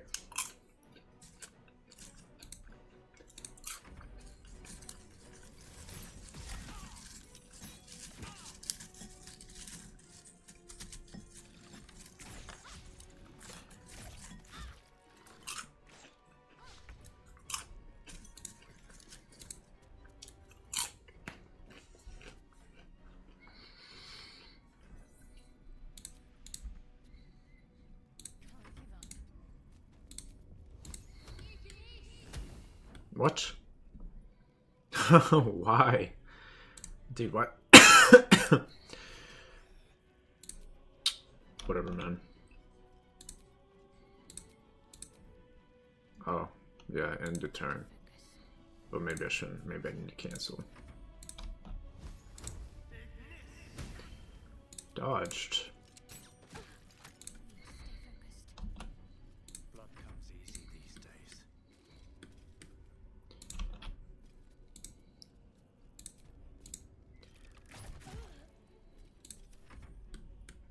Now we have the beast.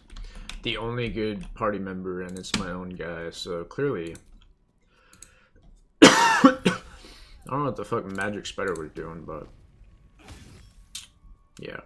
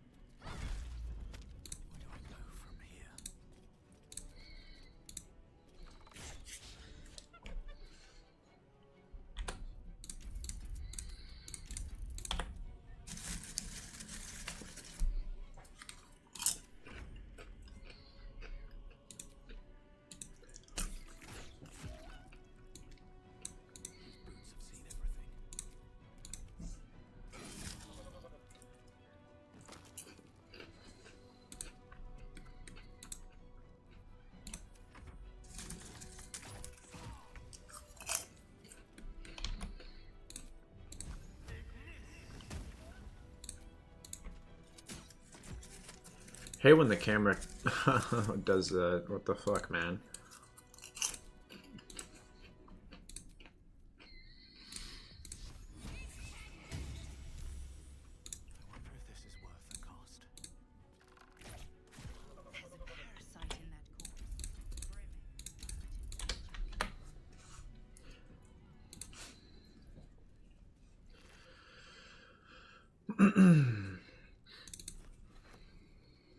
I don't know, man.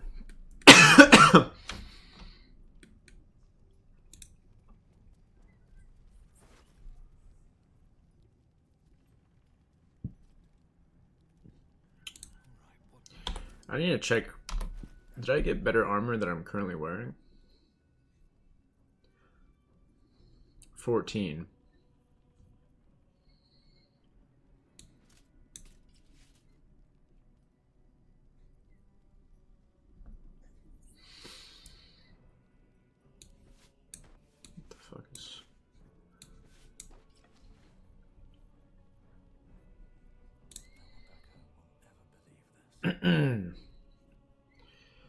No better armor? Whatever, man. Whatever, it really doesn't matter.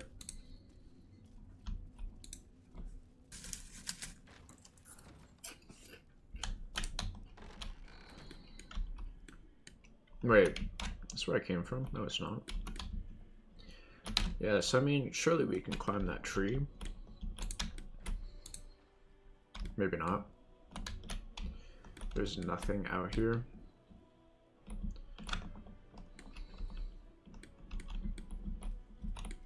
Really tired of this music. I feel like I've heard it many times and it's kind of boring, man.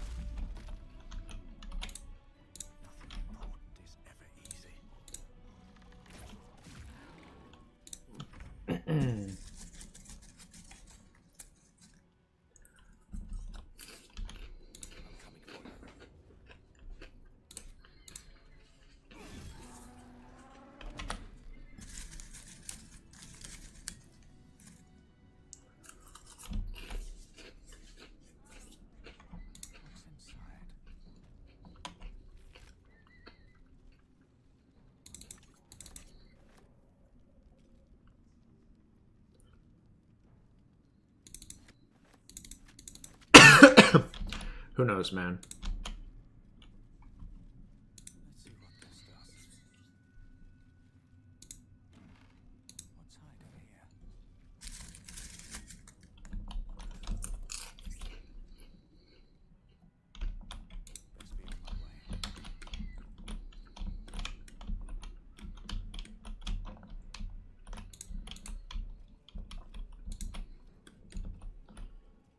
Shit. Back here. Must be trolling. I must be trolling.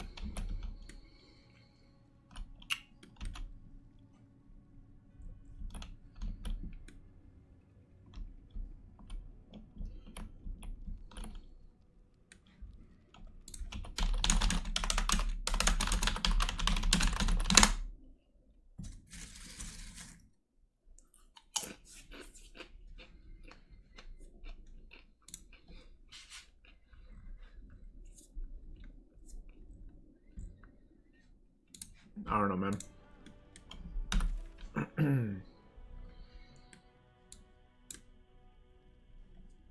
Moon lantern. I don't even know what that what that spot is there. Or what it means. Don't know, man.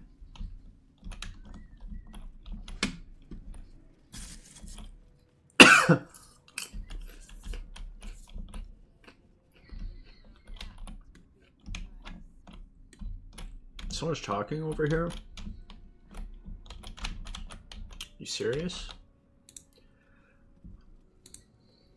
I didn't know there's someone over here.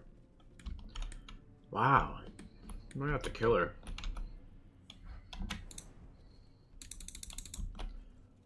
Can I? Yeah, there's just jump down there.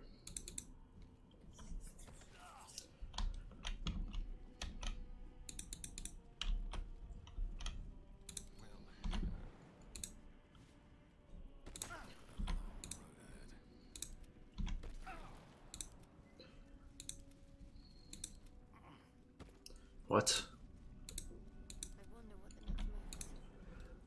I've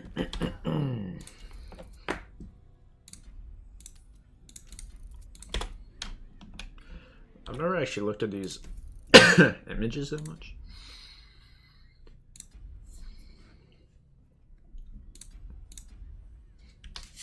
Who knows, man?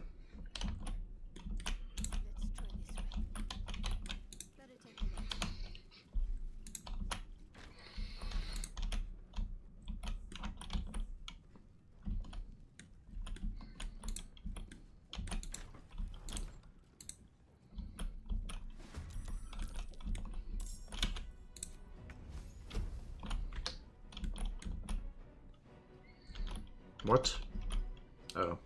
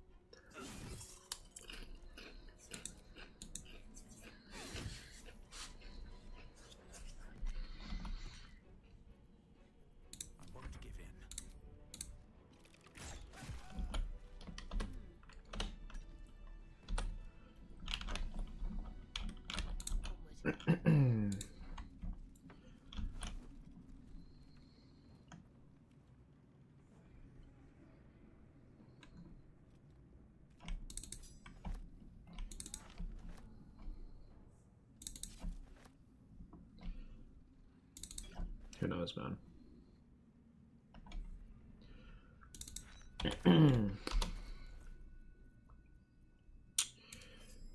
What was the thing? The new one? This one, I guess, might be better.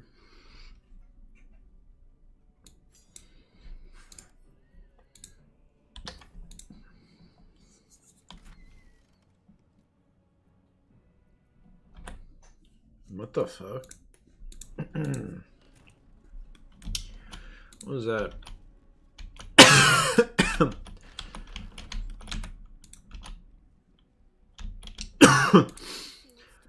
Steel claw.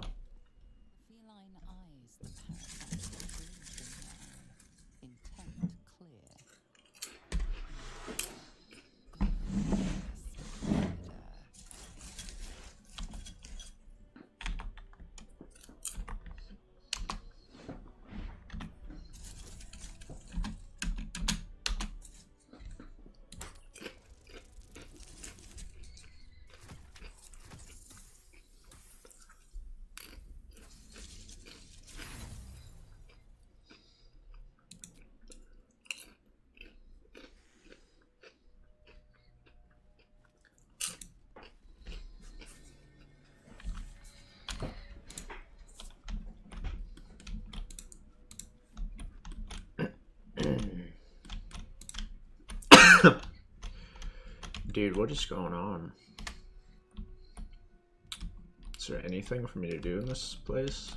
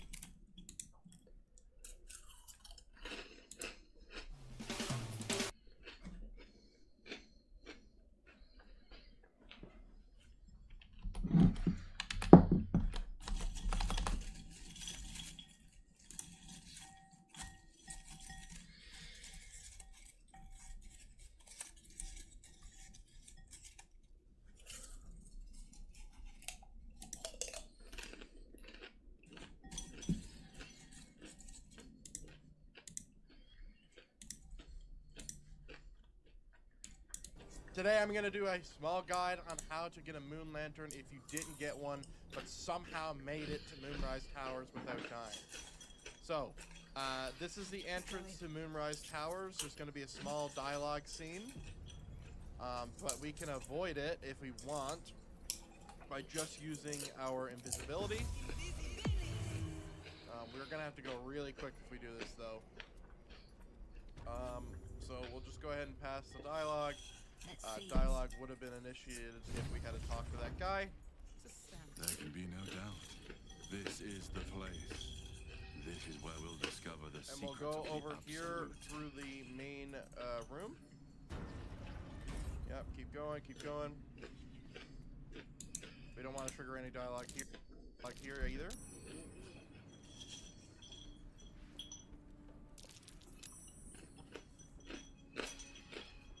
Getting very lucky. Then we'll come over here. Oh, she's in a weird spot.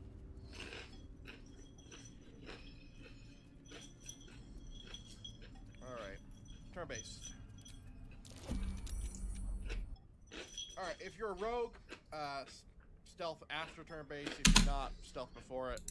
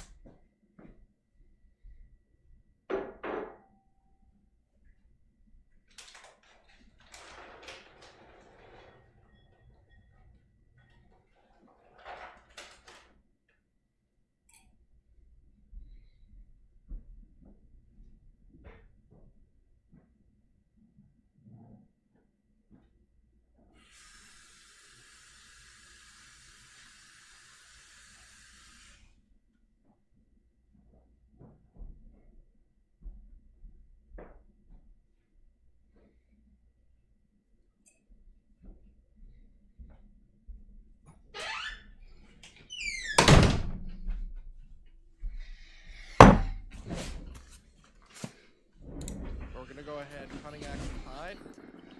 We're gonna go ahead and lockpick. Damn. I wonder if I have any keys or whatever. We're gonna open it. Unlock it, open it, come through. Close the door just because we don't want to be seen. And go ahead and drop our concentration, exit that turn base. And now, damn, this place is bloody. And now we come to our prize. We come to our prize of a moon lantern. Wow.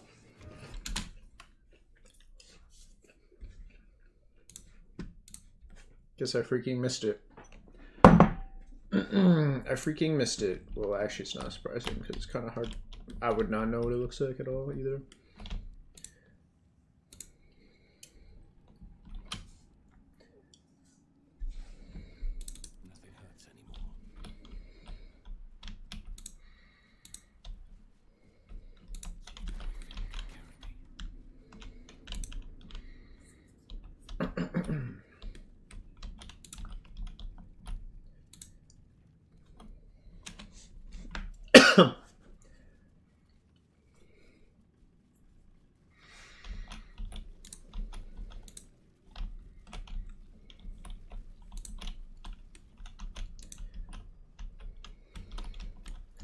shit. That's not the right way, I don't think, man.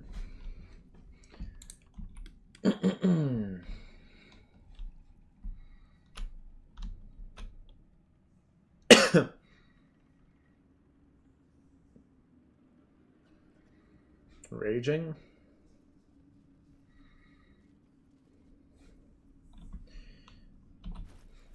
It didn't really seem like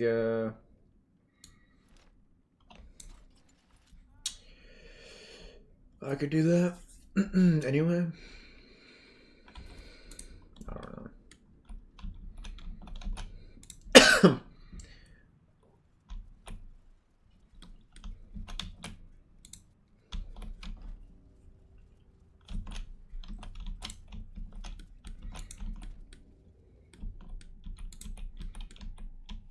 There it is.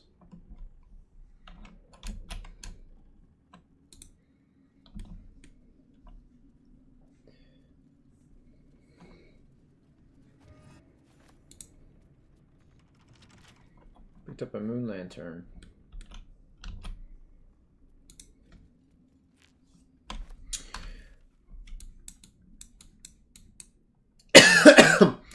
So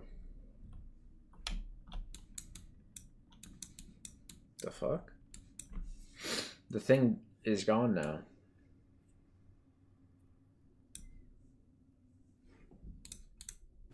And that's how you get it. That's all you need to do. Now, you can go through the dialogue that happens at the front. You can go through and get this at any point, but that is the way I do it if you somehow got to memorize. If you didn't, when you come through, whichever way you come through, get to Last Light, talk to Jahira, do that dialogue. Okay. No, I wasn't trying to do that. This thing is no longer on the map.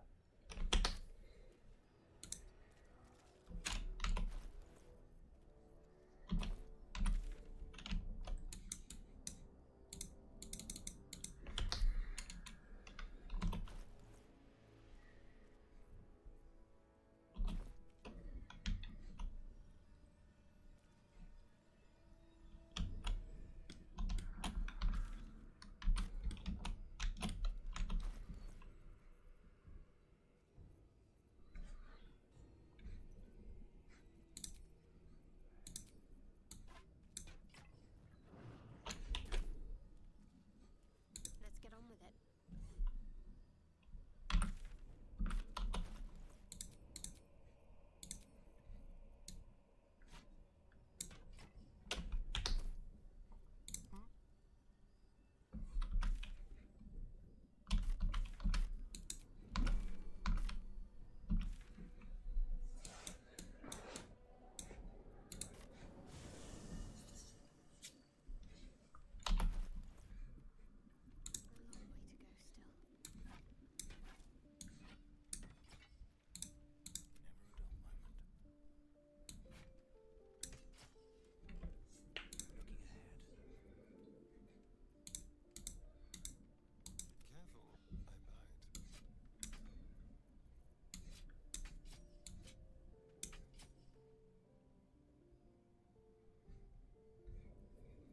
I wonder why I couldn't equip that earlier.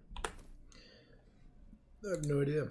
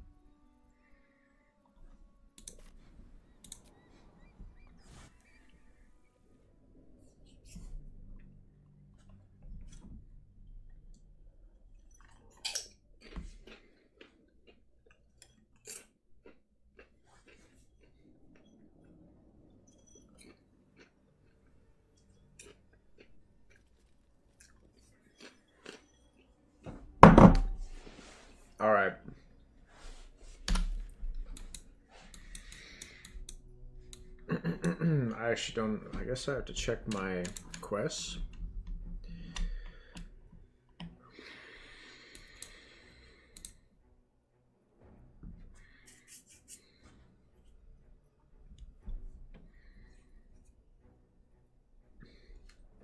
Oh. Await your blood prize? What?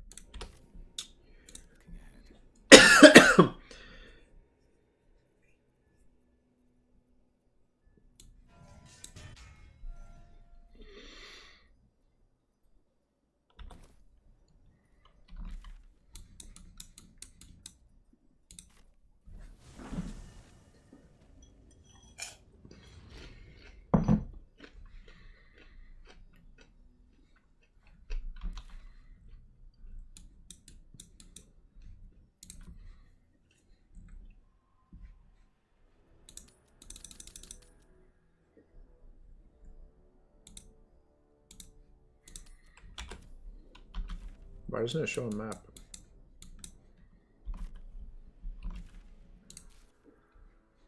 The Masons Guild. Alright. How do I get to the Masons Guild? So go up this way or something? Okay, I have to go through that way, I guess. I don't know.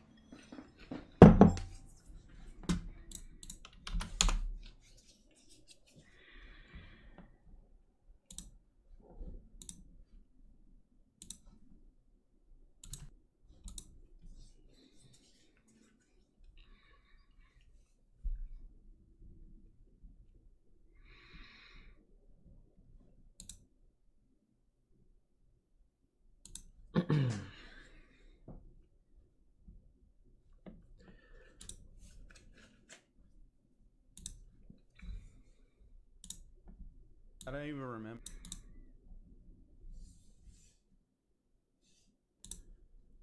Yeah. It's the question you cannot answer ever. Why did I kill my...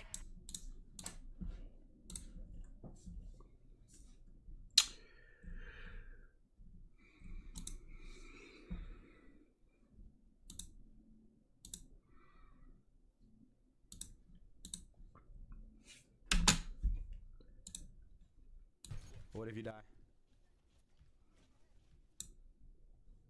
They know to do it.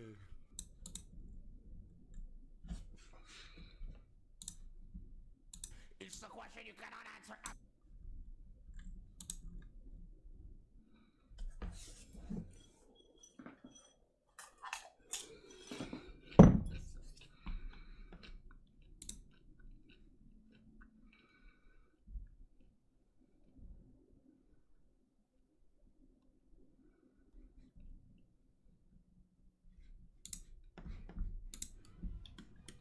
Anyway, guess I'm playing a game.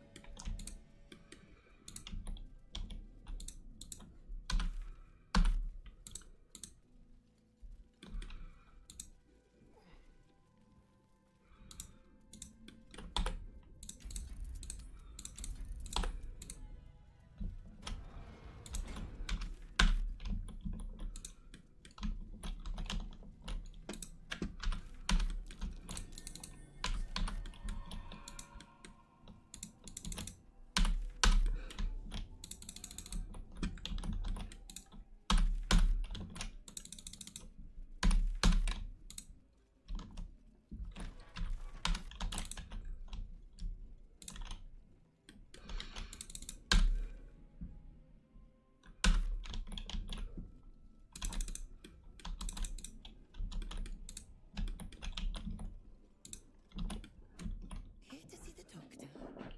Are we? Oh, not so well. But well enough to wait. What's the primary symptom? Join the line. You will be seen.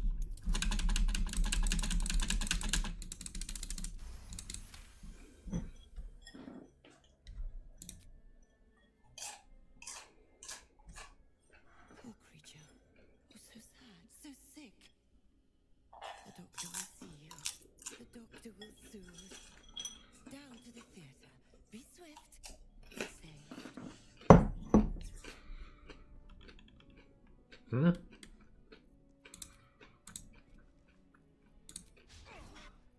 Picks a fight. The consequences are hardly surprising.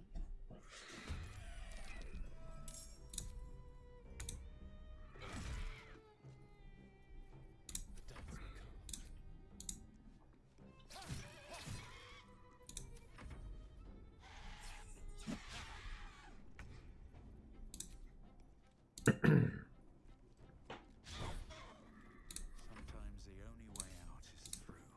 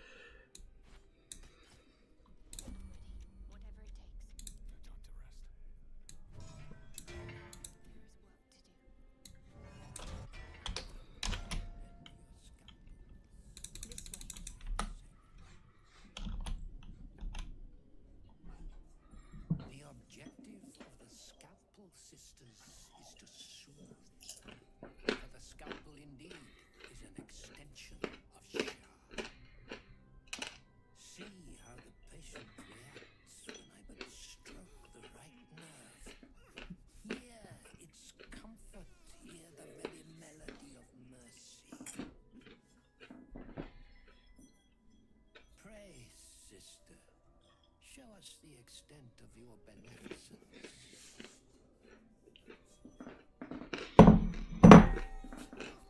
Stop. Stay your hand. It slaps where it should have struck. We can hardly hear the patient sighs of solace. Perhaps it is our unexpected audience that makes you quiver. Come, step forward. You are no sister, but that matters none. Every student is welcome.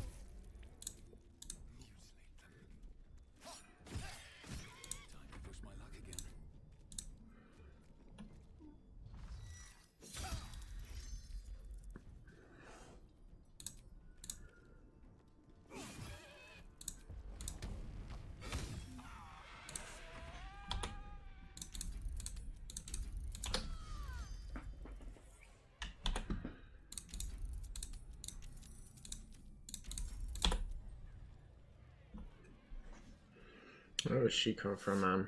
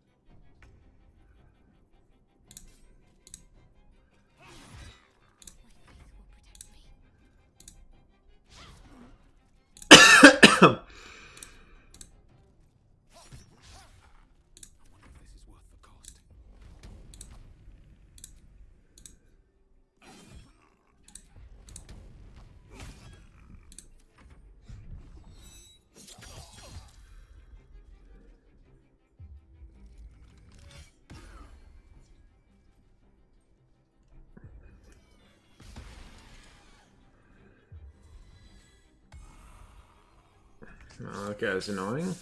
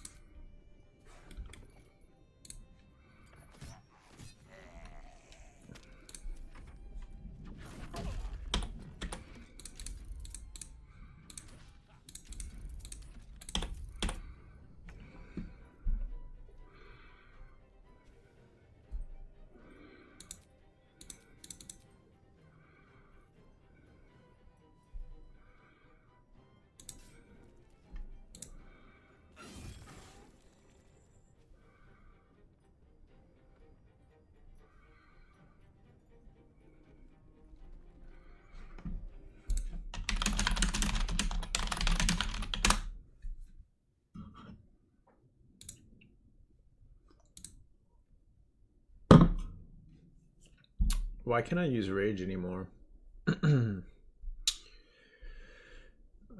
What's up with that?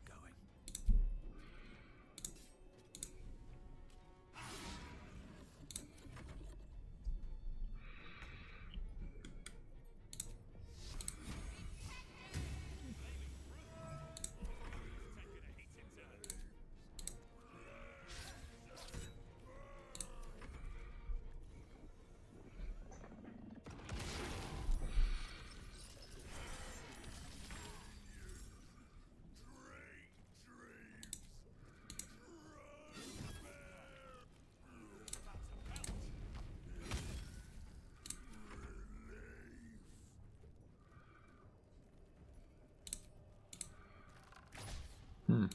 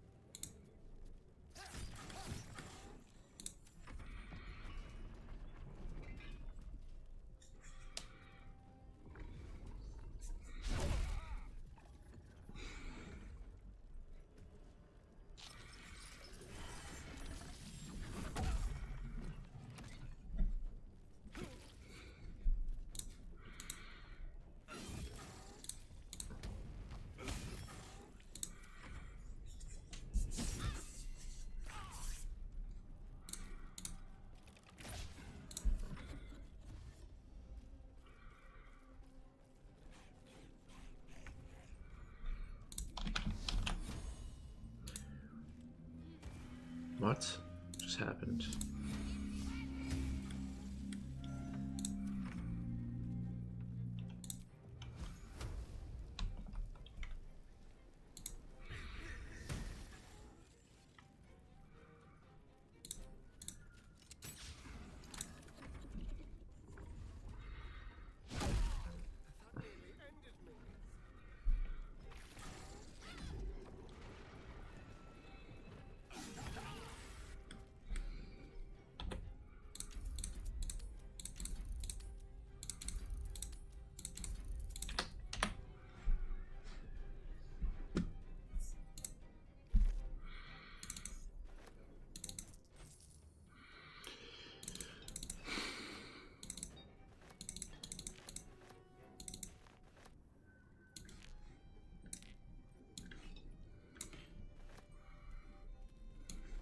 I don't know, man.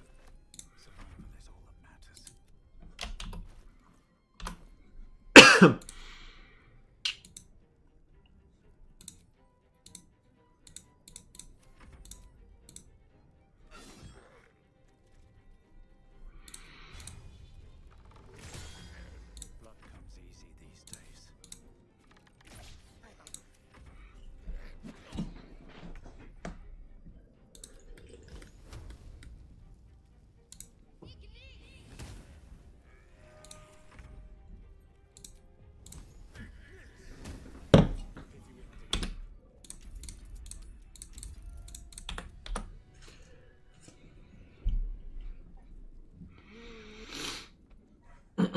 Okay.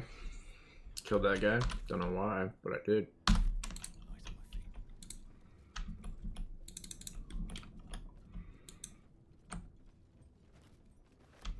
What's that do, man?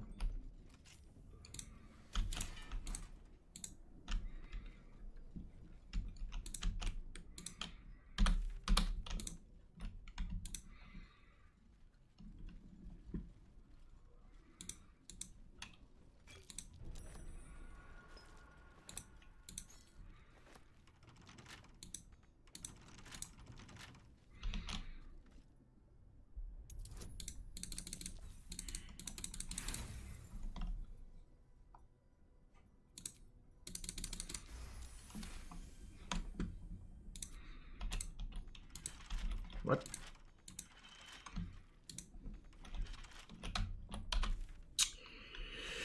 Okay then.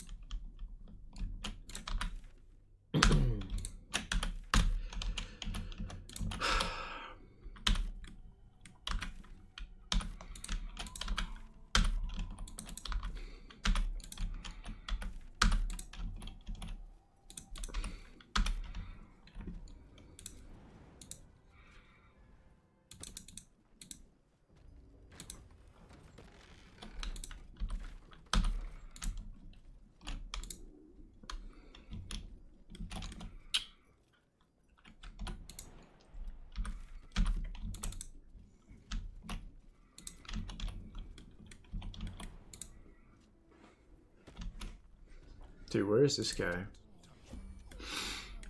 Oh shit. That's not good.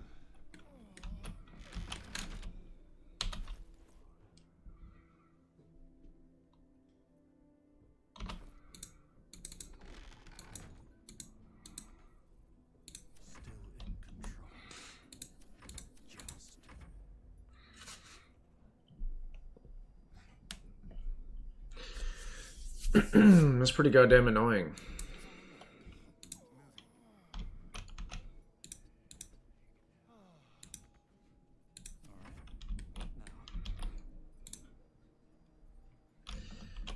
Come on, man.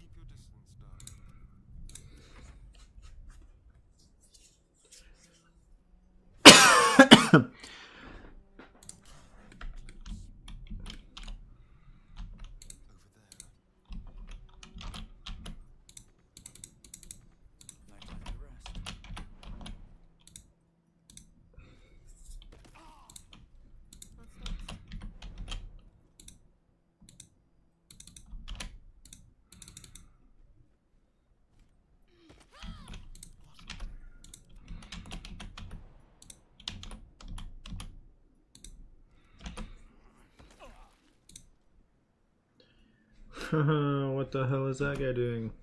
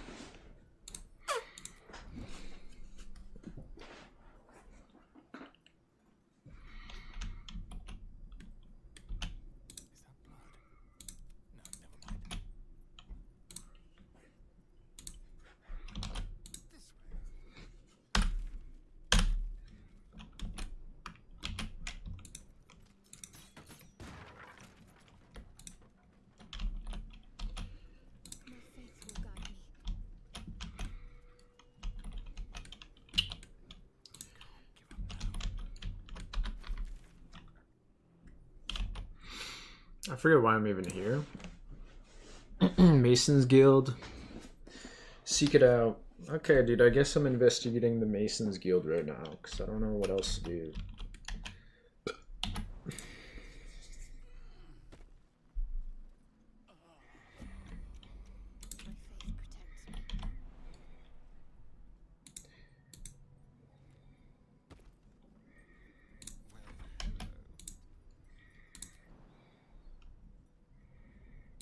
What?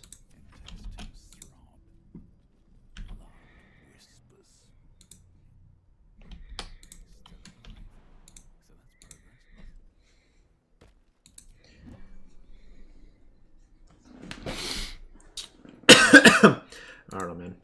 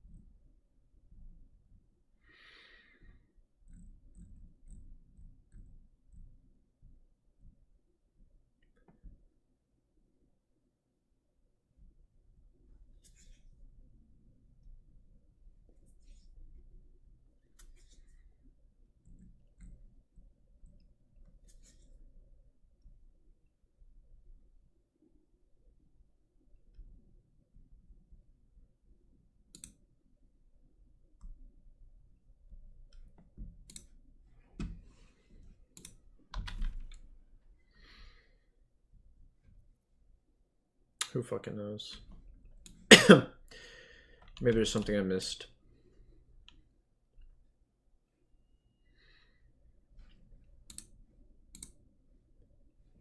Let's see.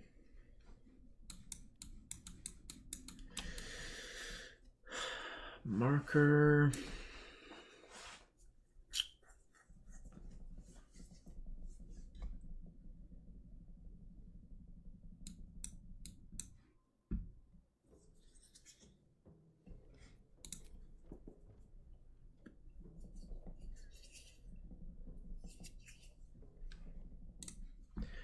Well, I'm investigating it. I don't know.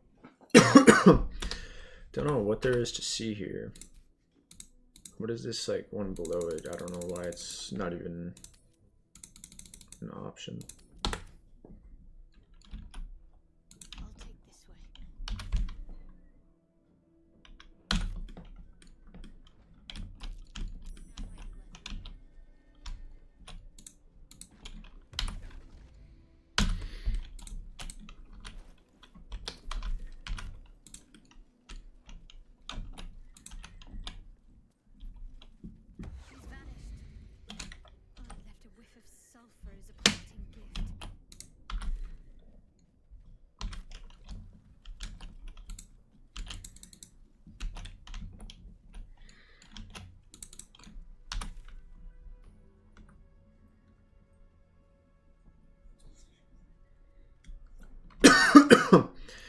Okay.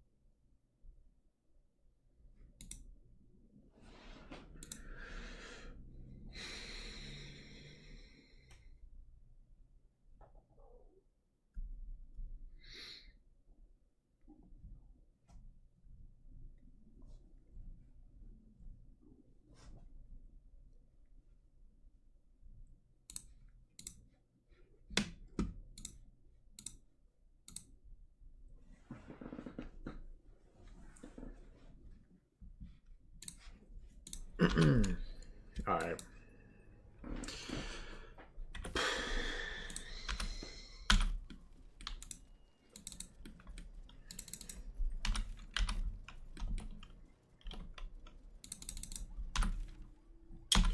Might be able to find something here. Might. Hard to say, dude.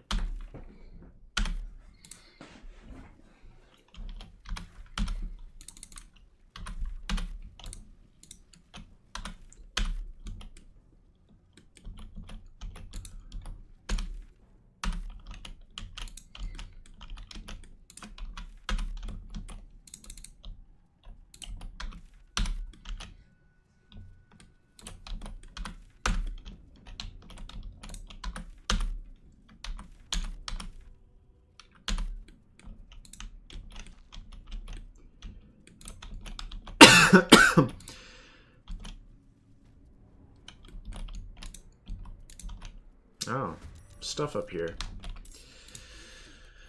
That's what I was meant to do all along. Suppose I'm blind.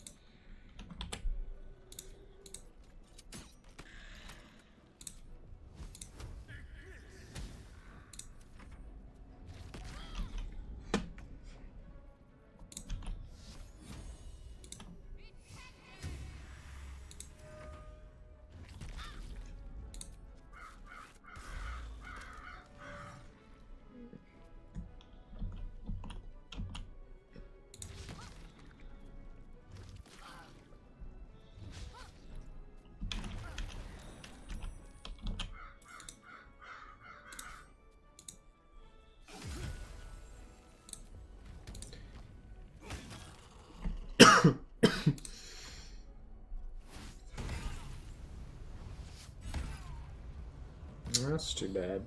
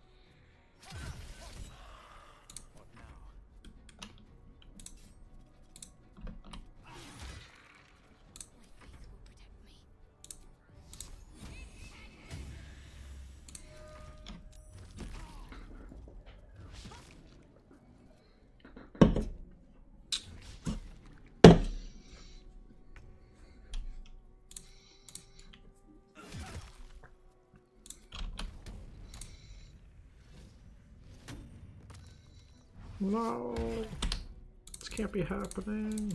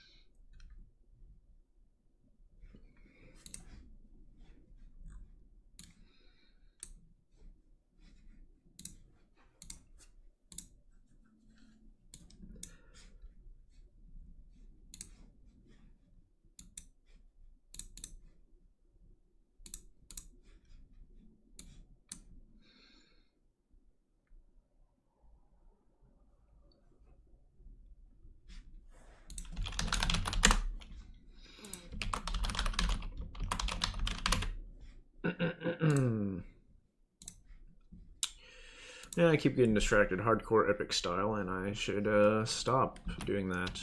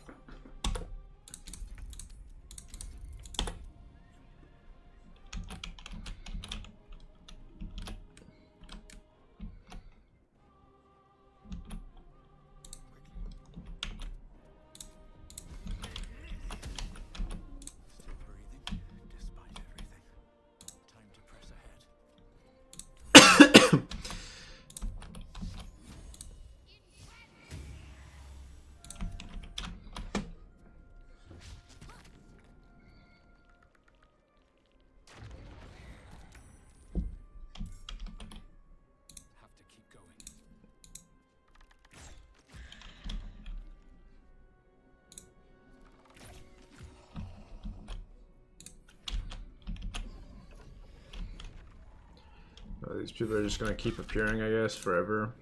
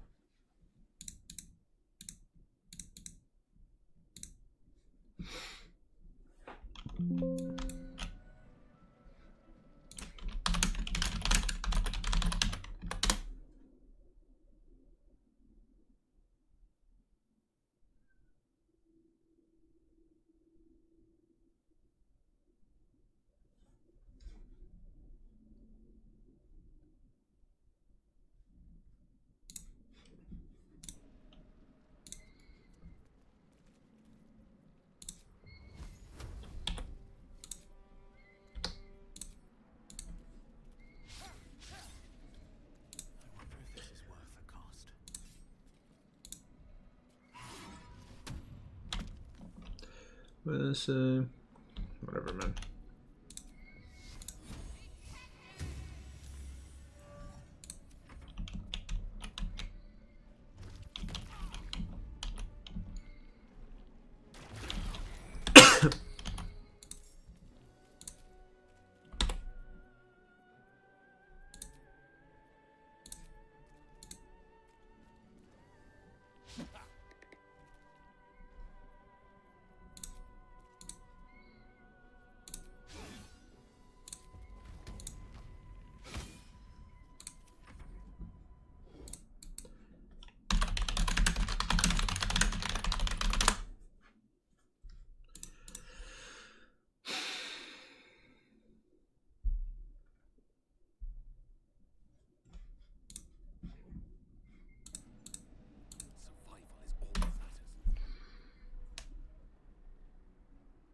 Does anyone have a speed potion?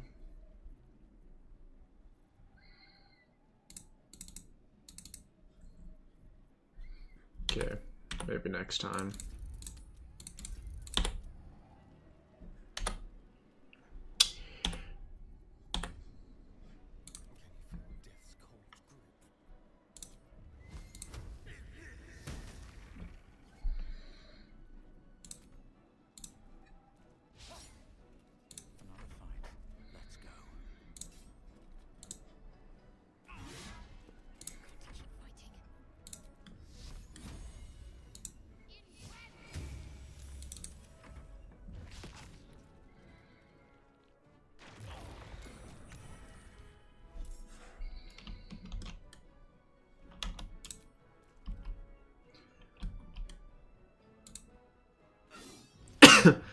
Whoops. Should have used a potion, I forgot.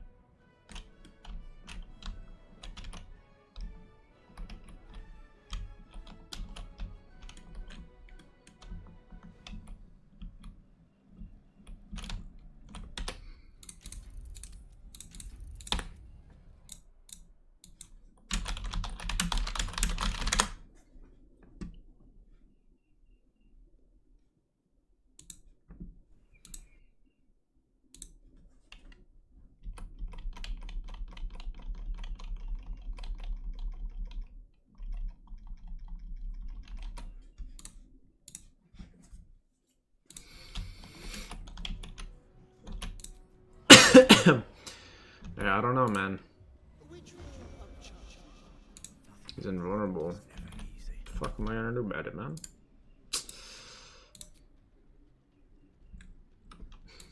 Hold up.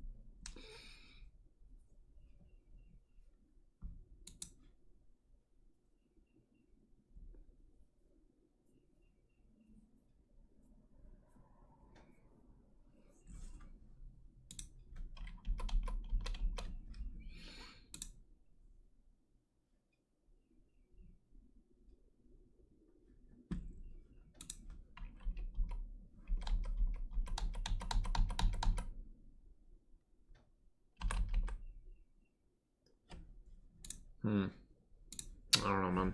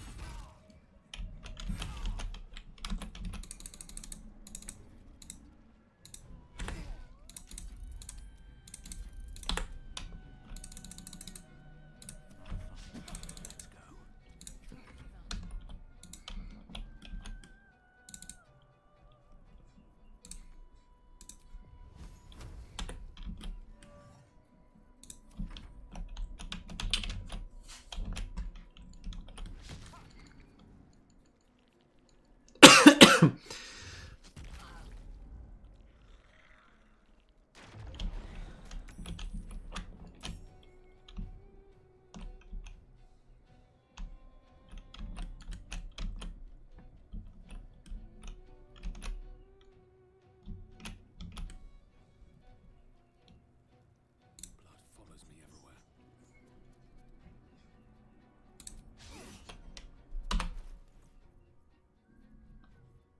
Did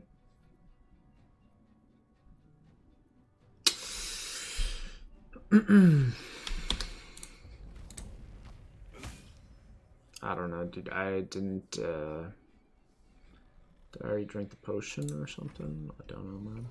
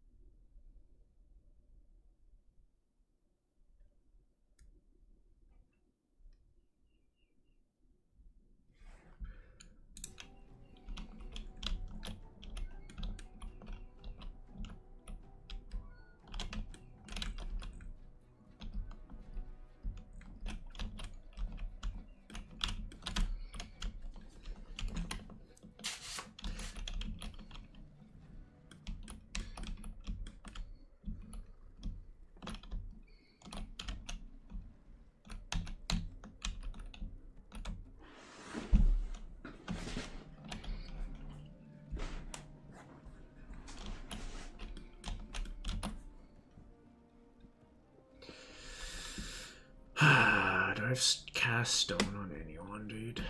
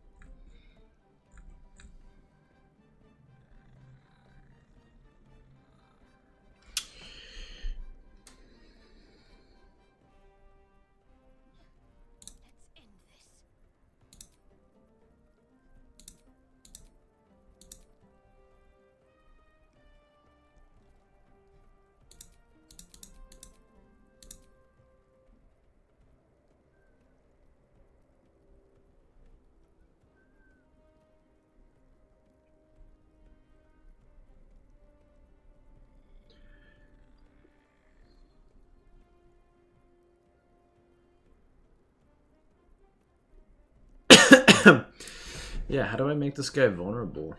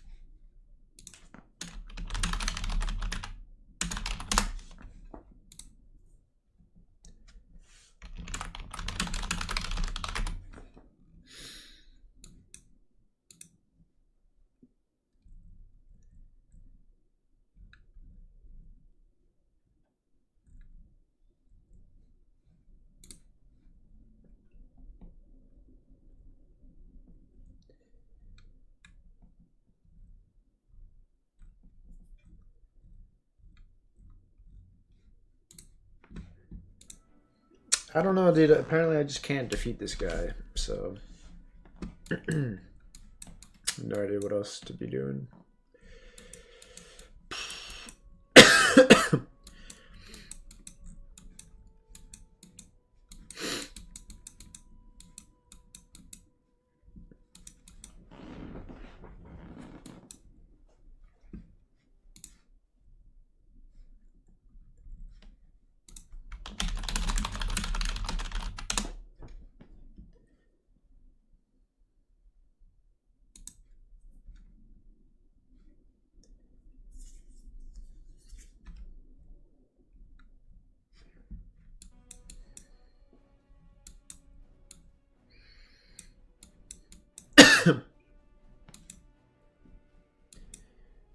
How do I beat this man?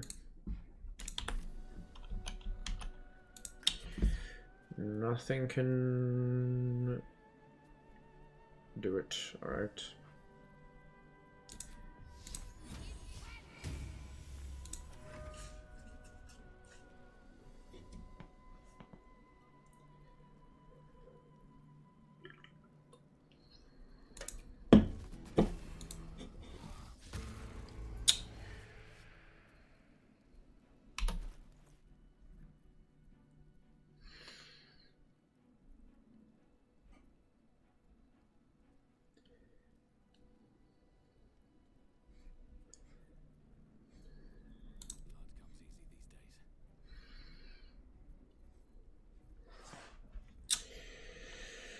This battle was a waste of time, because I cannot defeat him at all.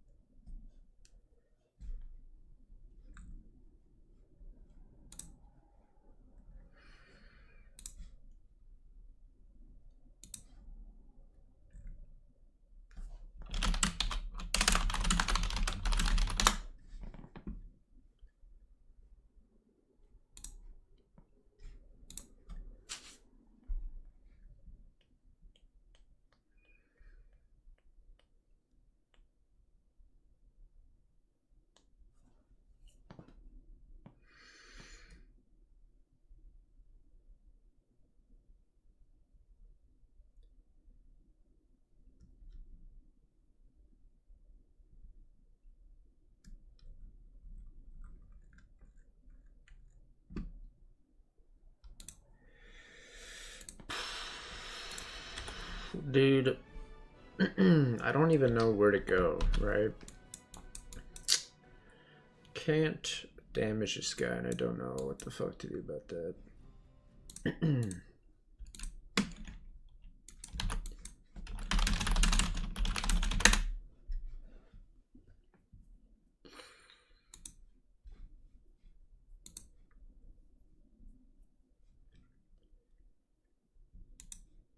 Completed Shar's Sanctum?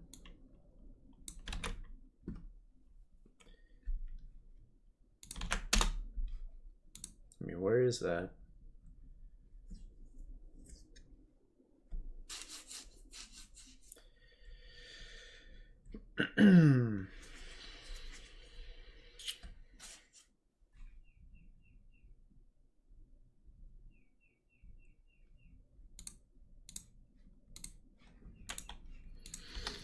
I have to fucking load game somewhere before the battle, I guess.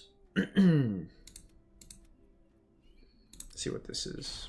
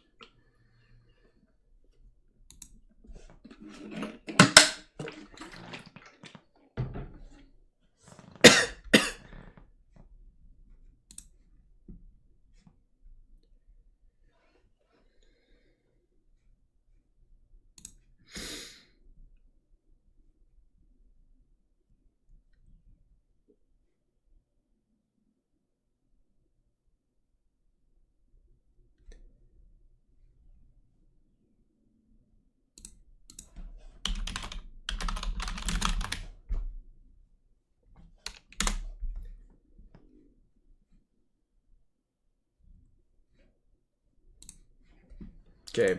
Okay. Okay, I don't think this is before battle, so we're gonna have to do this one, I suppose. Really fucking clueless on what to do in this game. If it wasn't obvious, I wish I knew what to do, but I don't.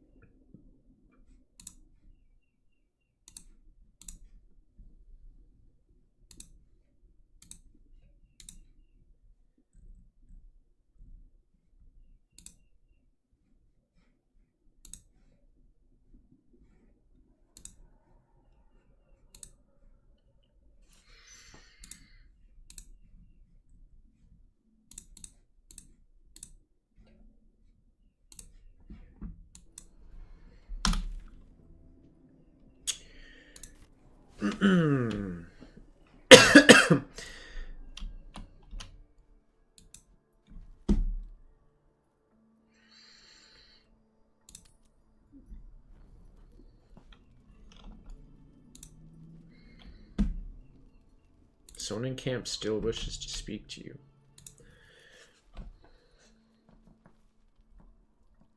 This dark land must be filled with the broken, the beaten, the desperate.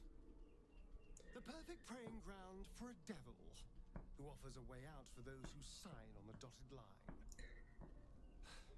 I hope we end up seeing our friend Raphael down here somewhere. Help me find him, and you'll find out. When I was taken to his house, I was caught off guard.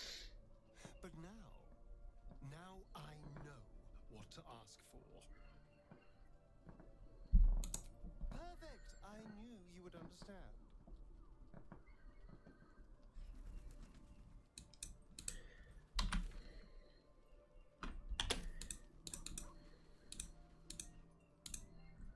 I cannot keep throwing myself headlong into such danger while I am so unstable.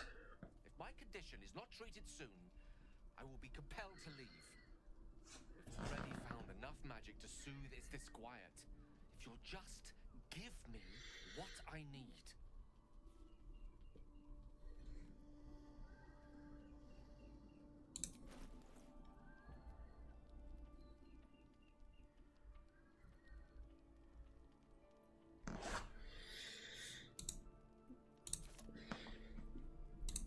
Thank you.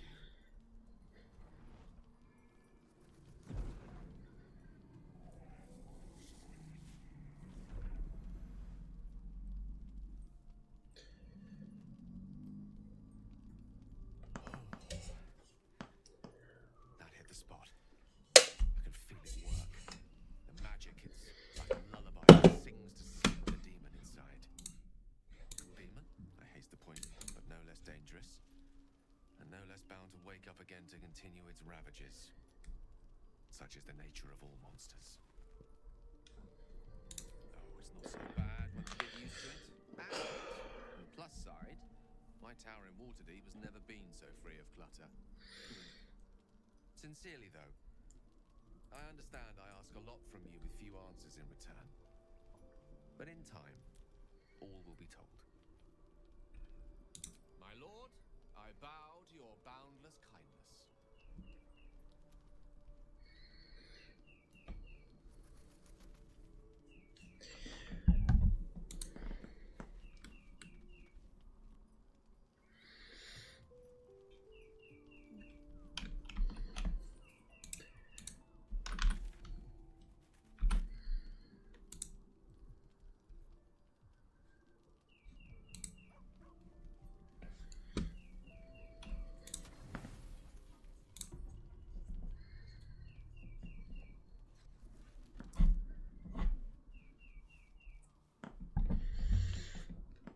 So, you found the seed of the Absolute's power.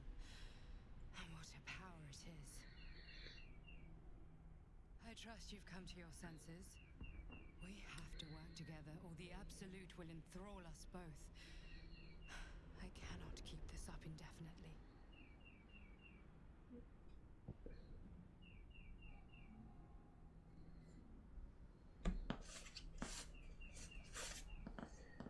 Catherick Thorm is clearly important, but I wonder if there's more to it than that. It just doesn't stop.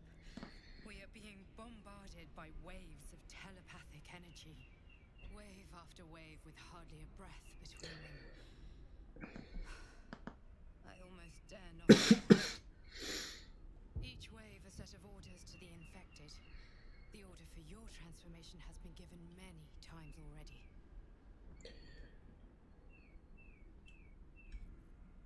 Yes, but the orders are oddly erratic, as if the Absolute cannot make up its mind. I don't fully understand. In any case, the Absolute knows you carry me with you now. It wants to retrieve me.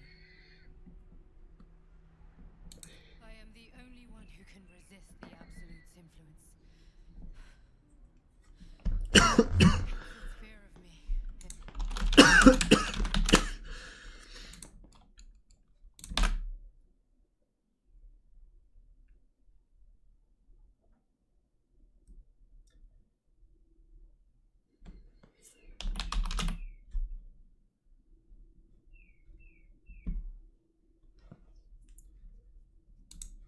Freedom for all. This is not just about you and I anymore. It has become far bigger than us. I would have picked another route than assaulting the Absolute in its seat of power, at least until I knew what we were up against. But you made the choice for us. I hope that defeating Catherick will give us the answers we seek. Now I must rest. And you must carry on. Do not let my efforts be in vain.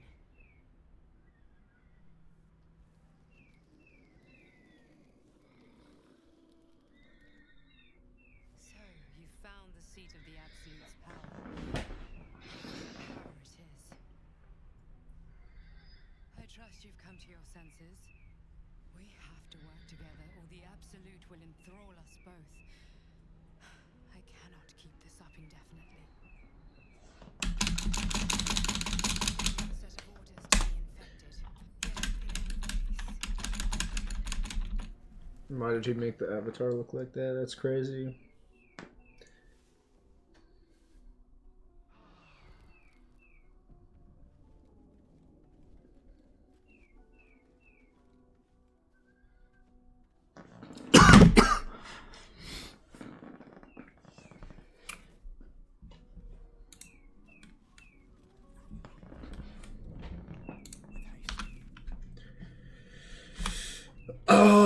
Anyway.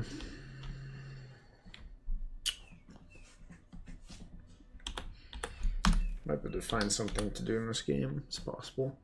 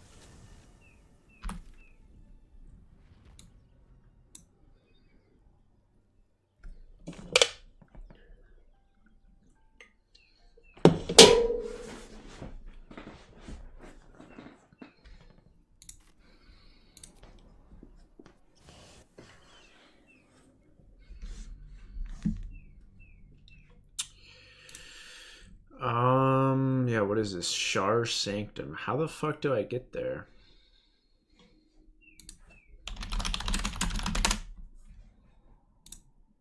Like, how do I even get there?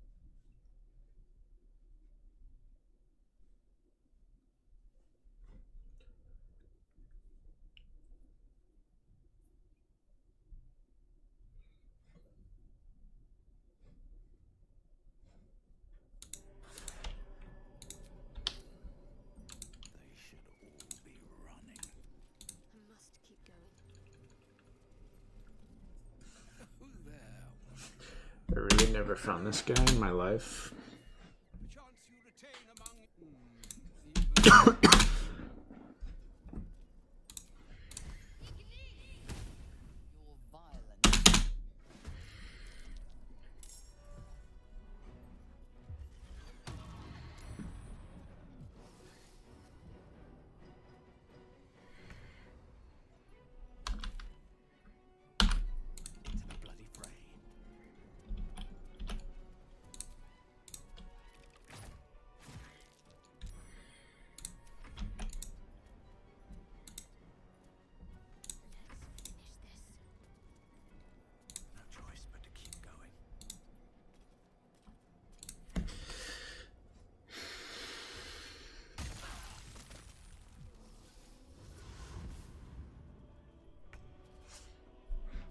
think this guy's trying to piss me off or something.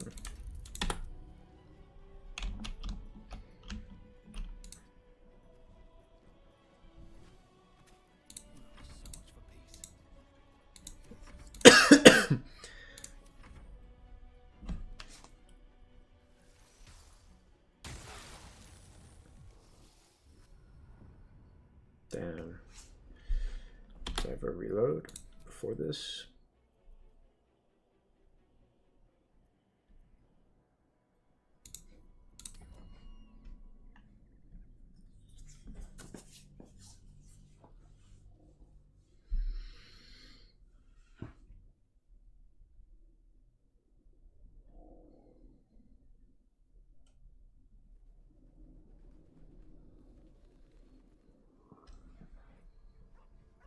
Wits and blades.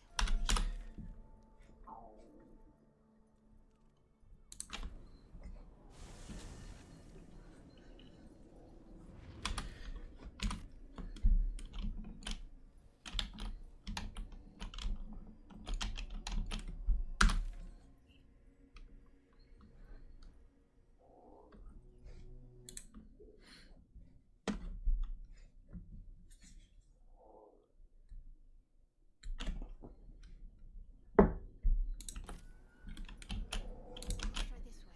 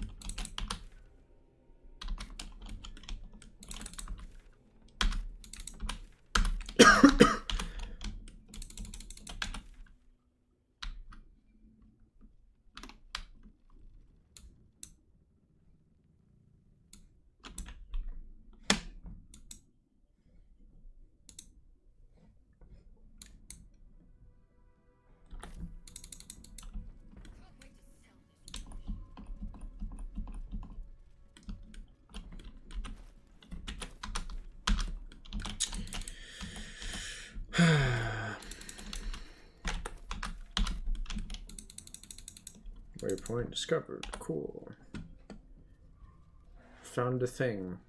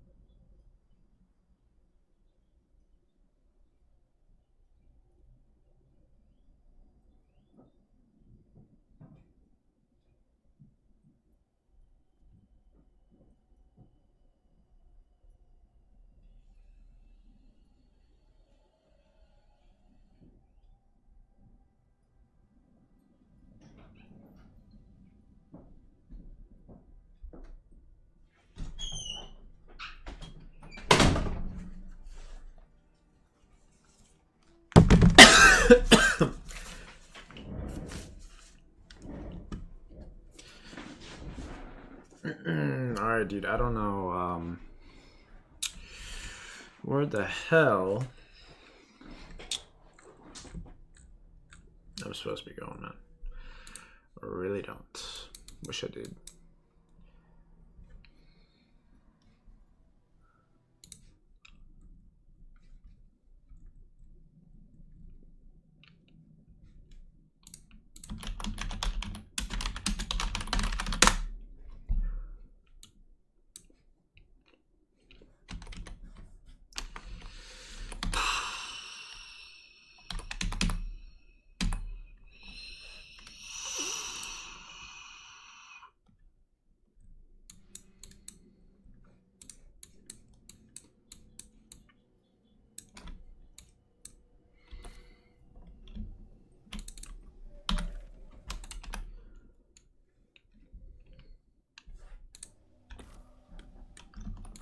Did I go too far or something?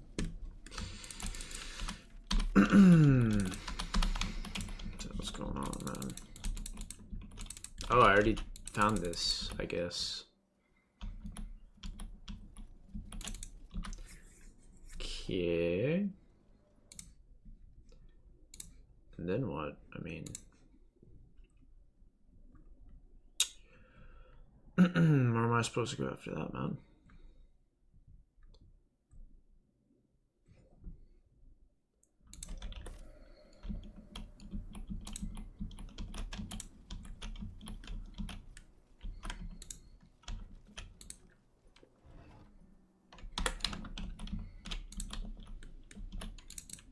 Maybe there's something this way.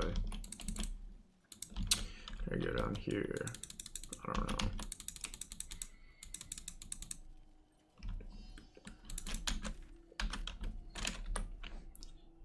Suppose there's more to see over here.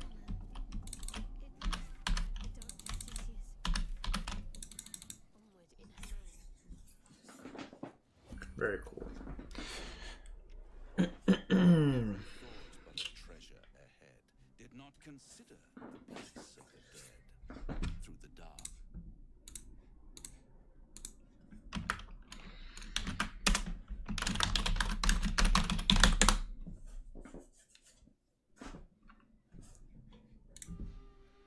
This is no.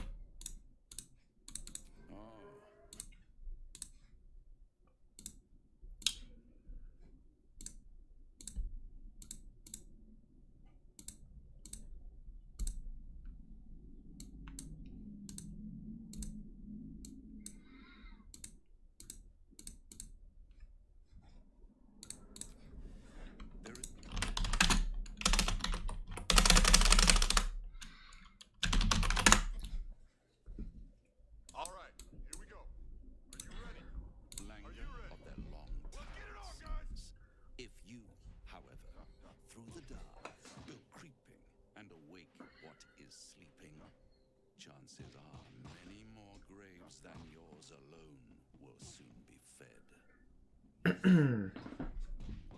As you wish. I'll be pleased to follow up on your little escapades in your camp one of these nights. Should you live to tell your tale, that is. Wait, before you go, I have a proposal of my own. A proposal? If you're hoping to taste my blood, little vambling, think again. Here we go. It burns hotter than wyvern whiskey. This is serious business, Dylan. My old... A long time ago, someone carved some runes into my back.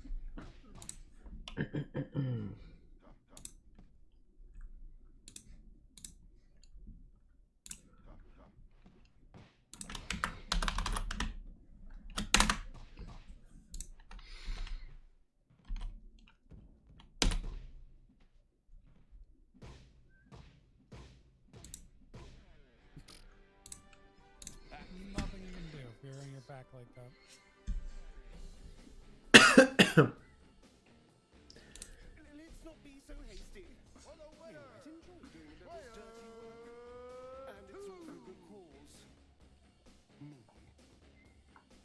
Listen to your friend.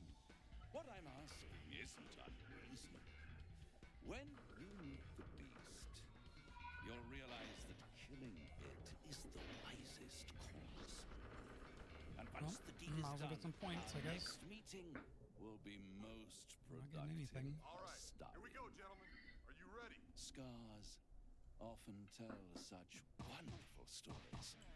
I think yours might be Some points. exquisite.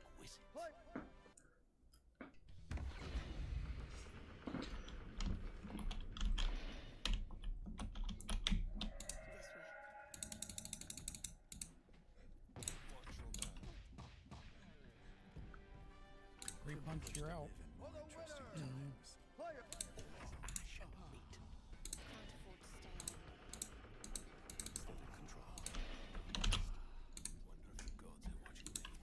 All right, here we go, gentlemen. Are you ready? Poor Ryan Needless. Are you ready? Yeah. Let's get it on. Oh, he knows what he signed up for. For the winner. Fight.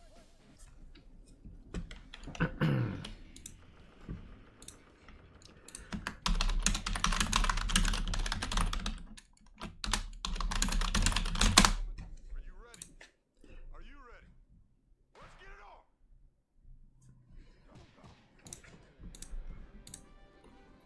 For the winner. Fire.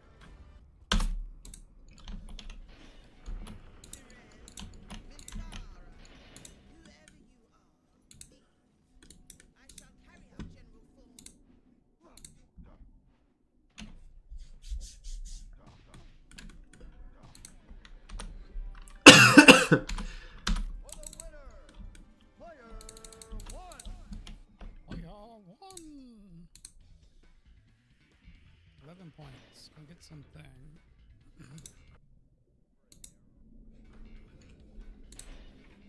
Some kicking. Level 18. Nothing. Lost in disheart.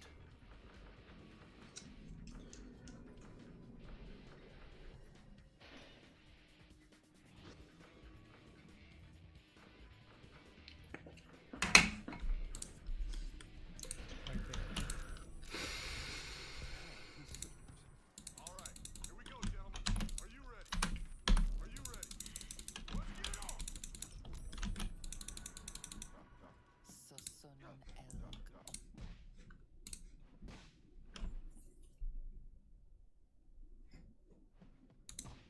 Let's hope the apple fell far from that twisted cursed tree.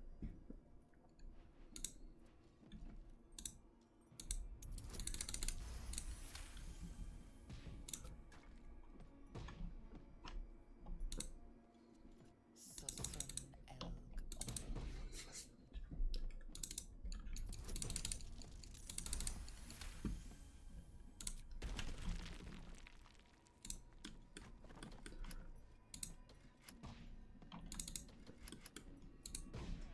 Really?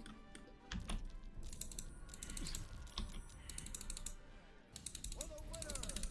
Yeah, okay.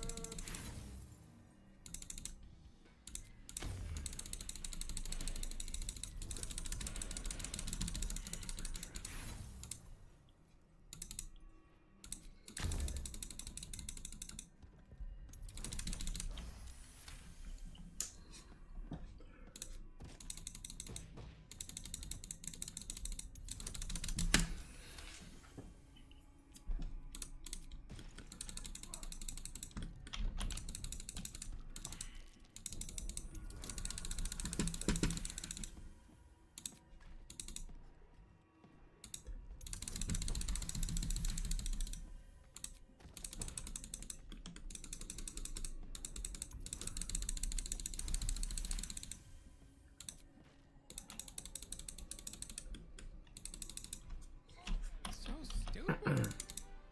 Look at that, he has no health. We just took him all the way down, and he's like, oh, He's hiding. I'm just gonna tap you out. So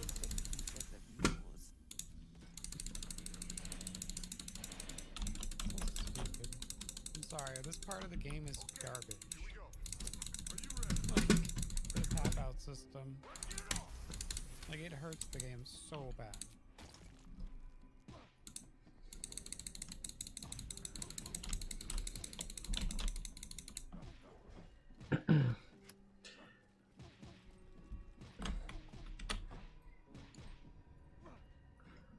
They can just tap me out whenever they feel like it. Like, okay.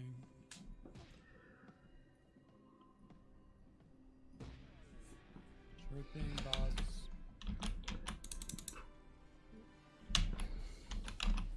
What's up, Randall? Yeah. Sure do cheat. Throw what? What should I throw on this thing? Can I throw this? It's been doing this all game, too. It's not like it's just this difficulty or something.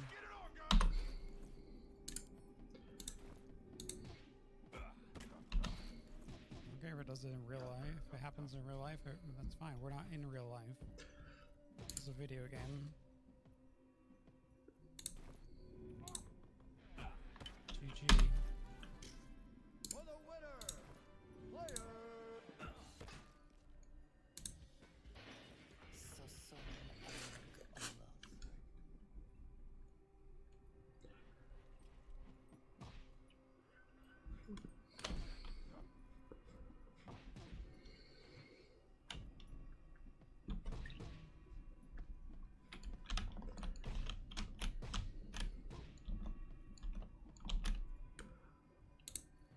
Trap out.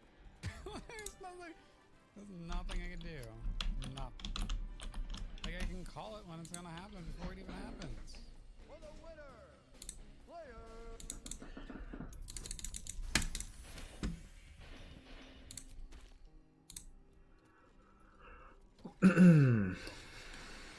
Chris came to TurboTax because I switched gears from delivering part-time to streaming full-time. so I made the moves count, filing with 100% accuracy and guaranteeing their maximum refund. Intuit TurboTax. Wanna go somewhere amazing? Right? But we're not there yet.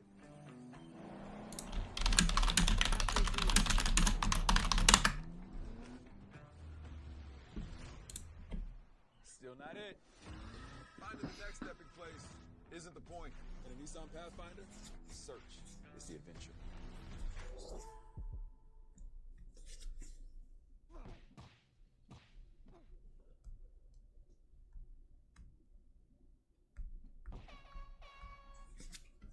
Okay, here we go, gentlemen. Are you ready? Are you ready? Well, let's get it on, guys!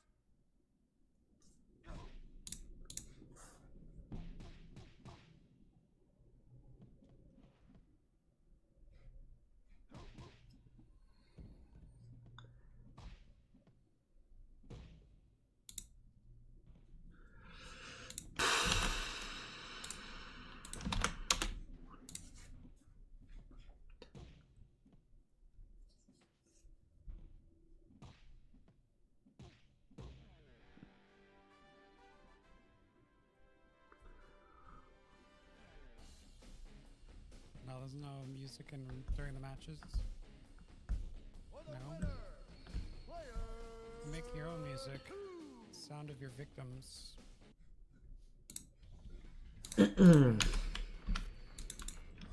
Anyway, keep distracting myself. Let's see. Well, back to the farming, I guess.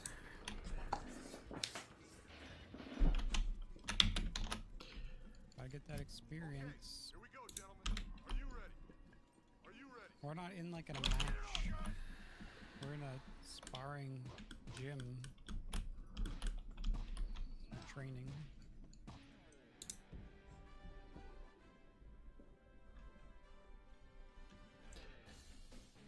Yeah, we haven't even done a single like championship match. Not for career mode.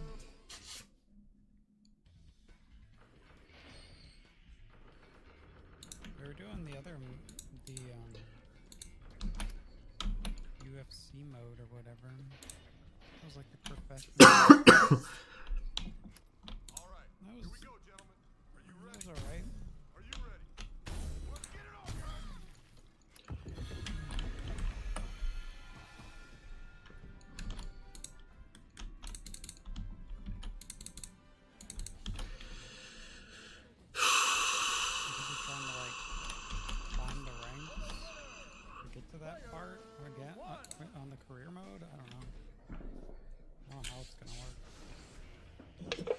right now you're just like starring off these partners.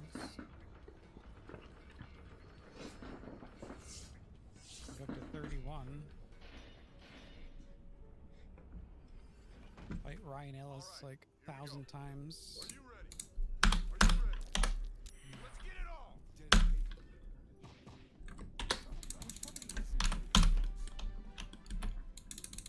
Dickwatt's having a hard week. Yeah, he's getting out his frustration on Ryan punching bag Ellis.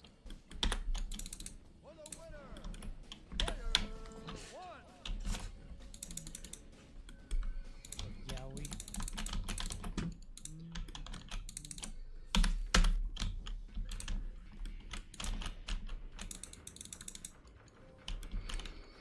fighting. 2 points because we're not beating those other dudes. We're not getting any points.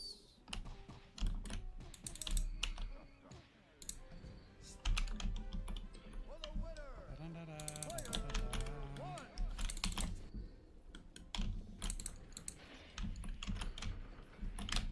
12 points. Maybe we can get a skill point in here. Kicking, punching.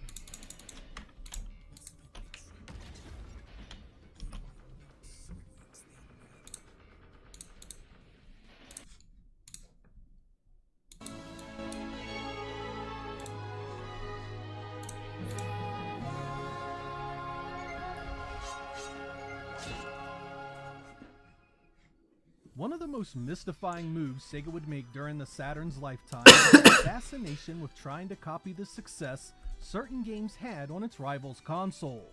Sega was already developing and publishing fighting games like Virtua Fighter and Fighting Vipers for the Saturn, not to mention they were sitting on a few more IPs that could easily have been pulled from their back catalog if they needed more. Hell, they even actively put a stop to projects like Eternal Champions out of fear it would impact the success of their Japanese developed titles. So the fact that they sought to publish a port of Battle Arena Toshinden, the PlayStation 3D fighter that gained popularity almost solely because of its textured mapped visuals in the early days of the 5th generation, bordered on shocking. Yet they did it, rebadging it Battle Arena Toshinden Remix and adding some extra story content nobody asked for. It was developed by Nextech, and though they mostly got the gameplay similar enough, the visuals took a massive hit in quality. The backgrounds were now totally two-dimensional, and the textured mapping on the fighters was nowhere near as smooth. In effect, one of the only reasons anyone had cared about this on the PlayStation was now gone. To make matters even more confusing, Sega's own Virtua Fighter 2 looked infinitely superior, leaving you with nothing but questions about Sega's thinking and strategy. Whatever was going on behind the scenes, Sega was again part of the making of the sequel to Battle Arena Toshinden Remix, called Battle Arena Toshinden Ultimate Revenge Attack, or URA for short. In this episode, we are going to take a look at that and see how it turned out. Was it another failed port of a so-so game, or did it turn things around and finally get it right? Let's find out. Pretty sure I gave this one a pretty good review. Give it, let's check.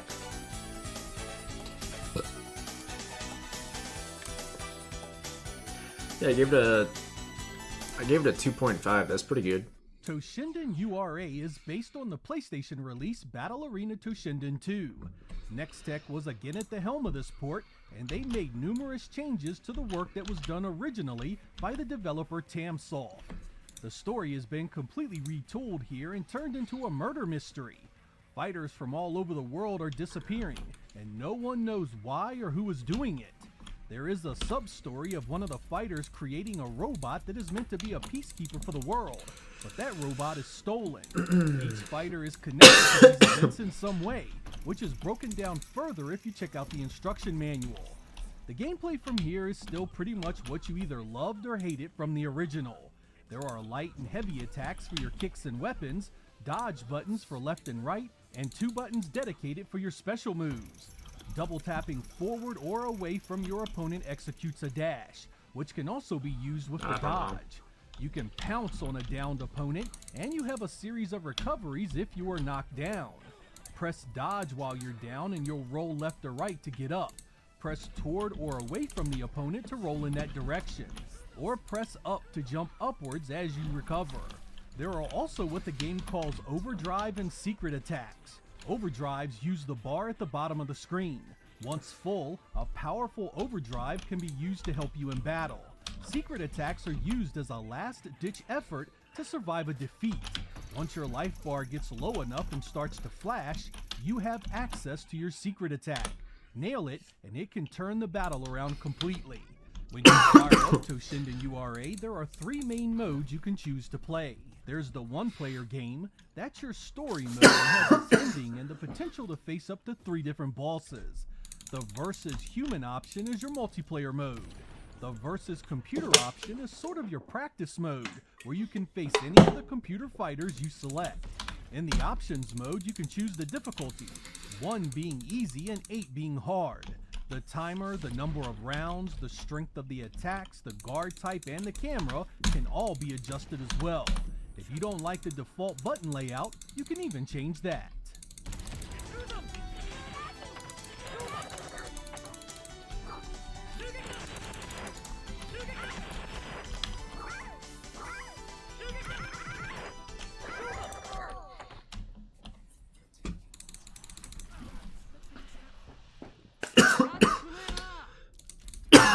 Sadly, the visuals of Toshinden URA are a mixed bag despite being a late 1996 release, 2 years into the life of the platform. Again, the texture and polygon work comes off less impressive than the PlayStation original. Backdrops are now completely two-dimensional, and the polygons on the fighters are less robust. It isn't so much the game looks terrible, because in all reality it doesn't, but it's nowhere near the technical showpieces that Sega's own in-house developed projects were. This was not Virtua Fighter 2, and it lacked the added cages and BDP2 enhanced arenas of fighting Vipers and Last Bronx. I was also extremely unimpressed with the animation. It runs at 30 frames per second, but the actual movement of the fighters range from jerky to downright spastic. This is exacerbated by the dodging mechanic, which sends the fighters in odd directions that can take a few seconds to line back up. Get a couple of fighters that are constantly dodging, dashing, and jumping, and watching a match play out can be a real test of your patience. The presentation around the gameplay is also low budget and lacks any imagination at all. The fighter select screen is a simple rotary of blocky two-dimensional images that looks terrible and light years behind the competition. The intro movie is similarly disappointing, as is the ending, which is a wall of text that goes into no real detail about the individual characters, leaving you to assume a lot. Toshinden URA doesn't have the worst visuals you'll see on the Saturn, but when you have fighting games that already look better, I mean, what the hell is the point? Stick this beside the PlayStation game it's spun off of, and it really leaves you thinking the Saturn absolutely butchered it. Despite a higher resolution, the downgrade every place else resulted in a product that gave no one a single reason to care about it, and that was only the beginning of its issues.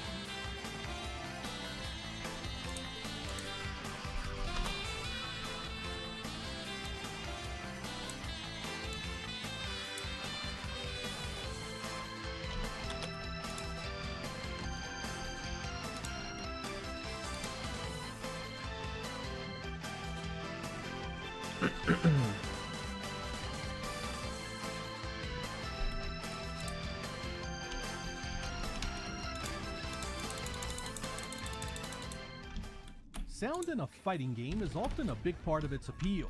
For a moment, close your eyes and think about your favorite game in the genre, and you can hear its soundtrack in your head. Nothing is really wrong with the sound and music in Toshinden URA, but it also doesn't really stand out as something to remember. Most of what is here is serviceable and matches the stage it's paired with, but I captured well over 2 hours of gameplay for this review, and I can't recall a single one grabbing me as something I'd listen to outside the game. Let's have some examples to see if you agree.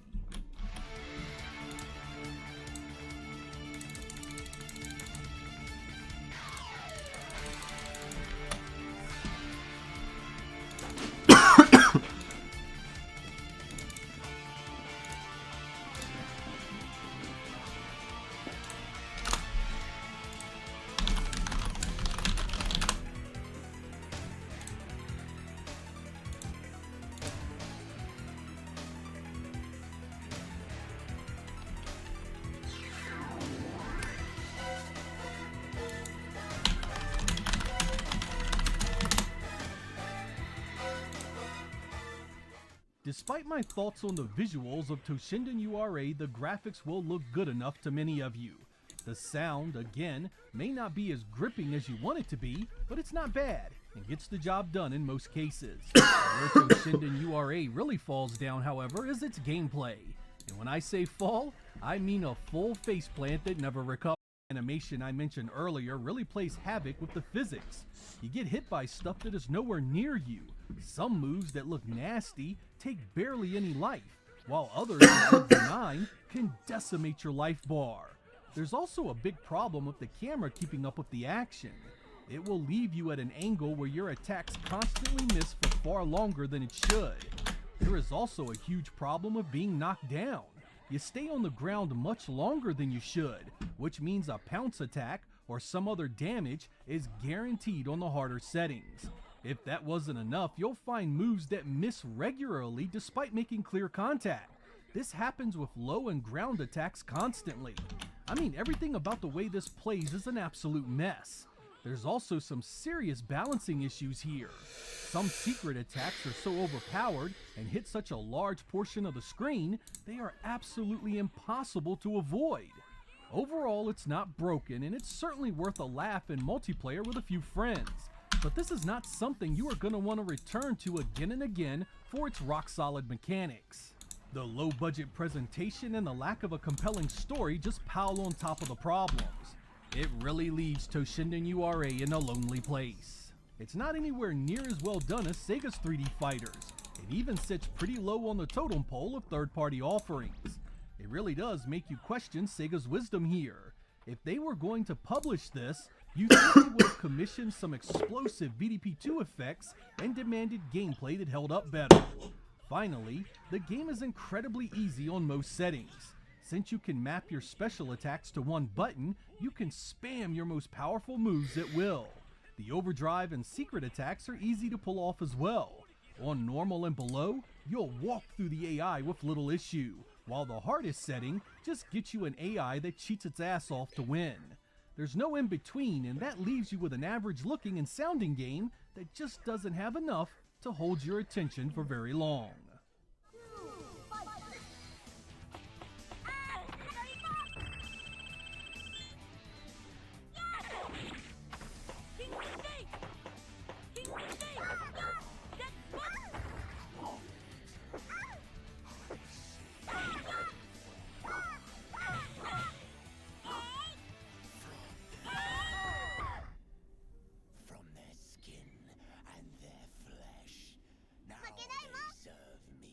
Toshinden URA was a game that was absolutely hammered in the gaming press at the time of its release. Electronic Gaming Monthly Toshinden URA was a game that was absolutely hammered in the gaming press at the time of its release. Electronic Gaming Monthly started the party by pretty much asking why this existed in the first place. They even went as far as to say the Saturn could have made it a very good looking game but didn't, leaving us with another unimpressive PlayStation port. The GamePro review was short and patronizing. Again, the shortcomings of the first game were brought up, and a ton of disbelief that Sega and Nextech did it again. They weren't playing around, grading the fun factor a 0.5 out of 5, and basically saying it was irredeemable. Next Generation magazine was brutally honest in their assessment. They made the point that once the visuals are taken out of the equation for Toshinden, there's little left to care about. Their final sentence said it all. It had no chance. Even the UK official Sega Saturn magazine, a publication famous for being easy on the worst of games, had almost nothing positive to say about it. Their summation was short and painful. Why bother? The funny thing about this game is that I hadn't played it seriously in so long, I didn't remember it being this bad. So much so, if you had inquired about it a few weeks ago, I would have told you it was an okay fighter. But sitting down with this, the more I played, the more the memories came flooding back about why it ended up on my ignore list in the first place. The best I can recommend is this. Play this game here and there and you can find some enjoyment in it, more so with a friend. But any long-term appeal will be quickly smashed by its shallow gameplay, dull presentation, and an overall feeling of wasting your time. There are better 3D fighters on the Saturn, and even if those didn't appeal to you, you are better off playing this as the PlayStation original. I'm Sega Lord X. Thank you guys for watching, and I will catch you next time.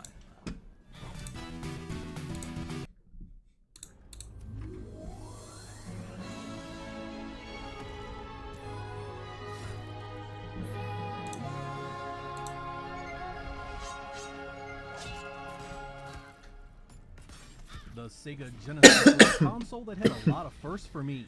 It was the first console I imported for, the first console I had a job and could buy my own games for. Over the course of its life, it gave me so much that I consider to be absolutely iconic, and some of the best examples of pure game design the hobby has ever seen. Even though I enjoyed games from its competitors, I defended the Genesis whenever anyone criticized it.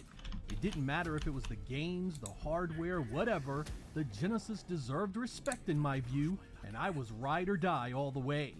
As I've gotten older, I have taken a more measured approach to conversations about how things were back then. And invariably, the one thing that comes up time and time again is the Genesis' ability to display color. As many of you know, the VDP in the Genesis could display a maximum of 64 on-screen colors out of a palette of 512.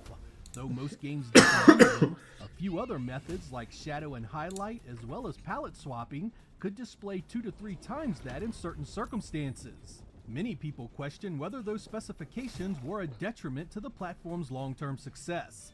That there is the subject of today's video. We are going to do a rundown across 6 years of the Genesis and how I felt about its hardware, specifically its color capabilities. I made this one for those of you that love this great platform, so let's get right to it.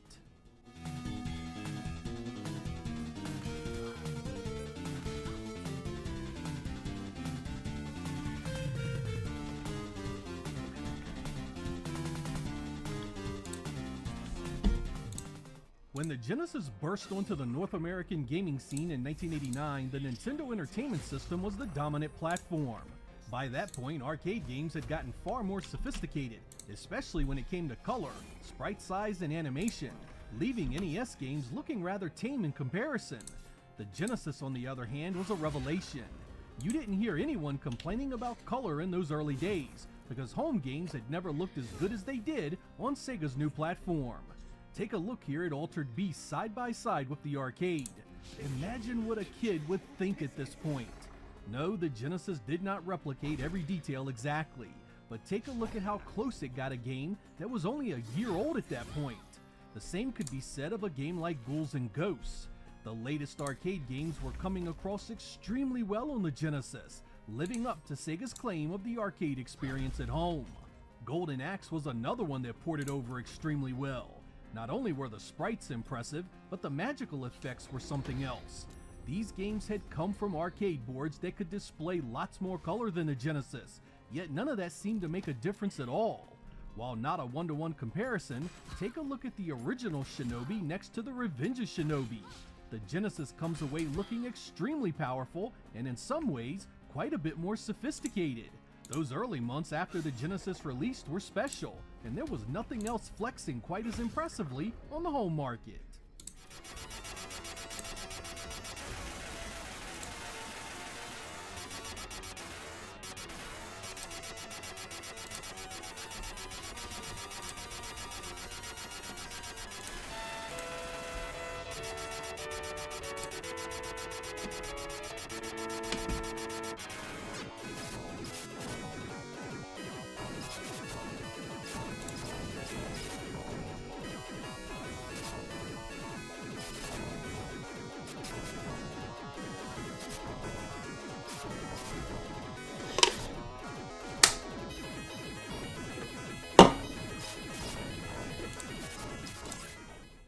As we get deeper into 1990 and that first year on the market comes to a close, the Genesis is still managing to impress in release after release.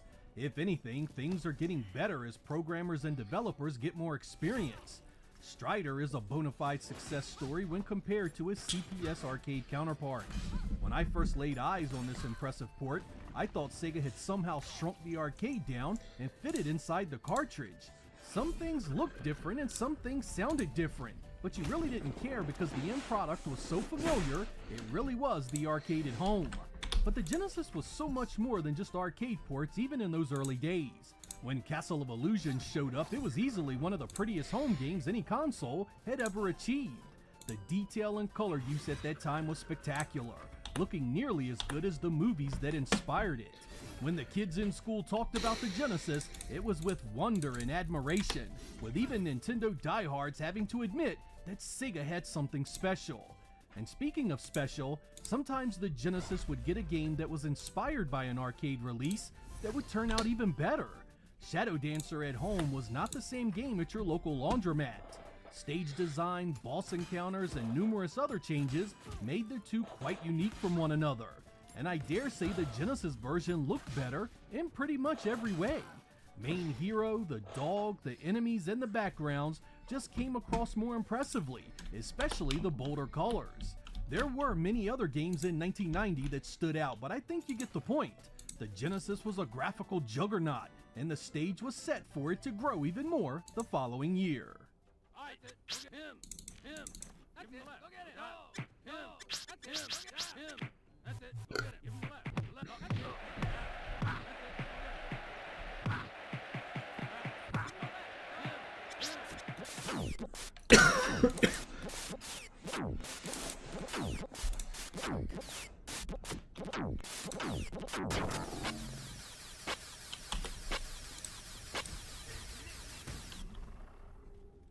"1991 was really a special year in video gaming history for me.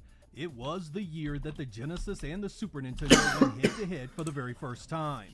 Nintendo's new console could display 256 on-screen colors out of a palette of over 32,000, a specification that obliterated the Genesis on paper.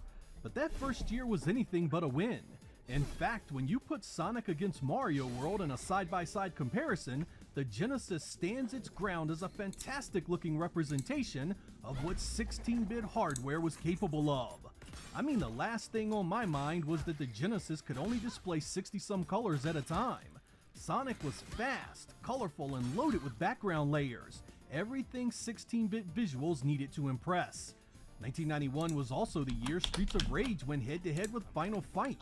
I was really impressed with the sprite size in the latter. The main heroes and the enemies were absolutely huge, and it made for one great-looking beat-em-up. But I never really felt that color was of any concern in Streets of Rage otherwise.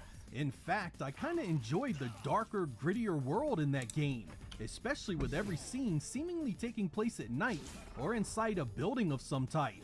Streets of Rage also came with the added bonus of having a 2-player mode and far more enemies on the screen. Pump that sucker up to the harder modes to see what I mean. Sega's Disney excellence continued that year as well. Quackshot was yet another beauty that did the hardware proud. Coming off of Castle of Illusion, it had a lot to prove, but I was really happy with how it turned out visually. Again, color was not an issue at all, and I have no reservations in saying that it stood up well against the competition.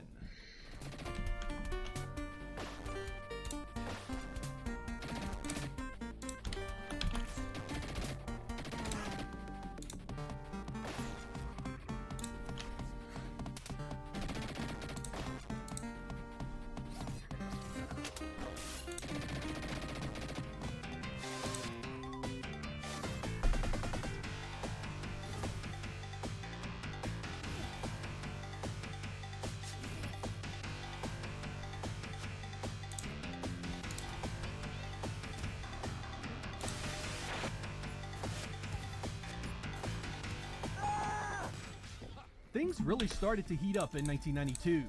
The Super Nintendo was gaining some steam, getting more games out, and carving its own path in the North American market. But the Genesis was holding its own and then some. Sonic 2 made its way out that year and in many ways eclipsed the original in color and stage design. And I don't know a single soul that didn't think it was an excellent looking game graphically. Streets of Rage 2 quickly made you rethink what the Genesis could do with a beat 'em up. This was brighter and more colorful, with far larger sprites, an upgrade that dropped the jaws of many a Sega fan. It looked a lot better in a side-by-side with Final Fight, and still had the 2-player mode and far more enemies on the screen. 1992 was also the year we started to see big-name multi-platform releases and games that were very similar in content. That year everyone got to see the Teenage Mutant Ninja Turtles go at it in 16-bit form. Now I have to admit I fully understand those that prefer the Super Nintendo version because of its more arcade-accurate content. But take a look at the side-by-side here. Can anyone honestly say that the Genesis Hyperstone Heist looks bad or even compromised visually? I'd argue not only does it look great, but not a single scene gives you the idea that color was sacrificed in any meaningful way. We wrap up 1992 with a look at World of Illusion, Sega's 2-player Disney entry that year. Yep, it was another looker that really impressed. The Genesis hardware was 4 years old at this point once you consider its original Japanese launch, and yet at no point has its color capabilities become a liability or an outstanding concern for customers. The Genesis is selling well in both North America and Europe, a testament to not only its appeal in terms of software, but also its ability to continue to impress visually.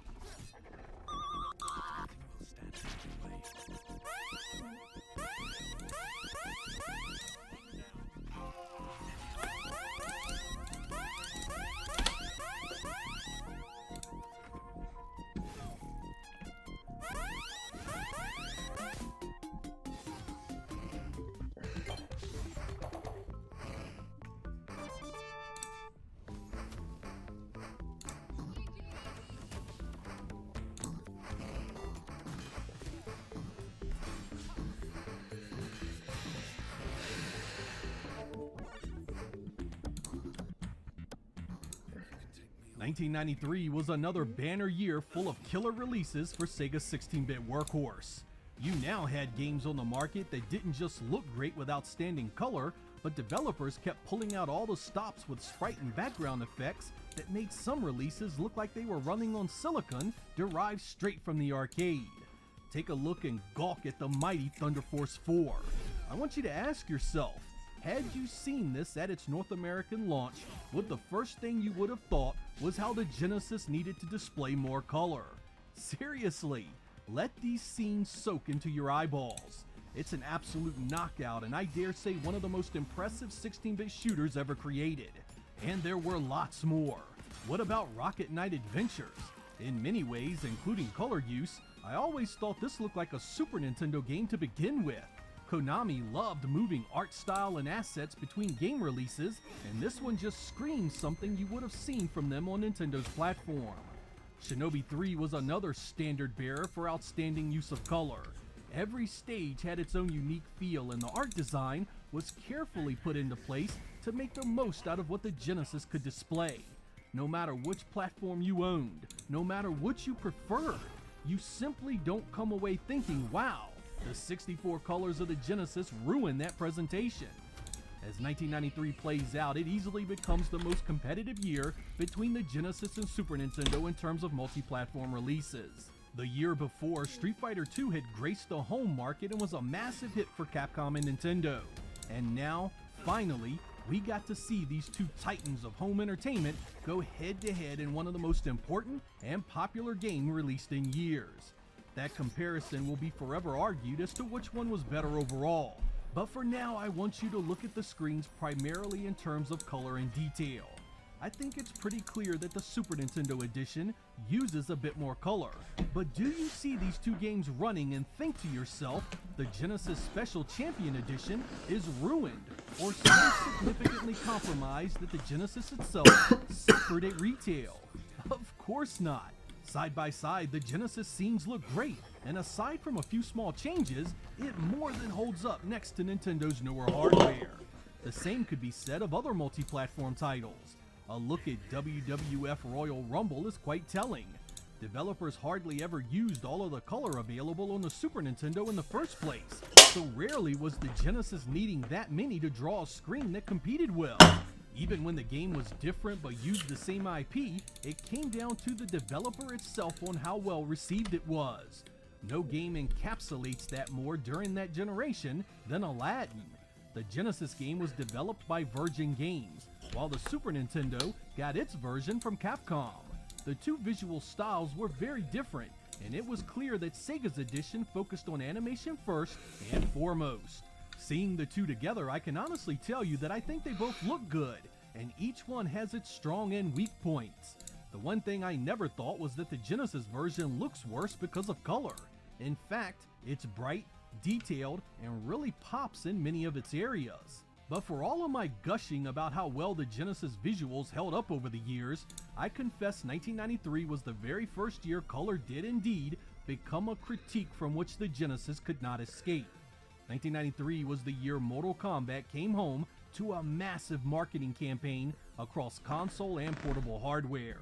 There's no way to sugarcoat it.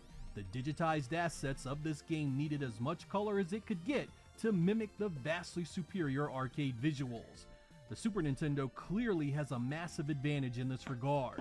Both the fighters and the backgrounds look superior on Nintendo's platform. So much so that it was really the very first time I said to myself in a multi-platform release that the Sega edition looks really bad in comparison. But Sega's ace in the hole was blood and accurate arcade fatalities. It skewed this conversation away from graphics and made it almost purely about content. Sega had dodged a bullet with this one, but it would not be so lucky the following year.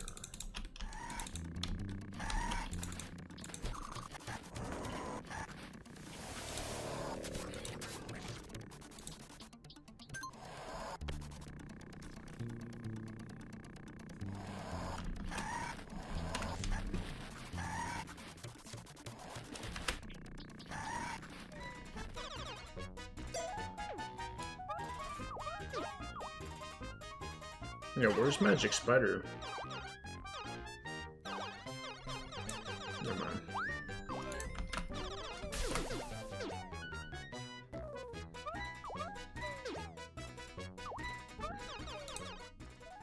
$1994 was yet another incredible year for 16-bit releases on both the Genesis and Super Nintendo. Just when you thought Sega couldn't do anything new with Sonic, Part 3 comes out with a pretty startling overhaul to the visuals, and it was more colorful than ever. So big was this project that it got split into two separate releases that year, and once they were connected, made for Sonic's most prolific adventure to date. Sega had also gotten its very first official Castlevania title. Bloodlines was a throwback to the classic 8-bit vampire slaying epics that Nintendo enjoyed for years. Konami went with smaller sprites so it could maximize the special effects, and it worked. Bloodlines may have been closer to the original 8-bit aesthetic than the other 16-bit releases in the series, but the one thing it did exceptionally well were those great sprite effects. Bosses had segmented joints that were animated on another level. The stage design often mimicked 3D movement, or skewed the viewpoint like you were viewing the world through a distorted lens. Konami took that tiny 8-megabit cartridge and gave us a world that was uniquely Sega and Castlevania at the very same time. Streets of Rage received another entry with Part 3. While many are split on which region represented the material the best, I think we all can agree that it was a great looking beat 'em up no matter which version you played. Building off of the style of Part 2, we had a return of the large sprites now accompanied by even more frames of animation and new moves. No matter which beat 'em up you put it up against, the Genesis was still holding its own visually. Sega had been privy to a few versions of Turrican up until this point, but oh man did Mega Turrican hit a new high for the series. Look at these screens. Is there anything here that makes you question the color the Genesis could display in 1994, now a full 5 years into its North American run? I certainly didn't think so. Super Street Fighter II made its home console debut that year, and again, both home versions are very comparable in terms of visual presentation. It doesn't really matter if you prefer one over the other. What matters is these two games side by side are fine representations of the arcade, and you certainly don't walk away shaking your head in disgust either way. Contra was another game series that finally showed up on the Genesis, and again, even when compared directly to the Super Nintendo variant Contra 3, the Genesis has a strong showing. The best part of comparing releases like this is that because the hardware in these two were so very different, the special effects themselves were always unique. The Super Nintendo often relied on Mode 7 for many of its more impressive special effects, while the Genesis proved quite capable with good old-fashioned brute force processing behind it. We also got a slew of highly publicized multi-platform releases in 1994. Earthworm Jim showed up from Shiny Entertainment, which employed many programmers that had been part of Sega's Aladdin project.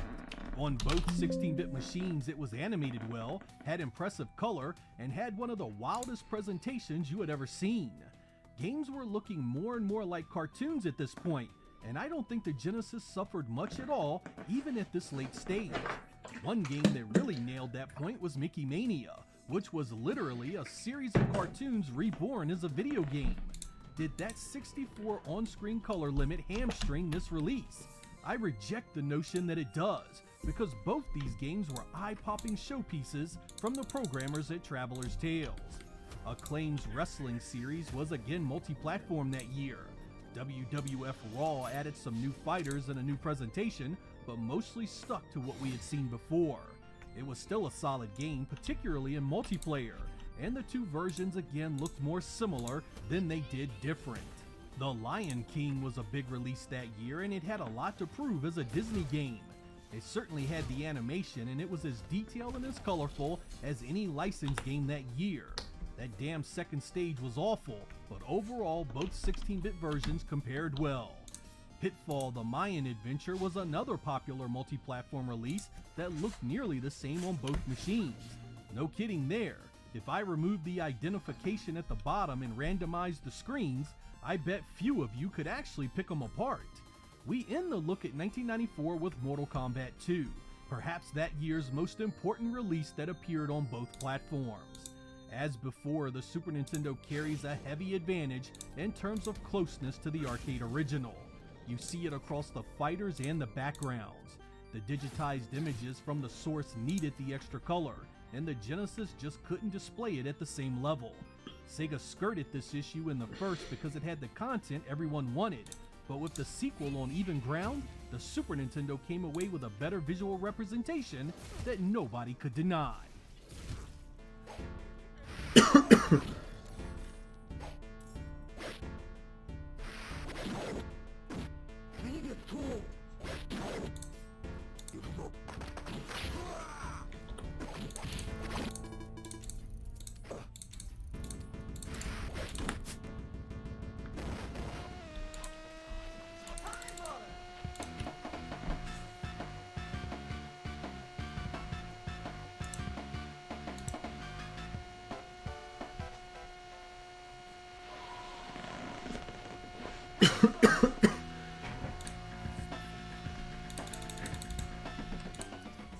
The last few years of the Genesis life was marked with a number of interesting releases. Capcom's The Great Circus Mystery starring Mickey and Minnie is one of the finest examples of a multi-platform release holding up across both competitors. This one holds up really well no matter which one you choose, and even when one does something that sticks out, you get some nice touches on the other that's just as cool. Again, it's not about me questioning your preferences. It's about comparing the two and coming away thinking the color use on the Genesis ruined the experience to the point where you could label it a clear handicap. More multi-platform releases proved that point even further. NBA Jam was a winner no matter where you played it and which one you preferred. I personally think the Super Nintendo holds the edge here overall visually, but I don't think the Genesis release looks poor in the slightest. Same goes for WWF WrestleMania, the arcade game. I was actually somewhat surprised the Genesis version held up as strongly as it did, given the digitized assets, but here you are. Looks damn good to me. Disney's Toy Story was another big one that held up visually on both. The Super Nintendo again has its touches where the additional color really helps, but the Genesis is more than acceptable in a side-by-side. I mean, in some cases, it's tough to tell them apart. We also got two more Mortal Kombat releases in those final years. Mortal Kombat 3 and Ultimate Mortal Kombat 3 were roughly more of what we had seen before. The improved color on the Super Nintendo stood out in many areas, but I genuinely felt the series was strongly represented on the Genesis in these two releases, far more so than the previous two ports. This may be because a switch in developer happened. Probe did the first two while Sculptured Software did Part 3 and Avalanche did Ultimate based on their engine. Mortal Kombat had always looked a little rougher on the Genesis though, and that remained the case here. Outside of the multi-platform games that appeared on both consoles, the Genesis continued to hit home runs with exclusives that looked fantastic. Ristar was a colorful romp through a fantastical world that hadn't looked this bright and cheerful on the Genesis since Sonic first showed up. In fact, I challenge you to find me any 16-bit game on any console that blows this away visually. It's a good-looking game, plain and simple. Another showstopper was Alien Soldier. This treasure behemoth could have been a Neo Geo game, it looks so impressive. Big sprites, lots of color, tons of special effects, and just an all-around feeling of shattering your expectations of the hardware. Nobody came away from Alien Soldier moaning about color. The same could be said for the adventures of Batman and Robin. This two-player co-op action run and gun had it all in terms of graphics. Scaling, rotation, background layers, line scrolling, color, you name it, and it was done well above what you'd expect on the aging Genesis. Comic Zone gets a special mention here because it's one of those games that appeared to shatter the color barrier on the Genesis. Its palette was really something else, and it came across as if you were genuinely playing a comic book that had come to life. It was short and tough, but it really stood out as a late release title that showed the Genesis still had some surprises left in its capabilities. Pocahontas was another beauty that made the most of what the Genesis could display. The animation was of course Disney quality, but the scenes they played out looked like they were ripped straight from the film. I still marvel at how well done it was to be released so late. The final games we will look at are Vector Man 1 and 2. This is the series that Sega developed to take on the pre-rendered craze that Donkey Kong Country was propelled by.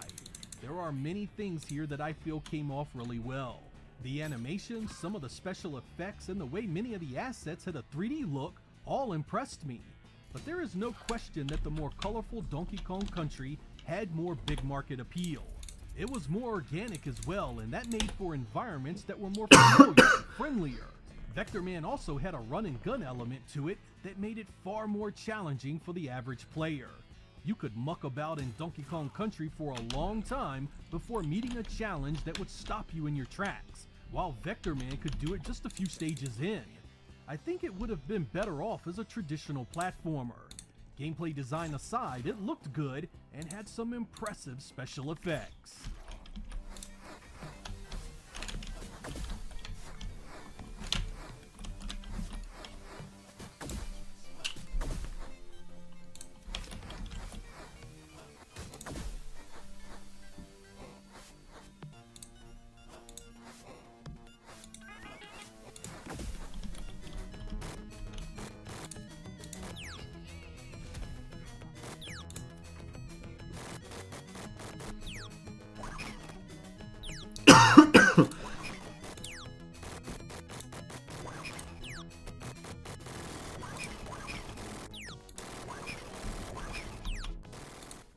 Our takeaway here is one that I really wanted to hammer home, about just how nice most Genesis games look throughout its lifetime.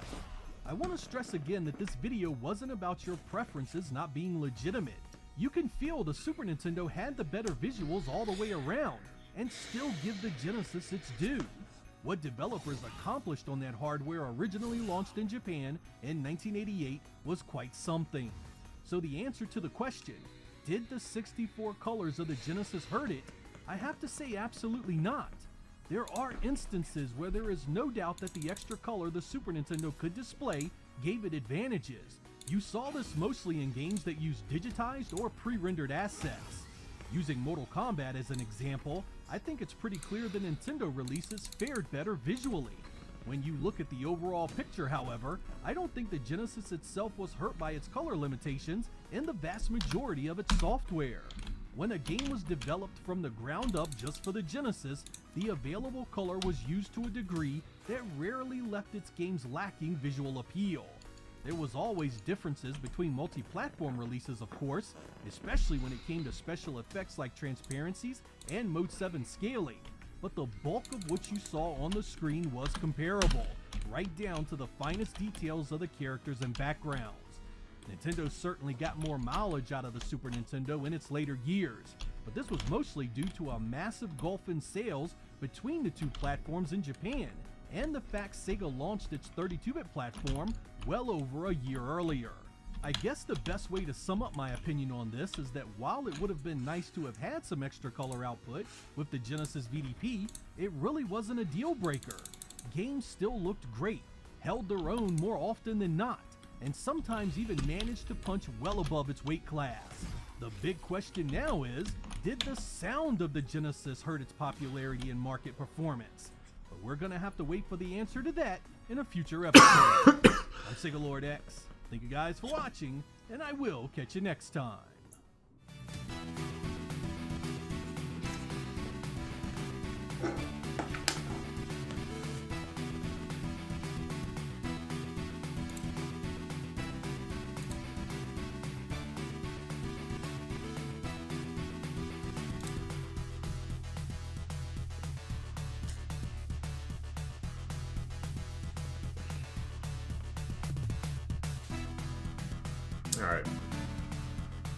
Alright. Yep. Playing a game, I suppose, right now. I can't really tell, though. It's kind of hard to tell if this is actually a game or not.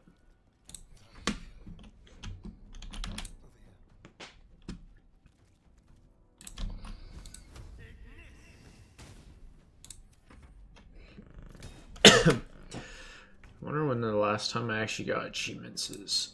It's certainly been a while.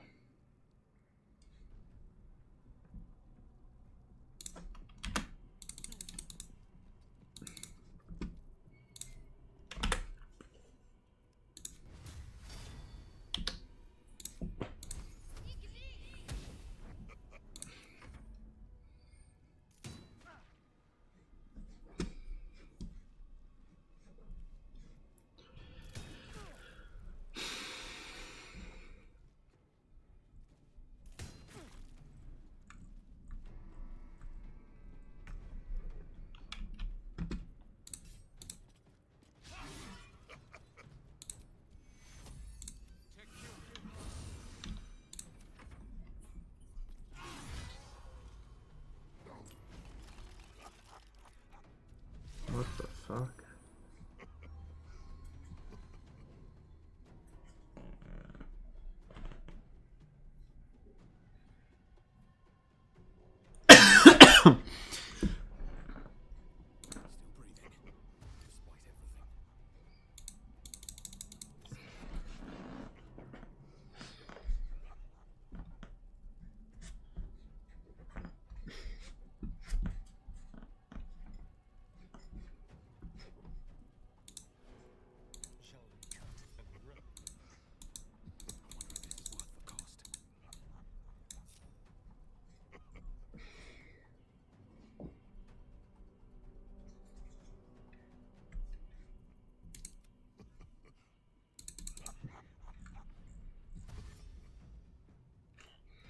Dude, there's literally nothing happening right now. I just have to wait until something happens.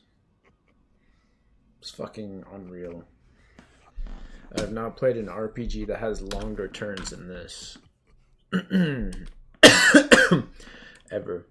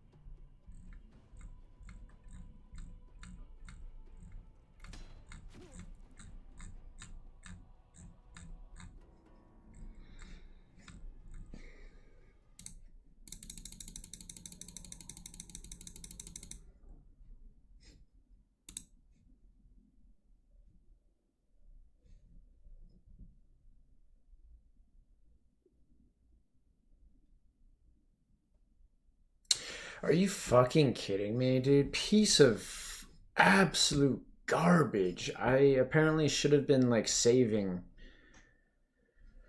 the game because it can just crash. Biggest piece of garbage fucking game, dude. Absolute garbage.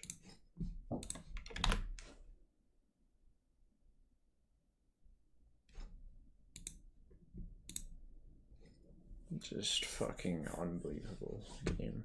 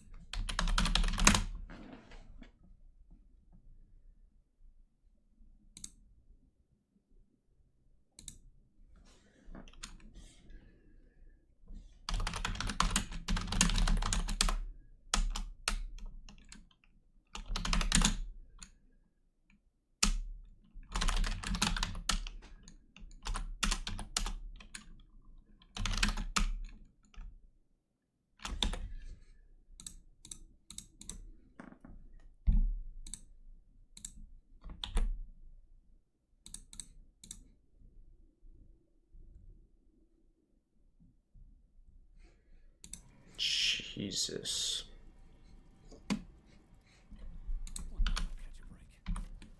Wasted my life playing this game. Because the game fucking crashed mid-battle and I didn't save. Good God, man.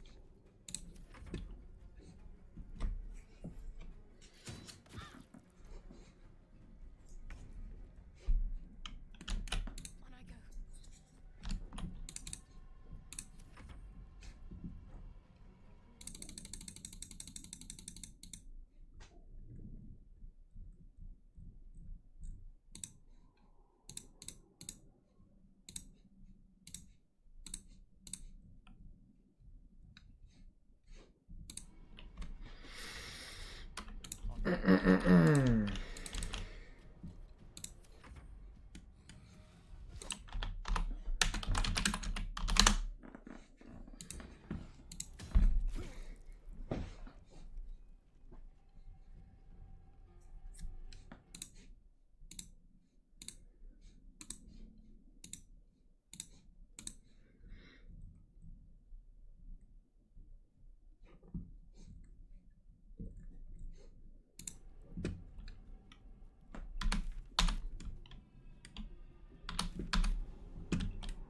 to find a way forward. Let's spill some blood. Step quick.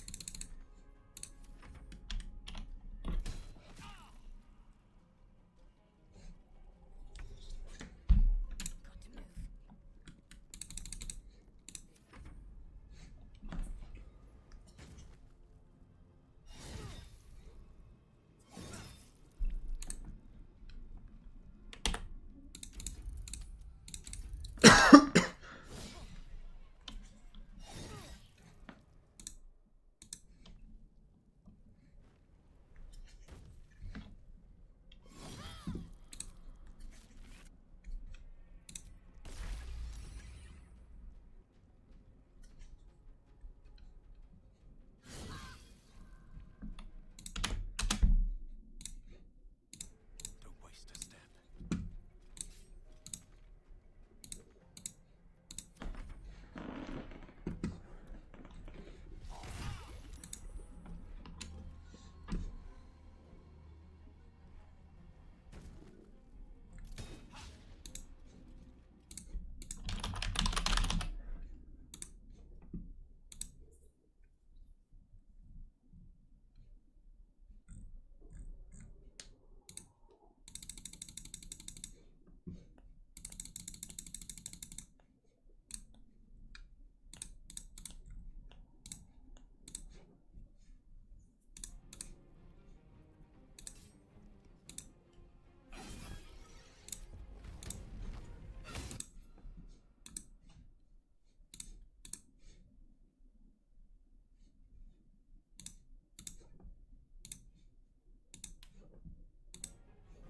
Shall we cut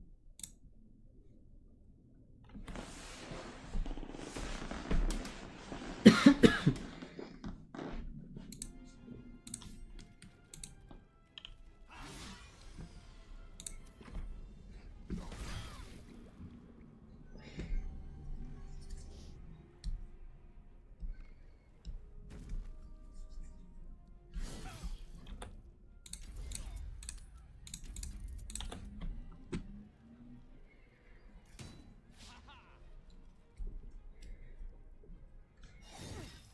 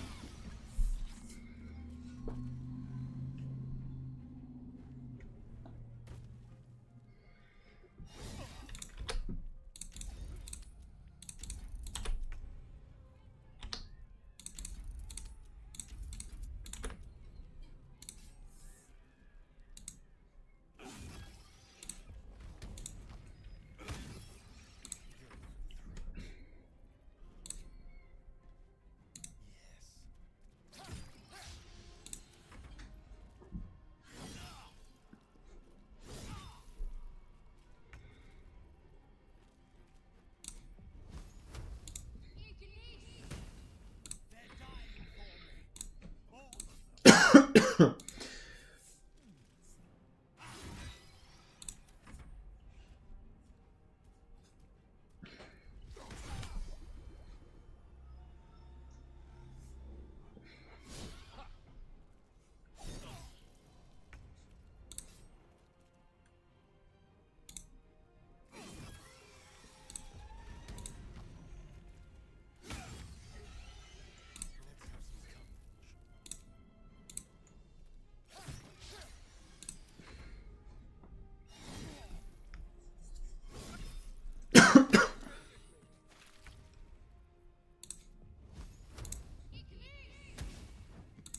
fight. Let's go.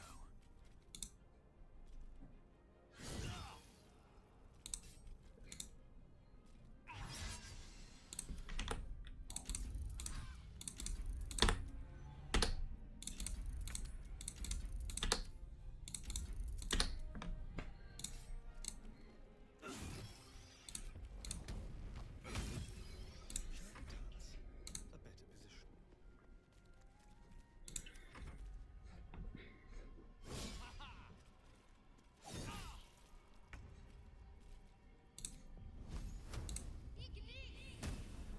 Still on my feet.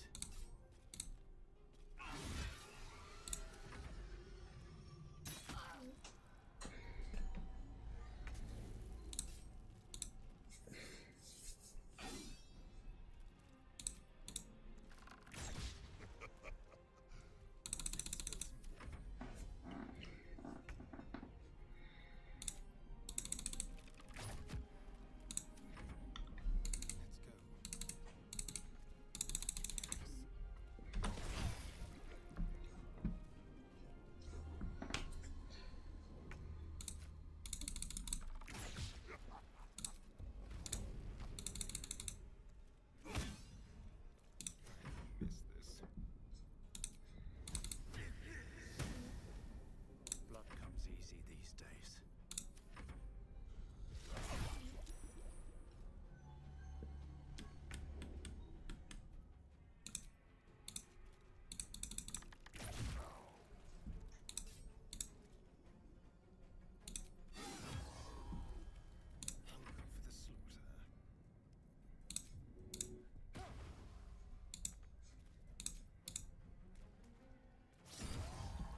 Can't afford to let up.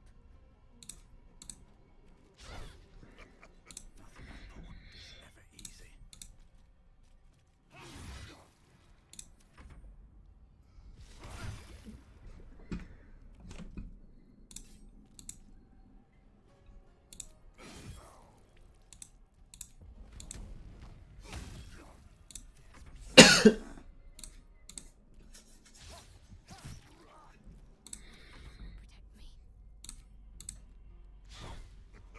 Come on.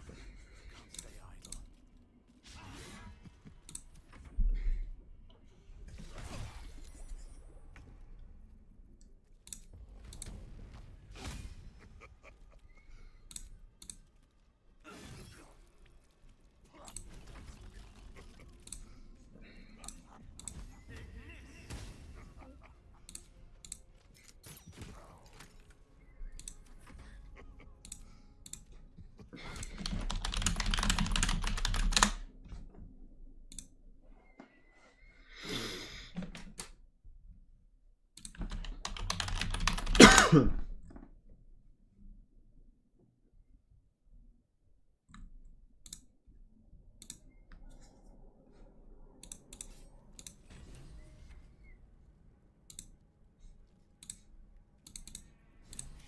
Wish to live in more interesting times.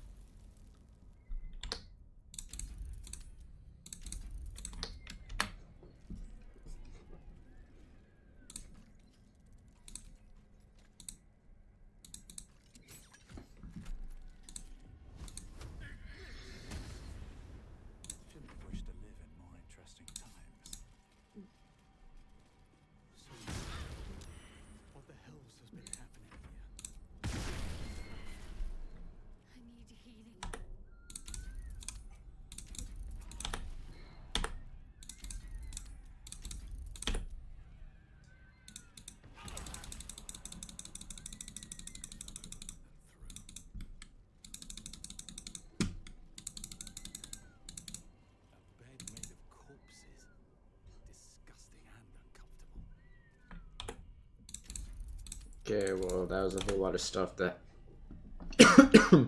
went down, I think. Like, I think stuff happened. It's hard to tell.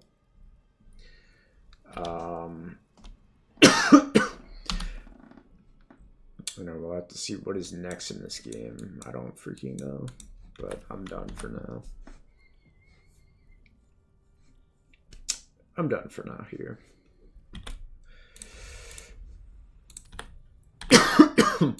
Save game, new save. So yeah, this is syncing. The heck? Why is it not synced? So this is where we're at in the game, if you guys are curious.